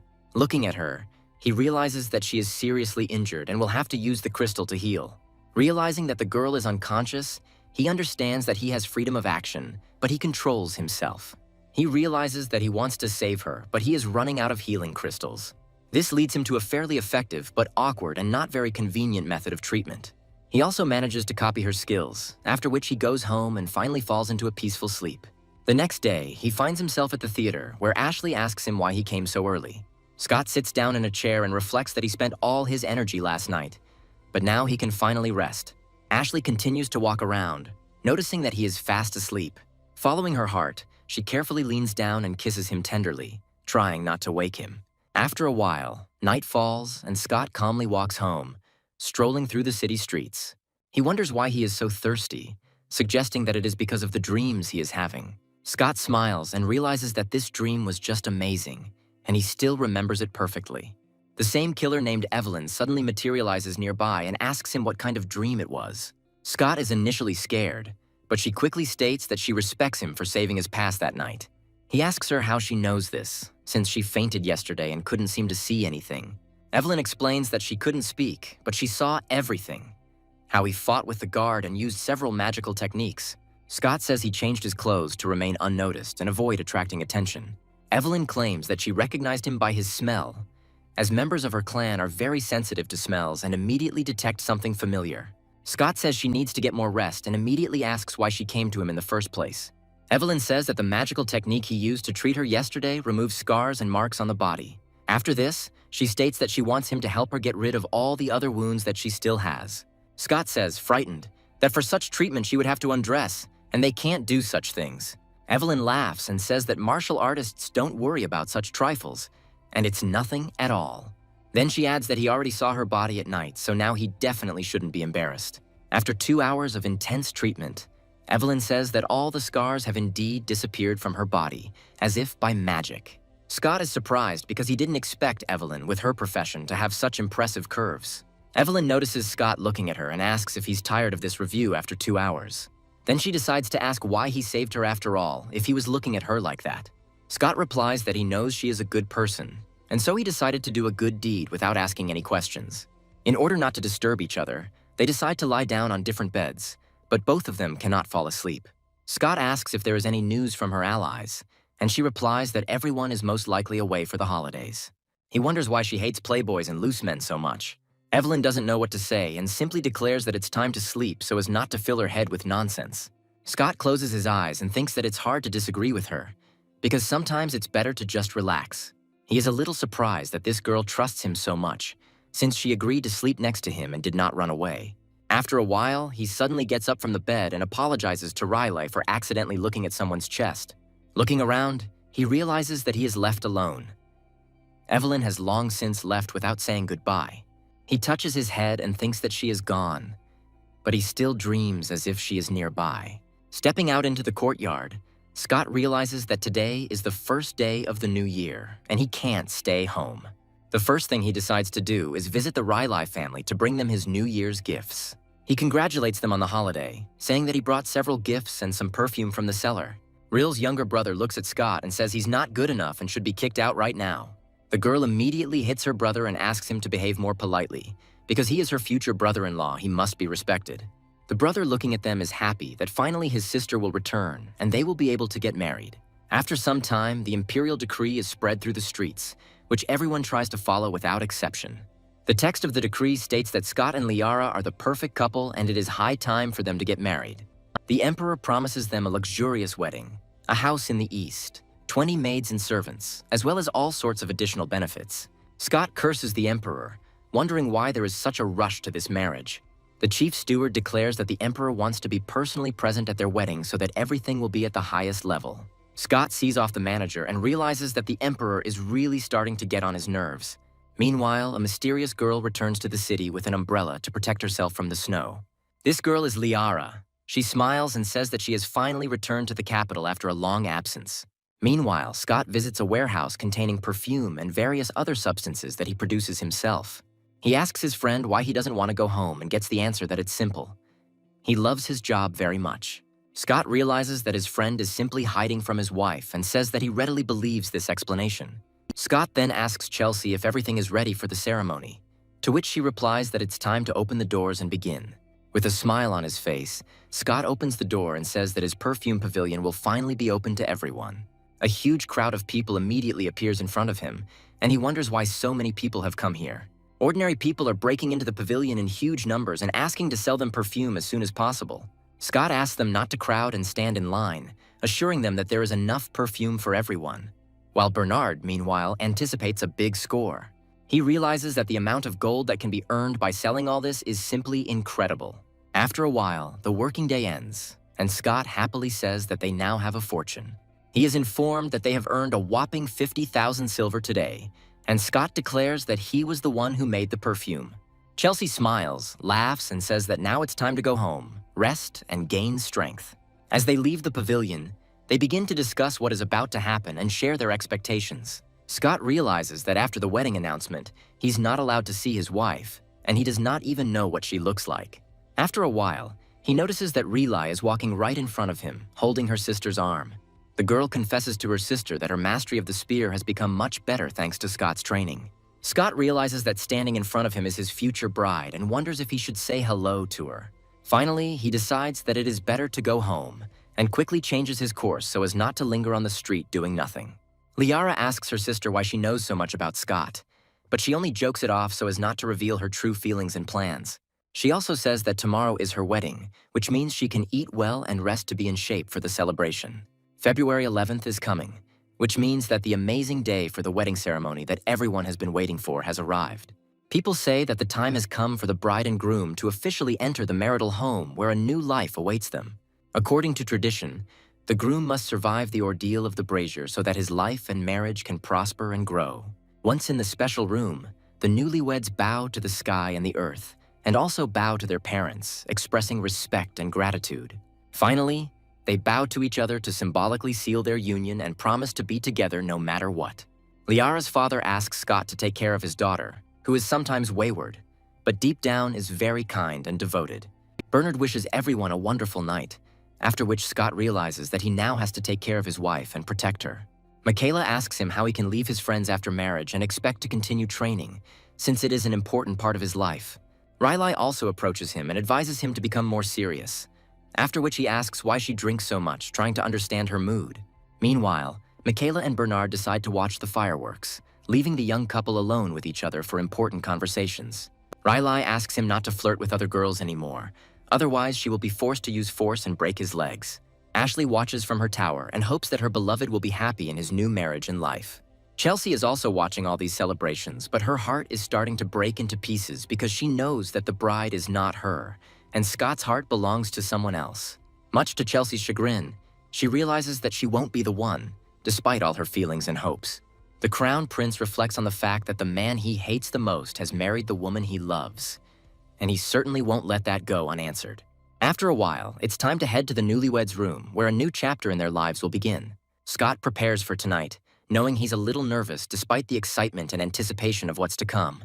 However, as soon as he enters the room, he finds that his bride is gone and the windows in the apartment are wide open, letting in a cold breeze. Scott tells himself that Liara would hardly sleep with someone she doesn't know well, so he had nothing to look forward to that evening. Plopping down on the bed, he notices that it will be very comfortable to sleep alone on such a large bed, even if it is not quite what he expected. Michaela meets our hero the next day in a rather foul mood, which immediately alarms Scott. She asks him why he is here, since he should be with that woman, to which he smiles and states that his words about training were a joke. Michaela also asks Riley why she is upset, to which the girl replies that Scott better start cultivating seriously. 15 minutes pass and their training routine ends, after which Michaela continues talking to Scott about important things.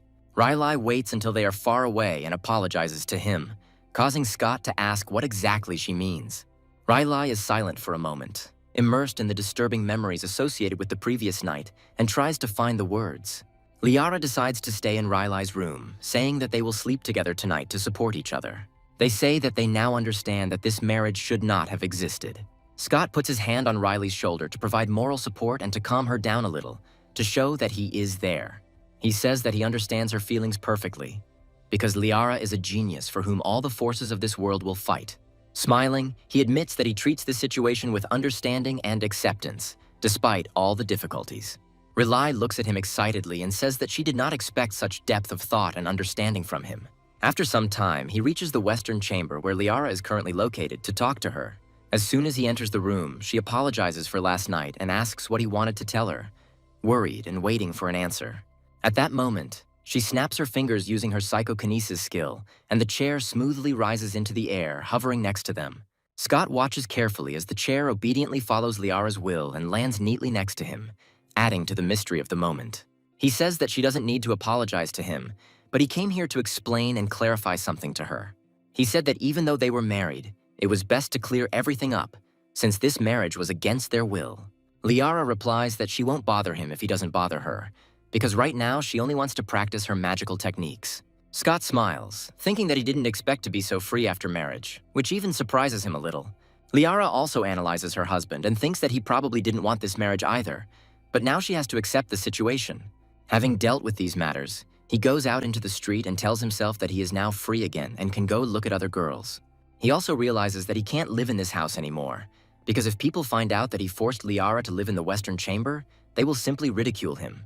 Realizing that houses in the capital were too expensive, he could think of nothing better than to go to the Imperial Palace to solve the housing issue. The chief steward warns the Emperor that Scott is on his way, and he angrily wonders why he needs this. Scott greets the Emperor, saying that he is very glad to see him, trying to remain polite and respectful. The Emperor says that he only got married yesterday and asks why Scott did not stay with his wife, showing curiosity. Scott says he would like to borrow money to buy a house, but the Emperor refuses, saying there is no need. Scott responds by saying that if he is not given money, he will have to live in a tough house, and he needs to start a relationship with his wife as soon as possible so as not to create problems. The Emperor immediately declares that he is ready to allocate money for any house that Scott chooses so that he can live in comfort. He also understands that having children for such people will be problematic, so it is better for them to live separately to avoid unnecessary questions. Scott walks down the street whistling, telling himself that with all his affairs in order, he can now continue living a happy life. Thus, he stumbles upon a man he has not seen for several days, which causes an unexpected reaction in him. This man turns out to be Eleanor, who asks him what he's doing here, surprised by his appearance in such a place. Looking at each other, they immediately realize that they were both heading to the hotel, which was located near the place where they were staying. A few moments later, they find themselves at the manager's and ask him to find a free room for them. Each of them takes out all the money they have, but Scott ends up with a much larger supply of cash. The manager announces that they have only one room left, and now they have to decide who will sleep in it. Scott says he doesn't want to run all over town looking for another hotel, but if Eleanor is in a hurry, he can solve the issue much more easily. After a while, they settle into their sleeping arrangements in the room, and Eleanor asks Scott if this is the best he could come up with. She adds that he went to sleep in a hotel the very first night after the wedding, so this decision seems quite logical. Scott reminds her that she owes him money, to which the girl replies that she will return it in just a couple of days. Scott wonders why she has so little money, but decides not to worry and switches his thoughts to Ashley. The next day, he goes to see her and she says she saw the fireworks that night and it was very beautiful. Scott replies that even the most beautiful fireworks cannot compare to her appearance. Ashley says that she is a normal girl and that she shouldn't be made fun of like that. But Scott insists that he is completely serious. Ashley asks him what song he would like to hear, adding that she can arrange everything. Scott claims that he loves absolutely all the songs, so she can choose for herself because he can't live without her. He also says that she can only sing for him, and Ashley asks how she will make a living in that case. Scott stands up happily and says he'd be happy to take care of her. He says he can buy her a house with a blooming garden, and she will decide for herself whether to continue singing or not. Ashley says he's too kind to her and doesn't know how to repay her, but Scott assures her that being with him is enough for her. The naive girl immediately begins to get dizzy from such a proposal and tries to understand how to react to it. She says that if this is really what he wants, then she can seriously think about it. Scott says goodbye to his beloved and goes for a walk through the city streets. He reflects that he does have a home after all, but for Ashley's safety, he will have to ask the Emperor for help. As he walks through the city, he tells himself that he will tell her the good news, that he is now free, and that it is very good for him to seek happiness without fear of being punished by Riley. Meanwhile, Chelsea continues to sit in the perfume pavilion, waiting for visitors, but no one is in a hurry to come in. Scott comes closer to her and asks what she is doing here, to which she is surprised that he is not with his wife. Scott explains that the relationship between him and Liara is not what everyone thinks, because she left him on the very first night of their wedding. Chelsea is happy that his new wife has run away, and Scott says that they agreed not to interfere in each other's lives. Chelsea immediately rushes to him and tells him that he doesn't have to worry, because his wife doesn't love him, and she is a completely different matter. Scott hugs her and asks if she can be a little more reserved. Suddenly, Bernard comes into the room and says that they have made a good amount of money today. After a moment, he falls silent, realizing that he came at the most inopportune moment. Bernard wonders if Scott will kill him for interrupting their intimate moment. Turning quickly, he closes his eyes and says he saw nothing and suggests they just continue. Scott says he and his wife agreed that he could see other girls, but Bernard finds it hard to believe. Scott assures her that she actually agreed to it, and his friend is very surprised. Chelsea asks how she could agree to such a proposal, to which Scott states that there is nothing wrong with it. Chelsea hesitates and says that they need to go somewhere where no one will see them because she has a lot to say. Bernard is left alone with a broken heart and watches what is happening, trying to figure out what to do now. He feels incredible grief and says that life seems completely meaningless to him. Meanwhile, Scott and Chelsea find themselves in the blue courtyard for a proper talk. Scott shows her his new house and tells her that he asked the Emperor and she can always come there in the future. He also explains that until they are strong enough to face everything, no one should know about their relationship. Chelsea says that as long as she's with him, nothing else matters to her, adding that she can grow amazing flowers. Scott realizes that living with the woman he loves in a big house is great, and he has long dreamed of such a life. Chelsea wonders why there are no utensils in the kitchen, and Scott replies that it turns out she knows how to cook. Chelsea says she can easily learn to cook and is even willing to teach him. Scott says they need to hurry because they have a lot of work to do around the house. Chelsea offers to take Bernard shopping with her because he has experience in such matters. Scott agrees with her reasoning and says that it does make sense.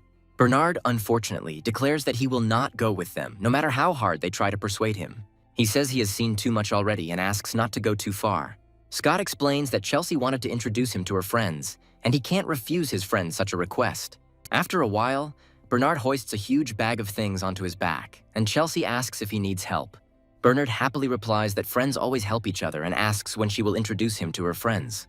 So the whole day passes, filled with shopping trips and arrangement of the new palace. That evening, Scott remembers Chelsea's words and hopes that tomorrow will come as soon as possible.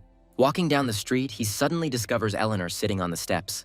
Coming closer, he asks her what she's doing here, and at the same time looks at her in surprise. Scott reminds her that she is actually sitting next to his house, to which she replies that she thought someone lived there.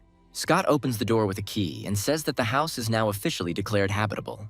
Inviting her inside, he tells her that she can come in here and asks ironically if she's already planning to stay here for the night. Eleanor asks if he bought her this house, and he, without batting an eye, declares that the Emperor gave him this arena. Scott points to the bed and says that she can sleep here since he just moved in and the sheets are still fresh. At the same time, he reminds her that she hasn't returned the money yet, and if she has to stay, then she shouldn't go and visit just anywhere anymore. Winking, he says that he won't take money from her, but she can only sleep there at night. Eleanor blushes and wishes him good night in response, as if she was immediately embarrassed by such royal hospitality. The girl mentally wonders why this man is so kind to her. Scott immediately declares that he is going to work out and asks her not to worry about him, as if he wants to switch the conversation to sports. Eleanor looks at him with bewilderment and says that he is rather strange. Scott reflects that he has no ambitions to create a homeless shelter, but now the prospect seems very real to him. His thoughts are interrupted by a strange noise. He turns around and sees Evelyn in front of him. Surprised by her appearance, he asks what brings her here. Evelyn calmly says that she simply stumbled upon him by chance while traveling through these parts. Scott asks what she's doing here, but Evelyn immediately wonders why he doesn't live with his wife. Scott says it's a long story and if she's hurt, she can move on. Evelyn moves on and shows a large scratch on her back. Scott heals her and asks where she got that scar, to which she replies that she's run into a tough opponent. He notices that the girl is comfortable in tight bandages and asks why she doesn't choose other underwear. Evelyn says that classic underwear is not comfortable for an active lifestyle, and this pleases Scott. However, after a few moments, he suddenly feels worse. He says he feels a lot of discomfort and can't figure out why. Evelyn calmly reports that someone in the capital has broken through to the heavenly layer and displays a magical technique that is ablaze with fire. A fire tornado appears, and the emperor and his servant also realize that someone has broken into the heavenly rank. The chief emperor says that this must be stopped, because it happened on the duke's estate. The emperor declares that the duke should be made heir for his incredible services. The man says this breakthrough is the result of years of cultivation. Rage takes hold of him, and he declares that it is time for revenge. Transforming into a ball of flame and fury, he commands his opponent to appear. People nearby are wondering what is going on and how this man was able to break through to such a high level. After some time, the wave of fire collides with an ice block, which immediately disperses it. People around feel strong gusts of wind and try to hide. Some people guess that this is a grandmaster who does not use hidden cultivation. An ice figure appears before the duke to speak with him. The master with incredible skills says that he holds no grudge against him and asks why he decided to aggressively invade his home. The angry Fire Master says that his family has been constantly attacked by the enemy family. The Ice Master tries to calm him down, saying that he has been cultivating for the past few days and is not aware of what is happening. He immediately asks his son what happened, and he says that it was a misunderstanding between the families. The angry Fire Master says that this cannot be called a simple misunderstanding. Also claims that someone tried to set Chelsea up at the Empress's birthday banquet. The two masters approach each other and say that it is time to have a serious talk. Tina's father says that she should be locked in a room and not let out for a whole year. The Ice Master says he wants to test how strong his opponent is after the breakthrough. The Fire Master warns that two younger ones are hiding in the darkness, and it is better to stay away. Otherwise, he will not be responsible for their actions. All the while, he turns to Scott and Evelyn, who are watching from a safe location. Scott says he is impressed by the skill, to which Evelyn replies that the body can only be hidden with such a technique. He advises her to leave immediately to save her life. At this very moment, the two masters begin to clash to test their strength. Powerful explosions occur that can destroy entire cities. Scott watches this from a relatively safe distance using binoculars. Evelyn looks closely and asks how many magical techniques he has. Scott replies that she will find out if she starts living with him. Evelyn calls him a lecher and then says it's time to leave. She wonders how many more girls he wants to bring home. Some time passes and Scott returns home to continue training. Evelyn appears behind him again and says that he just got back and is already practicing, to which he states that he wants to get stronger. Evelyn is impressed by what is happening and says that she will also train with them. After 2 hours, she feels incredibly tired and asks him in surprise why he is not tired yet. Scott tells her that he has a unique technique and asks her if she wants to try it. Evelyn agrees, and he places his hand on her shoulder to restore her strength. Scott asks her if she feels renewed, inviting her to his house and telling her that he can make her the #1 assassin. Evelyn is confused because she will have to stay with him to gain such amazing skills, and she agrees. The next day, Scott brings her breakfast and says he will leave the food here. Looking at her in his sleep, he realizes that she has never looked so cute. Unfortunately, his romantic mood is disrupted by the appearance of Chelsea, who is already looking for her lover. Scott realizes that he was so preoccupied with the battle yesterday that he completely forgot that she was supposed to come today. The girl comes to the door and says that she will come in any minute. Scott suddenly opens the door for her and says that he was cleaning his room and wasn't expecting her so early. Chelsea states that she wanted to cook something at his place and came quite early, but he dissuades her from doing so. He asks her to wait in the main room while he prepares a delicious breakfast. It's hard to guess, but after such a busy day, Evgeny only has the defensive second left. After some time, he sees her off and wishes her a good day. Scott says that luckily he was able to keep Evelyn's presence a secret. The same killer suddenly appears behind him and says that he is very good at deceiving women. Scott asks her why she stayed in the capital, and she replies that she has to kill a man the government is covering for. Scott says she truly deserves her status and hopes that success awaits her too. He advises her not to be so furious, adding that he will first investigate before taking action. Immediately after this, he heads to the Ministry of Personnel to find evidence in this case. On the way, he suddenly bumps into Riley and wonders what she's doing here. His old girlfriend turns to him and looks at him with a sad look. Scott asks what happened, to which she replies that she came to train with him, but now he lives alone and has forgotten about her. Scott realizes that it is very difficult to train in this condition and decides to take a day off. He invites her to go for a walk, saying that he needs to go to the Ministry of Personnel. Riley asks where he lives, and he replies that he first lived in an inn, and later asked the Emperor for a house. Riley still feels guilty for insisting on marrying his sister who doesn't love him. Scott looks at her closely and realizes that she apparently feels sorry for him. They talk about how he actually feels good because he and Liara don't interfere in each other's lives and live peacefully. He also says that this allows him to spend time with other women, which makes Riley angry. There is sadness in her voice again, and she says that her sister may change in the future. Scott says there's no need to wait for her to change, and Riley asks if there's another way. Scott says that there is actually one way, then looks at her slyly. He claims to be engaged to a daughter of the Striggs family, but Liara is not their only daughter. After that, he says that he can talk to her parents about divorce and then marry her. Riley asks what he's talking about, but Scott replies that he's always loved her. Coming closer, he notices that for some reason she is silent, which means he has a chance. This time his womanizer's instincts fail him, and Riley delivers a powerful attack to his face, wishing for a quick death. The angry girl says she will not tolerate ridicule of her feelings. Scott tries to get up when a female figure suddenly approaches him and extends her hand. Eleanor says that he likes Riley, but he is married to Liara, noting that fate will always be against him. Scott says he was just joking, but Eleanor says the truth is often told in the form of a joke. Scott begins to grumble in displeasure, saying that he accepted her kindly, and she decided to hurt his feelings. He gets up and says that he is waiting for the money to be returned to him, but Eleanor says that she has just brought it. Immediately after this, she hands him the bag, and their debt is closed. Scott says he needs to go to the Department of Human Resources and invites her to go with him if she wants. He remembers Chelsea's words about Eleanor being able to control people's minds, so it's best to stay away from her. After some time, they come across two people who say that they have been looking for them for a long time. Strange people ask if they have already brought money from the academy and demand that they give it to them immediately. Scott says he didn't expect someone to try to rob him in broad daylight. Eleanor suddenly steps forward, holds out a strap of money and says they can have it. The villains quickly snatch the bag from her hands and snort in displeasure. As they leave, they don't turn around and tell Scott that they will remember what he did. And they remember it. Scott remembers that these scoundrels are Eleanor's relatives and tells her that they will lose the money, but she only nods. She says that once she pays the remaining 3,532 silver coins, she will be free. And Scott asks who her boss is. Eleanor says she owes money to her father, and Scott offers to lend her the money, but she refuses. Meanwhile, Scott makes his way into the Ministry of Personnel and says that such an archive contains records for only 3 crimes, and he personally solved all of these cases.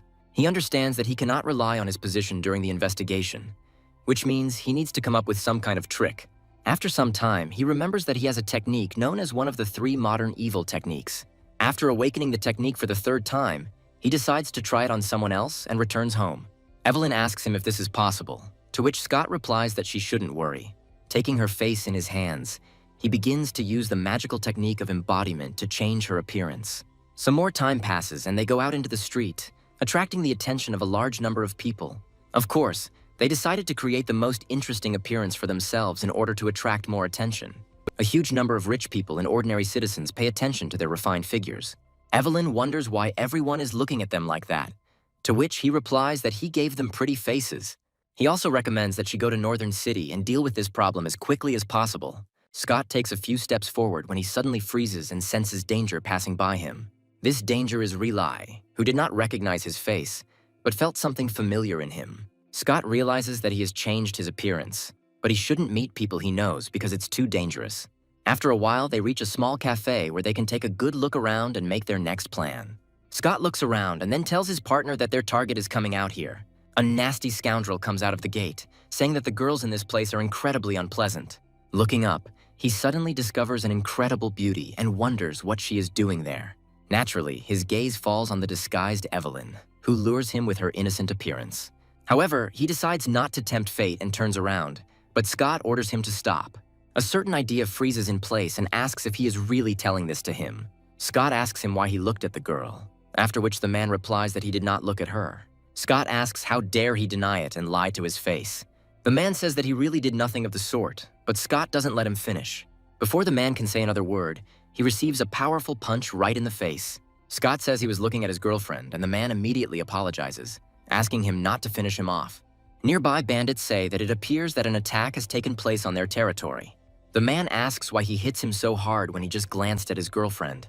After a while, a constable appears from the crowd and wonders who is bullying her friend. The fake law enforcement officer asks Scott how he dares to bully his comrade. Scott suddenly shows his ID and says that a woman was harassed on the street. The crooked cop apologizes and says he didn't know Scott was there. Scott orders the constable to release all the people he now points out.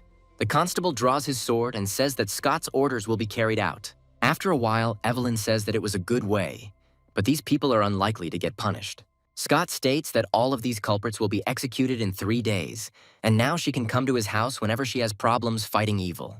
Evelyn says he talks too much, adding that she wanted to kill someone else. Scott asks her who she plans to kill, to which the girl replies that her next target will be the Count. Meanwhile, the Crown Prince is surprised that the reward for Scott's head has increased 100-fold. The servant tells her that the assassins claim that the Count's son is worth 100 silver pieces, but Liara's husband is worth much more. Scott, meanwhile, tells Evelyn how he set up the scoundrel to set the Crown Prince's killers on him. Evelyn says it was a clever manipulation, adding that if the Crown Prince were to take the throne, it would be a disaster. Scott states that he will not take the throne so easily, as the situation is unclear and the prince's love could become a dark horse. Evelyn asks him if he has an idea on how to get into her target's house, but then states that she must trust him.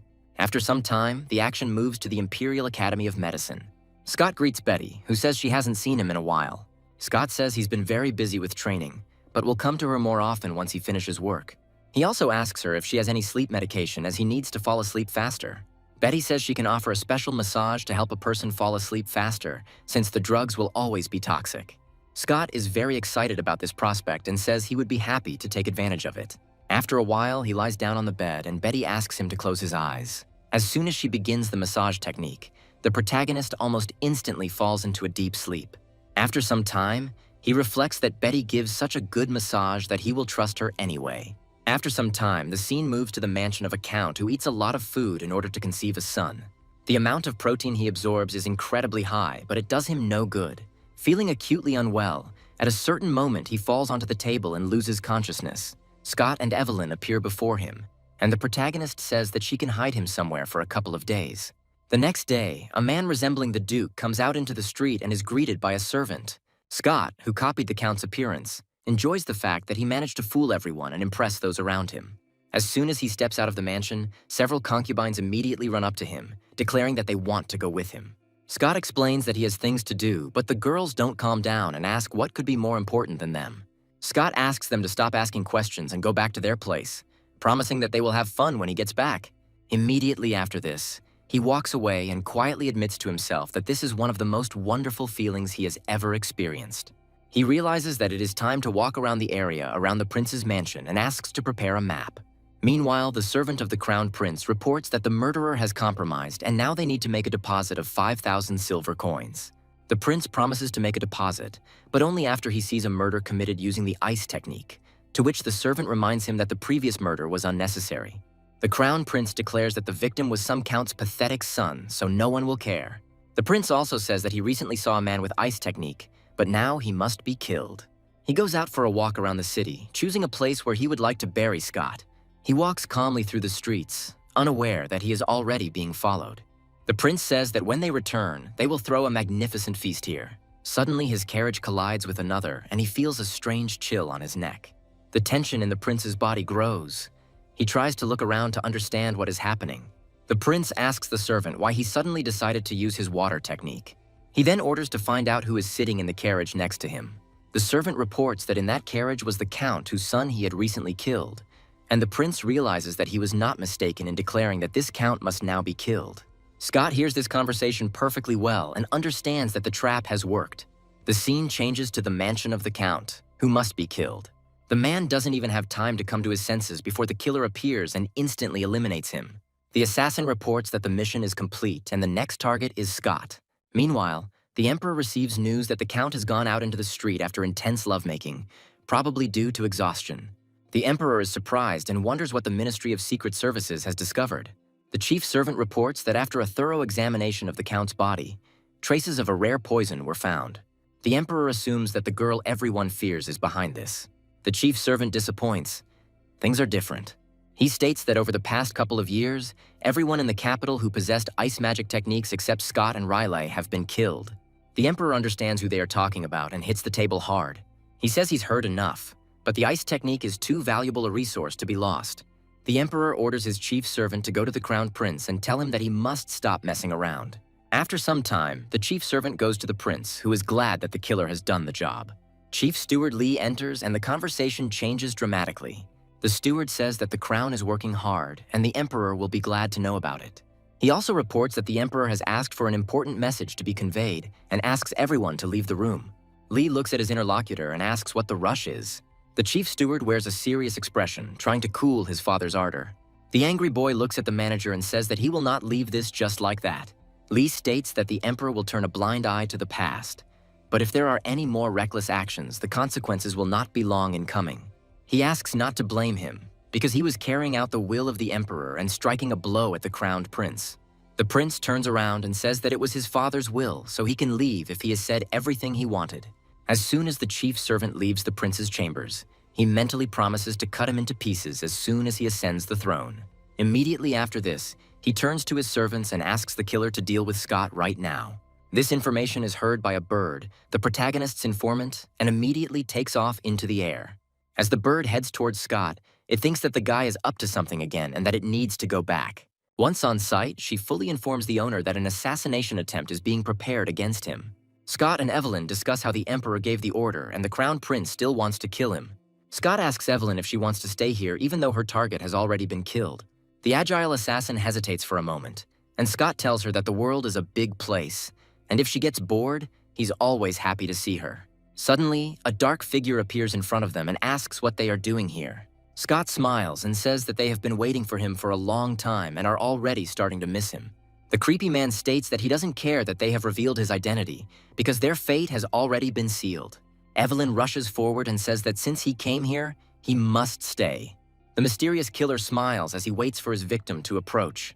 Evelyn suddenly feels much worse and stops, falling halfway to the ground.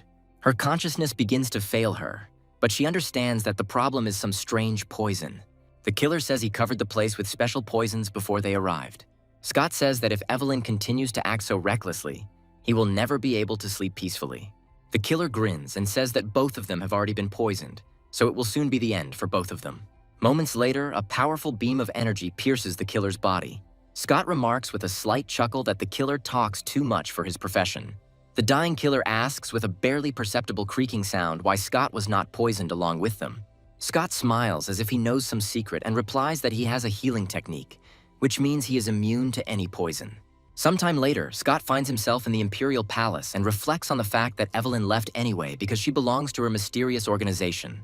After walking a few more steps, he notices the Crowned Prince and realizes that this is his chance. Scott smiles, thinking about how embarrassed this prince would be and how he could use it. As Scott comes closer, the prince stops abruptly and greets him with a sincere smile, as if he had been waiting for a long time.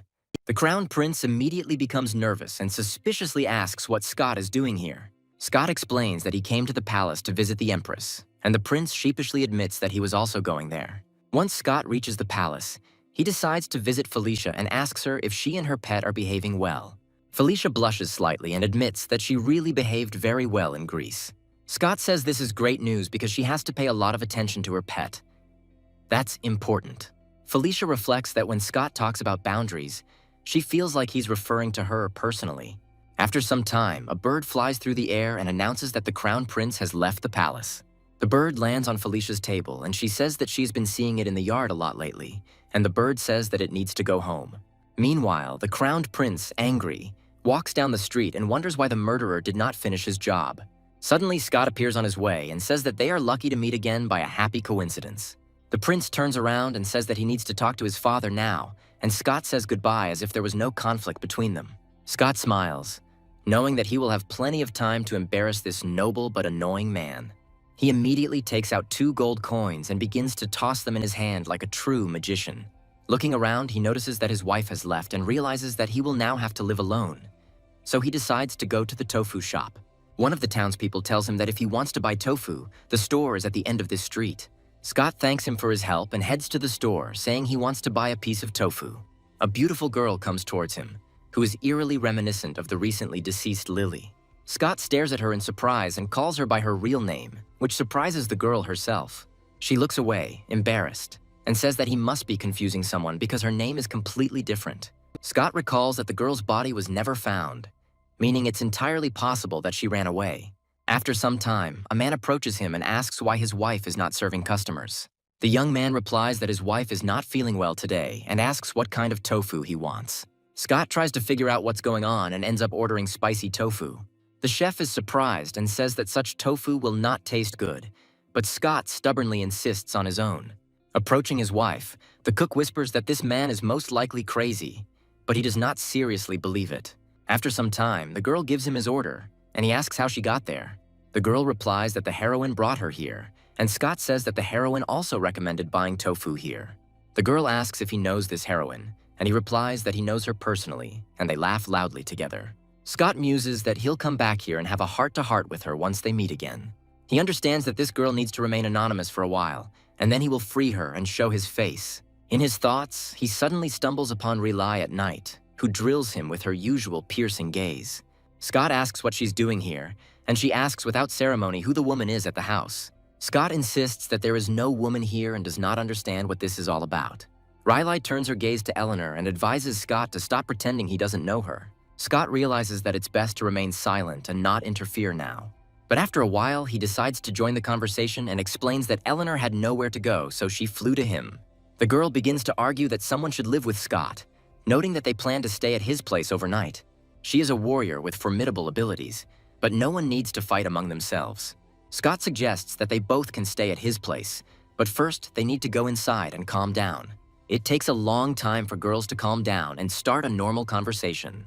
Scott is incredibly relieved that he was able to reconcile the two girls. At this moment, a parrot flies overhead, announcing that 2 new guards have recently appeared in the Duke's mansion. Scott smiles, thinking he just wants to go to bed, but now the man he's about to kill is causing him problems. The next day, he goes out to train, and a waking Rilai asks why he started training so early. Scott replies that the enemy is not asleep and offers her to try the bun that Eleanor made. Rilai asks if he keeps her as a housekeeper, to which Scott smiles and replies that Eleanor does housework in lieu of payment. Rilai says that it is very kind of him, and then declares that he will live here to protect him. After watching him go, she asks why this man has suddenly become so diligent. Eleanor says that this is not surprising, because if she were married to Liara, she would also work incredibly hard. Rilai says there is nothing wrong with it, and Eleanor states that Liara left her husband on their wedding night. She also adds that Scott must become stronger so that his wife does not look up to him, which irritates Riley. Meanwhile, Scott visits Felicia and suggests that they take a walk to cheer up her pet. Scott says she can believe him, although he's actually thinking that the walk wouldn't hurt Felicia herself. Felicia, resting in the arms of the protagonist, says that people cause an incredible amount of problems. The concubine agrees with the protagonist's arguments and says that she will organize an exit from the palace for them. The chief servant turns to the emperor and says that Felicia is leaving the palace again, but he says that she can do whatever she wants. The reason for this is that Felicia often complains about him to her grandmother, and he, the emperor, cannot punish her. A cheerful Felicia looks at the offers on the shelves and says that she wants to buy a lot of things for herself. Scott holds a huge bag on his shoulders and says that Her Highness should just enjoy herself. Felicia says that she's been shopping for so long that she's tired, after which they decide to head to the garden pair's house. Ashley still continues to work in the establishment and sings enchanting songs to make all the guests happy. Felicia asks if they should invite the girl to join them at the palace, to which Scott says that it's not that simple. Felicia looks at him in surprise, trying to understand what he means. Scott smiles and says that he and this girl have a very serious connection. Felicia chuckles and says that in that case she won't bother them, and Scott thanks her for her kindness. After that, she says that it is a bit stuffy in this house, so it is better to go somewhere else. As another place to visit, they head to the new house that was built for Scott. Felicia says it's pretty tidy, but Scott lies and says he does. A few moments later, the doors open and Eleanor says she has moved in before making eye contact with Felicia. Scott quickly gets his bearings and says that Eleanor is his friend who was disowned by her family. Felicia also asks if any other girls come here, to which he replies that he doesn't invite anyone. At that moment, the door swings open and Michaela comes in with Rilai, saying that it's time for cultivation. A few moments later, the princess freezes in place at the sight of the imperial concubine. They immediately bow in greeting, and Scott understands that fortunately, the girl will definitely not come again. Fate decides to play a cruel joke on him, because at that very moment, Chelsea also runs into the house. An hour passes, which our protagonist spends trying to explain why there are so many women here. Chelsea asks him why he doesn't eat anything, since the food was prepared with great care. Chelsea also says that now her grandfather, who has broken through to a new rank, will be training her and she won't be able to come as often. She states that she will work hard so that they can announce their relationship, and Scott plays along. Michaela asks Riley if she has anything to say, to which she replies that she has no right to speak at this time. On March 3rd, the spring thunder came and Scott went into town to absorb it. Sitting down on a comfortable ledge, he waited for lightning to strike him with all its force. The protagonist says that he has been waiting for the spring thunder for so long to increase his human limits. An entire hour of thunder energy creation passes, and Scott feels an unprecedented surge of energy. The air around him begins to thicken, as if creating a lightning-fast aura. These lightning bolts cut through trees that would otherwise have to be chopped down with an axe. Scott happily says that even martial artists at the Earth stages would not be able to withstand such a blow. Now he understands that with his power, he will be able to follow Liara unnoticed. Confident in his abilities, he decides to begin this process right now. Before this, he decides to use the magical technique of concealment, combining it with the technique of flight. Quite quickly, he finds himself in the house where Liara is currently living. As he watches her, he realizes that she looks beautiful, but her technique is weaker compared to his thunder abilities. Liara suddenly looks around, realizing that someone is here. She pauses her psychokinesis training and begins to stare into the air. Scott covers his mouth in fear, realizing that he has once again overestimated his strength. Looking at her, he understands that fortunately she is his wife, which means he will have the opportunity to touch and receive her power. He also understands that he has been struck by thunder a long time ago, which means that the level of his combat skills has reached its maximum. Returning home, he tries to order a huge quantity of crystals but encounters a shortage. A bird flies into his room and says that something has happened in the palace of the crowned prince, and he has been sent many shiny original crystals. Scott is happy and asks his friend to tell him all the details, after which he receives information about the secret room. Scott smiles and says that there must be a fortune in there that will allow him to gain new powers. To thank his informant, he slips him a bowl of very high-quality boiled rice. The bird thanks his employer and announces that the prince will go to the banquet that evening. Scott says this is the perfect chance to get the original crystals and steal them. Immediately after this, he turns to his bodyguard and asks him to order the cook to prepare his roast.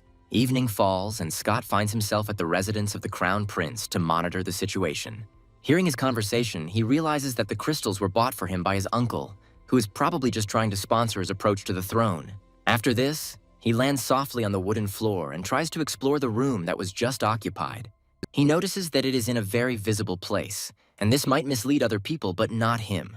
After turning it a few times, he manages to unlock the secret passage. When they go inside, he says that the bird was indeed right.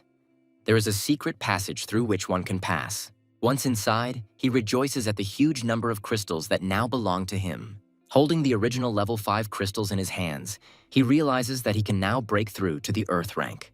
He also says that he needs to hurry to leave the crowned prince looking like a fool.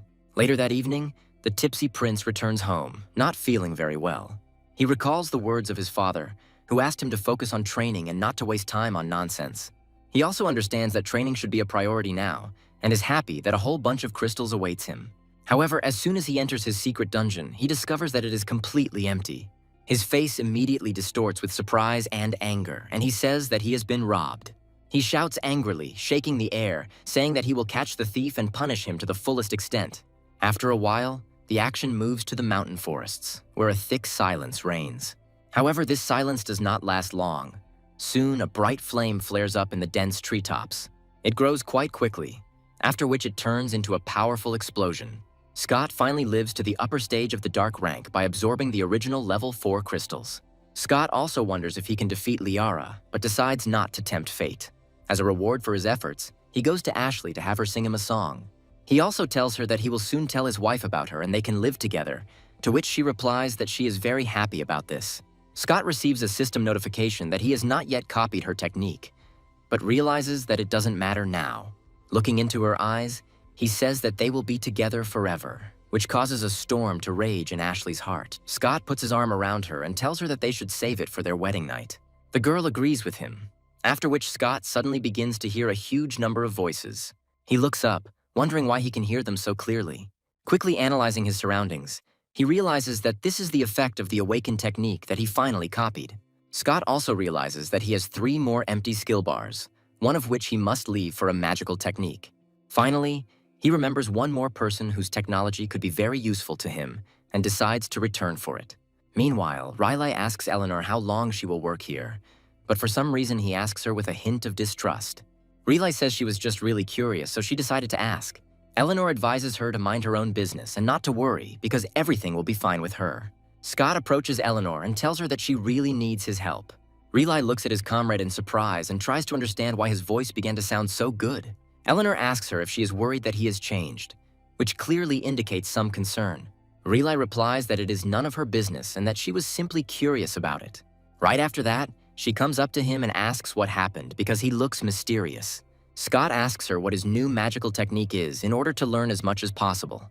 Eleanor asks if he really wants to see something from this, to which he states that he wants to broaden his horizons. Eleanor agrees and says that she will have no problem showing him what she has learned. Moments later, Scott finds himself surrounded by other girls and realizes that it is an illusion, albeit an incredibly plausible one. He feels the touch of these girls, as well as the sense of flowers that suddenly begin to bloom near him. To maintain this illusion, he decides to resort to the magical technique of the eyes, awakened 4 times. He asks his technique to break the illusion and is instantly freed from its control. Incredible resilience helps him overcome these trials, and he emerges victorious. Eleanor smiles and asks if he wants to try to go there again, to which he replies that he has seen enough. Heavenly information suddenly informs him that the crowned prince is very ill. Scott says this is not surprising, because people who lose treasures accumulated over many years must go crazy. The Green Bird also reports that the target for assassination was acting strangely and decided to visit the singer who possesses magical techniques. Scott realizes that there can only be one singer involved and rushes forward to intercept his target. The nobleman Scott has been looking for so long is trying to find Ashley in order to get her. He says that when he gets her into his possession, he will torture her cruelly if she refuses to obey. After some time, he encounters incredible beauty that suddenly appeared next to him. Looking at the girl holding several birds on her finger, he realizes that she looks like a fairy. A wicked smile appears on his face and he realizes that he must have this girl tonight. Coming closer to her, he asks if she has any problems and needs help. The girl replies that her mother told her not to talk to womanizers and recommends that he get lost. The villain smiles and orders the servants to bring him the beauty in 10 minutes. The girl finds herself cornered and is approached by 2 brutal bodyguards. However, the girl behaves quite relaxed, not suspecting what awaits her next. One of the bodyguards approaches her and delivers a quick blow to immobilize her. Taking her onto his shoulder, he says that they need to hurry and not make the young master wait long. Scott, who has been hiding under the guise of this girl all this time, understands that he will have time to copy the technique of one of these bodyguards. Some more time passes, and he finds himself in the mansion of his target, whom he must finish off. At this time, he says that there are only 2 of them here, and therefore there is no reason why they should not spend the night together. However, after a few moments, he sees something terrible in front of him and tries to understand who this person really is. Scott materializes a sword in his hands and says that he came here to finish him off. After some time, the bodyguard begins to hear a strange noise in the room and decides to break in. However, as soon as they reach the room, they find their master dead and the woman missing. Running out into the street, they say that they need to find that woman and subject her to a just execution. Seeing a similar silhouette, they immediately run up to her and say that they caught her. One of the bodyguards places his hand on the shoulder of a woman who appears similar in appearance to the one they took. However, as soon as the girl turns around, they discover that she has a completely different face. The enraged bodyguards kick her and tell her that she doesn't dare wear such a dress, being ugly. Immediately after this, they turn around and go back home. But Scott, who simply changed his face, is happy about this. After a while, Riley asks him if he has seen her dress, to which he states that he has no idea what she is talking about. Riley becomes suspicious and suggests that he took her dress himself, but he replies that men do not wear dresses.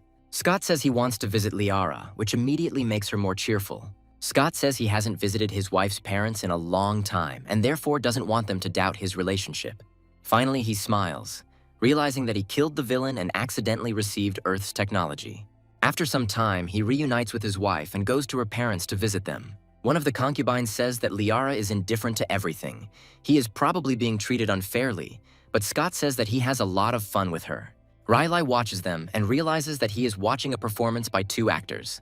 Liara's father says that it's getting late, and they can spend the night here and visit their parents tomorrow. Riley says that Scott and Liara are together every night, and that she hasn't seen her sister in a long time, so she wants to spend the night with her. Liara agrees with her father's reasoning and says that she must do as he says. Relay understands that this is all she could do for her comrade, and from now on, he is on his own. Liara acquires a longtime hero and says that they should go to the room because he is going to give her a shoulder massage. Hearing this, Father Riley turns to his wife and says that he can give her a massage when they get home.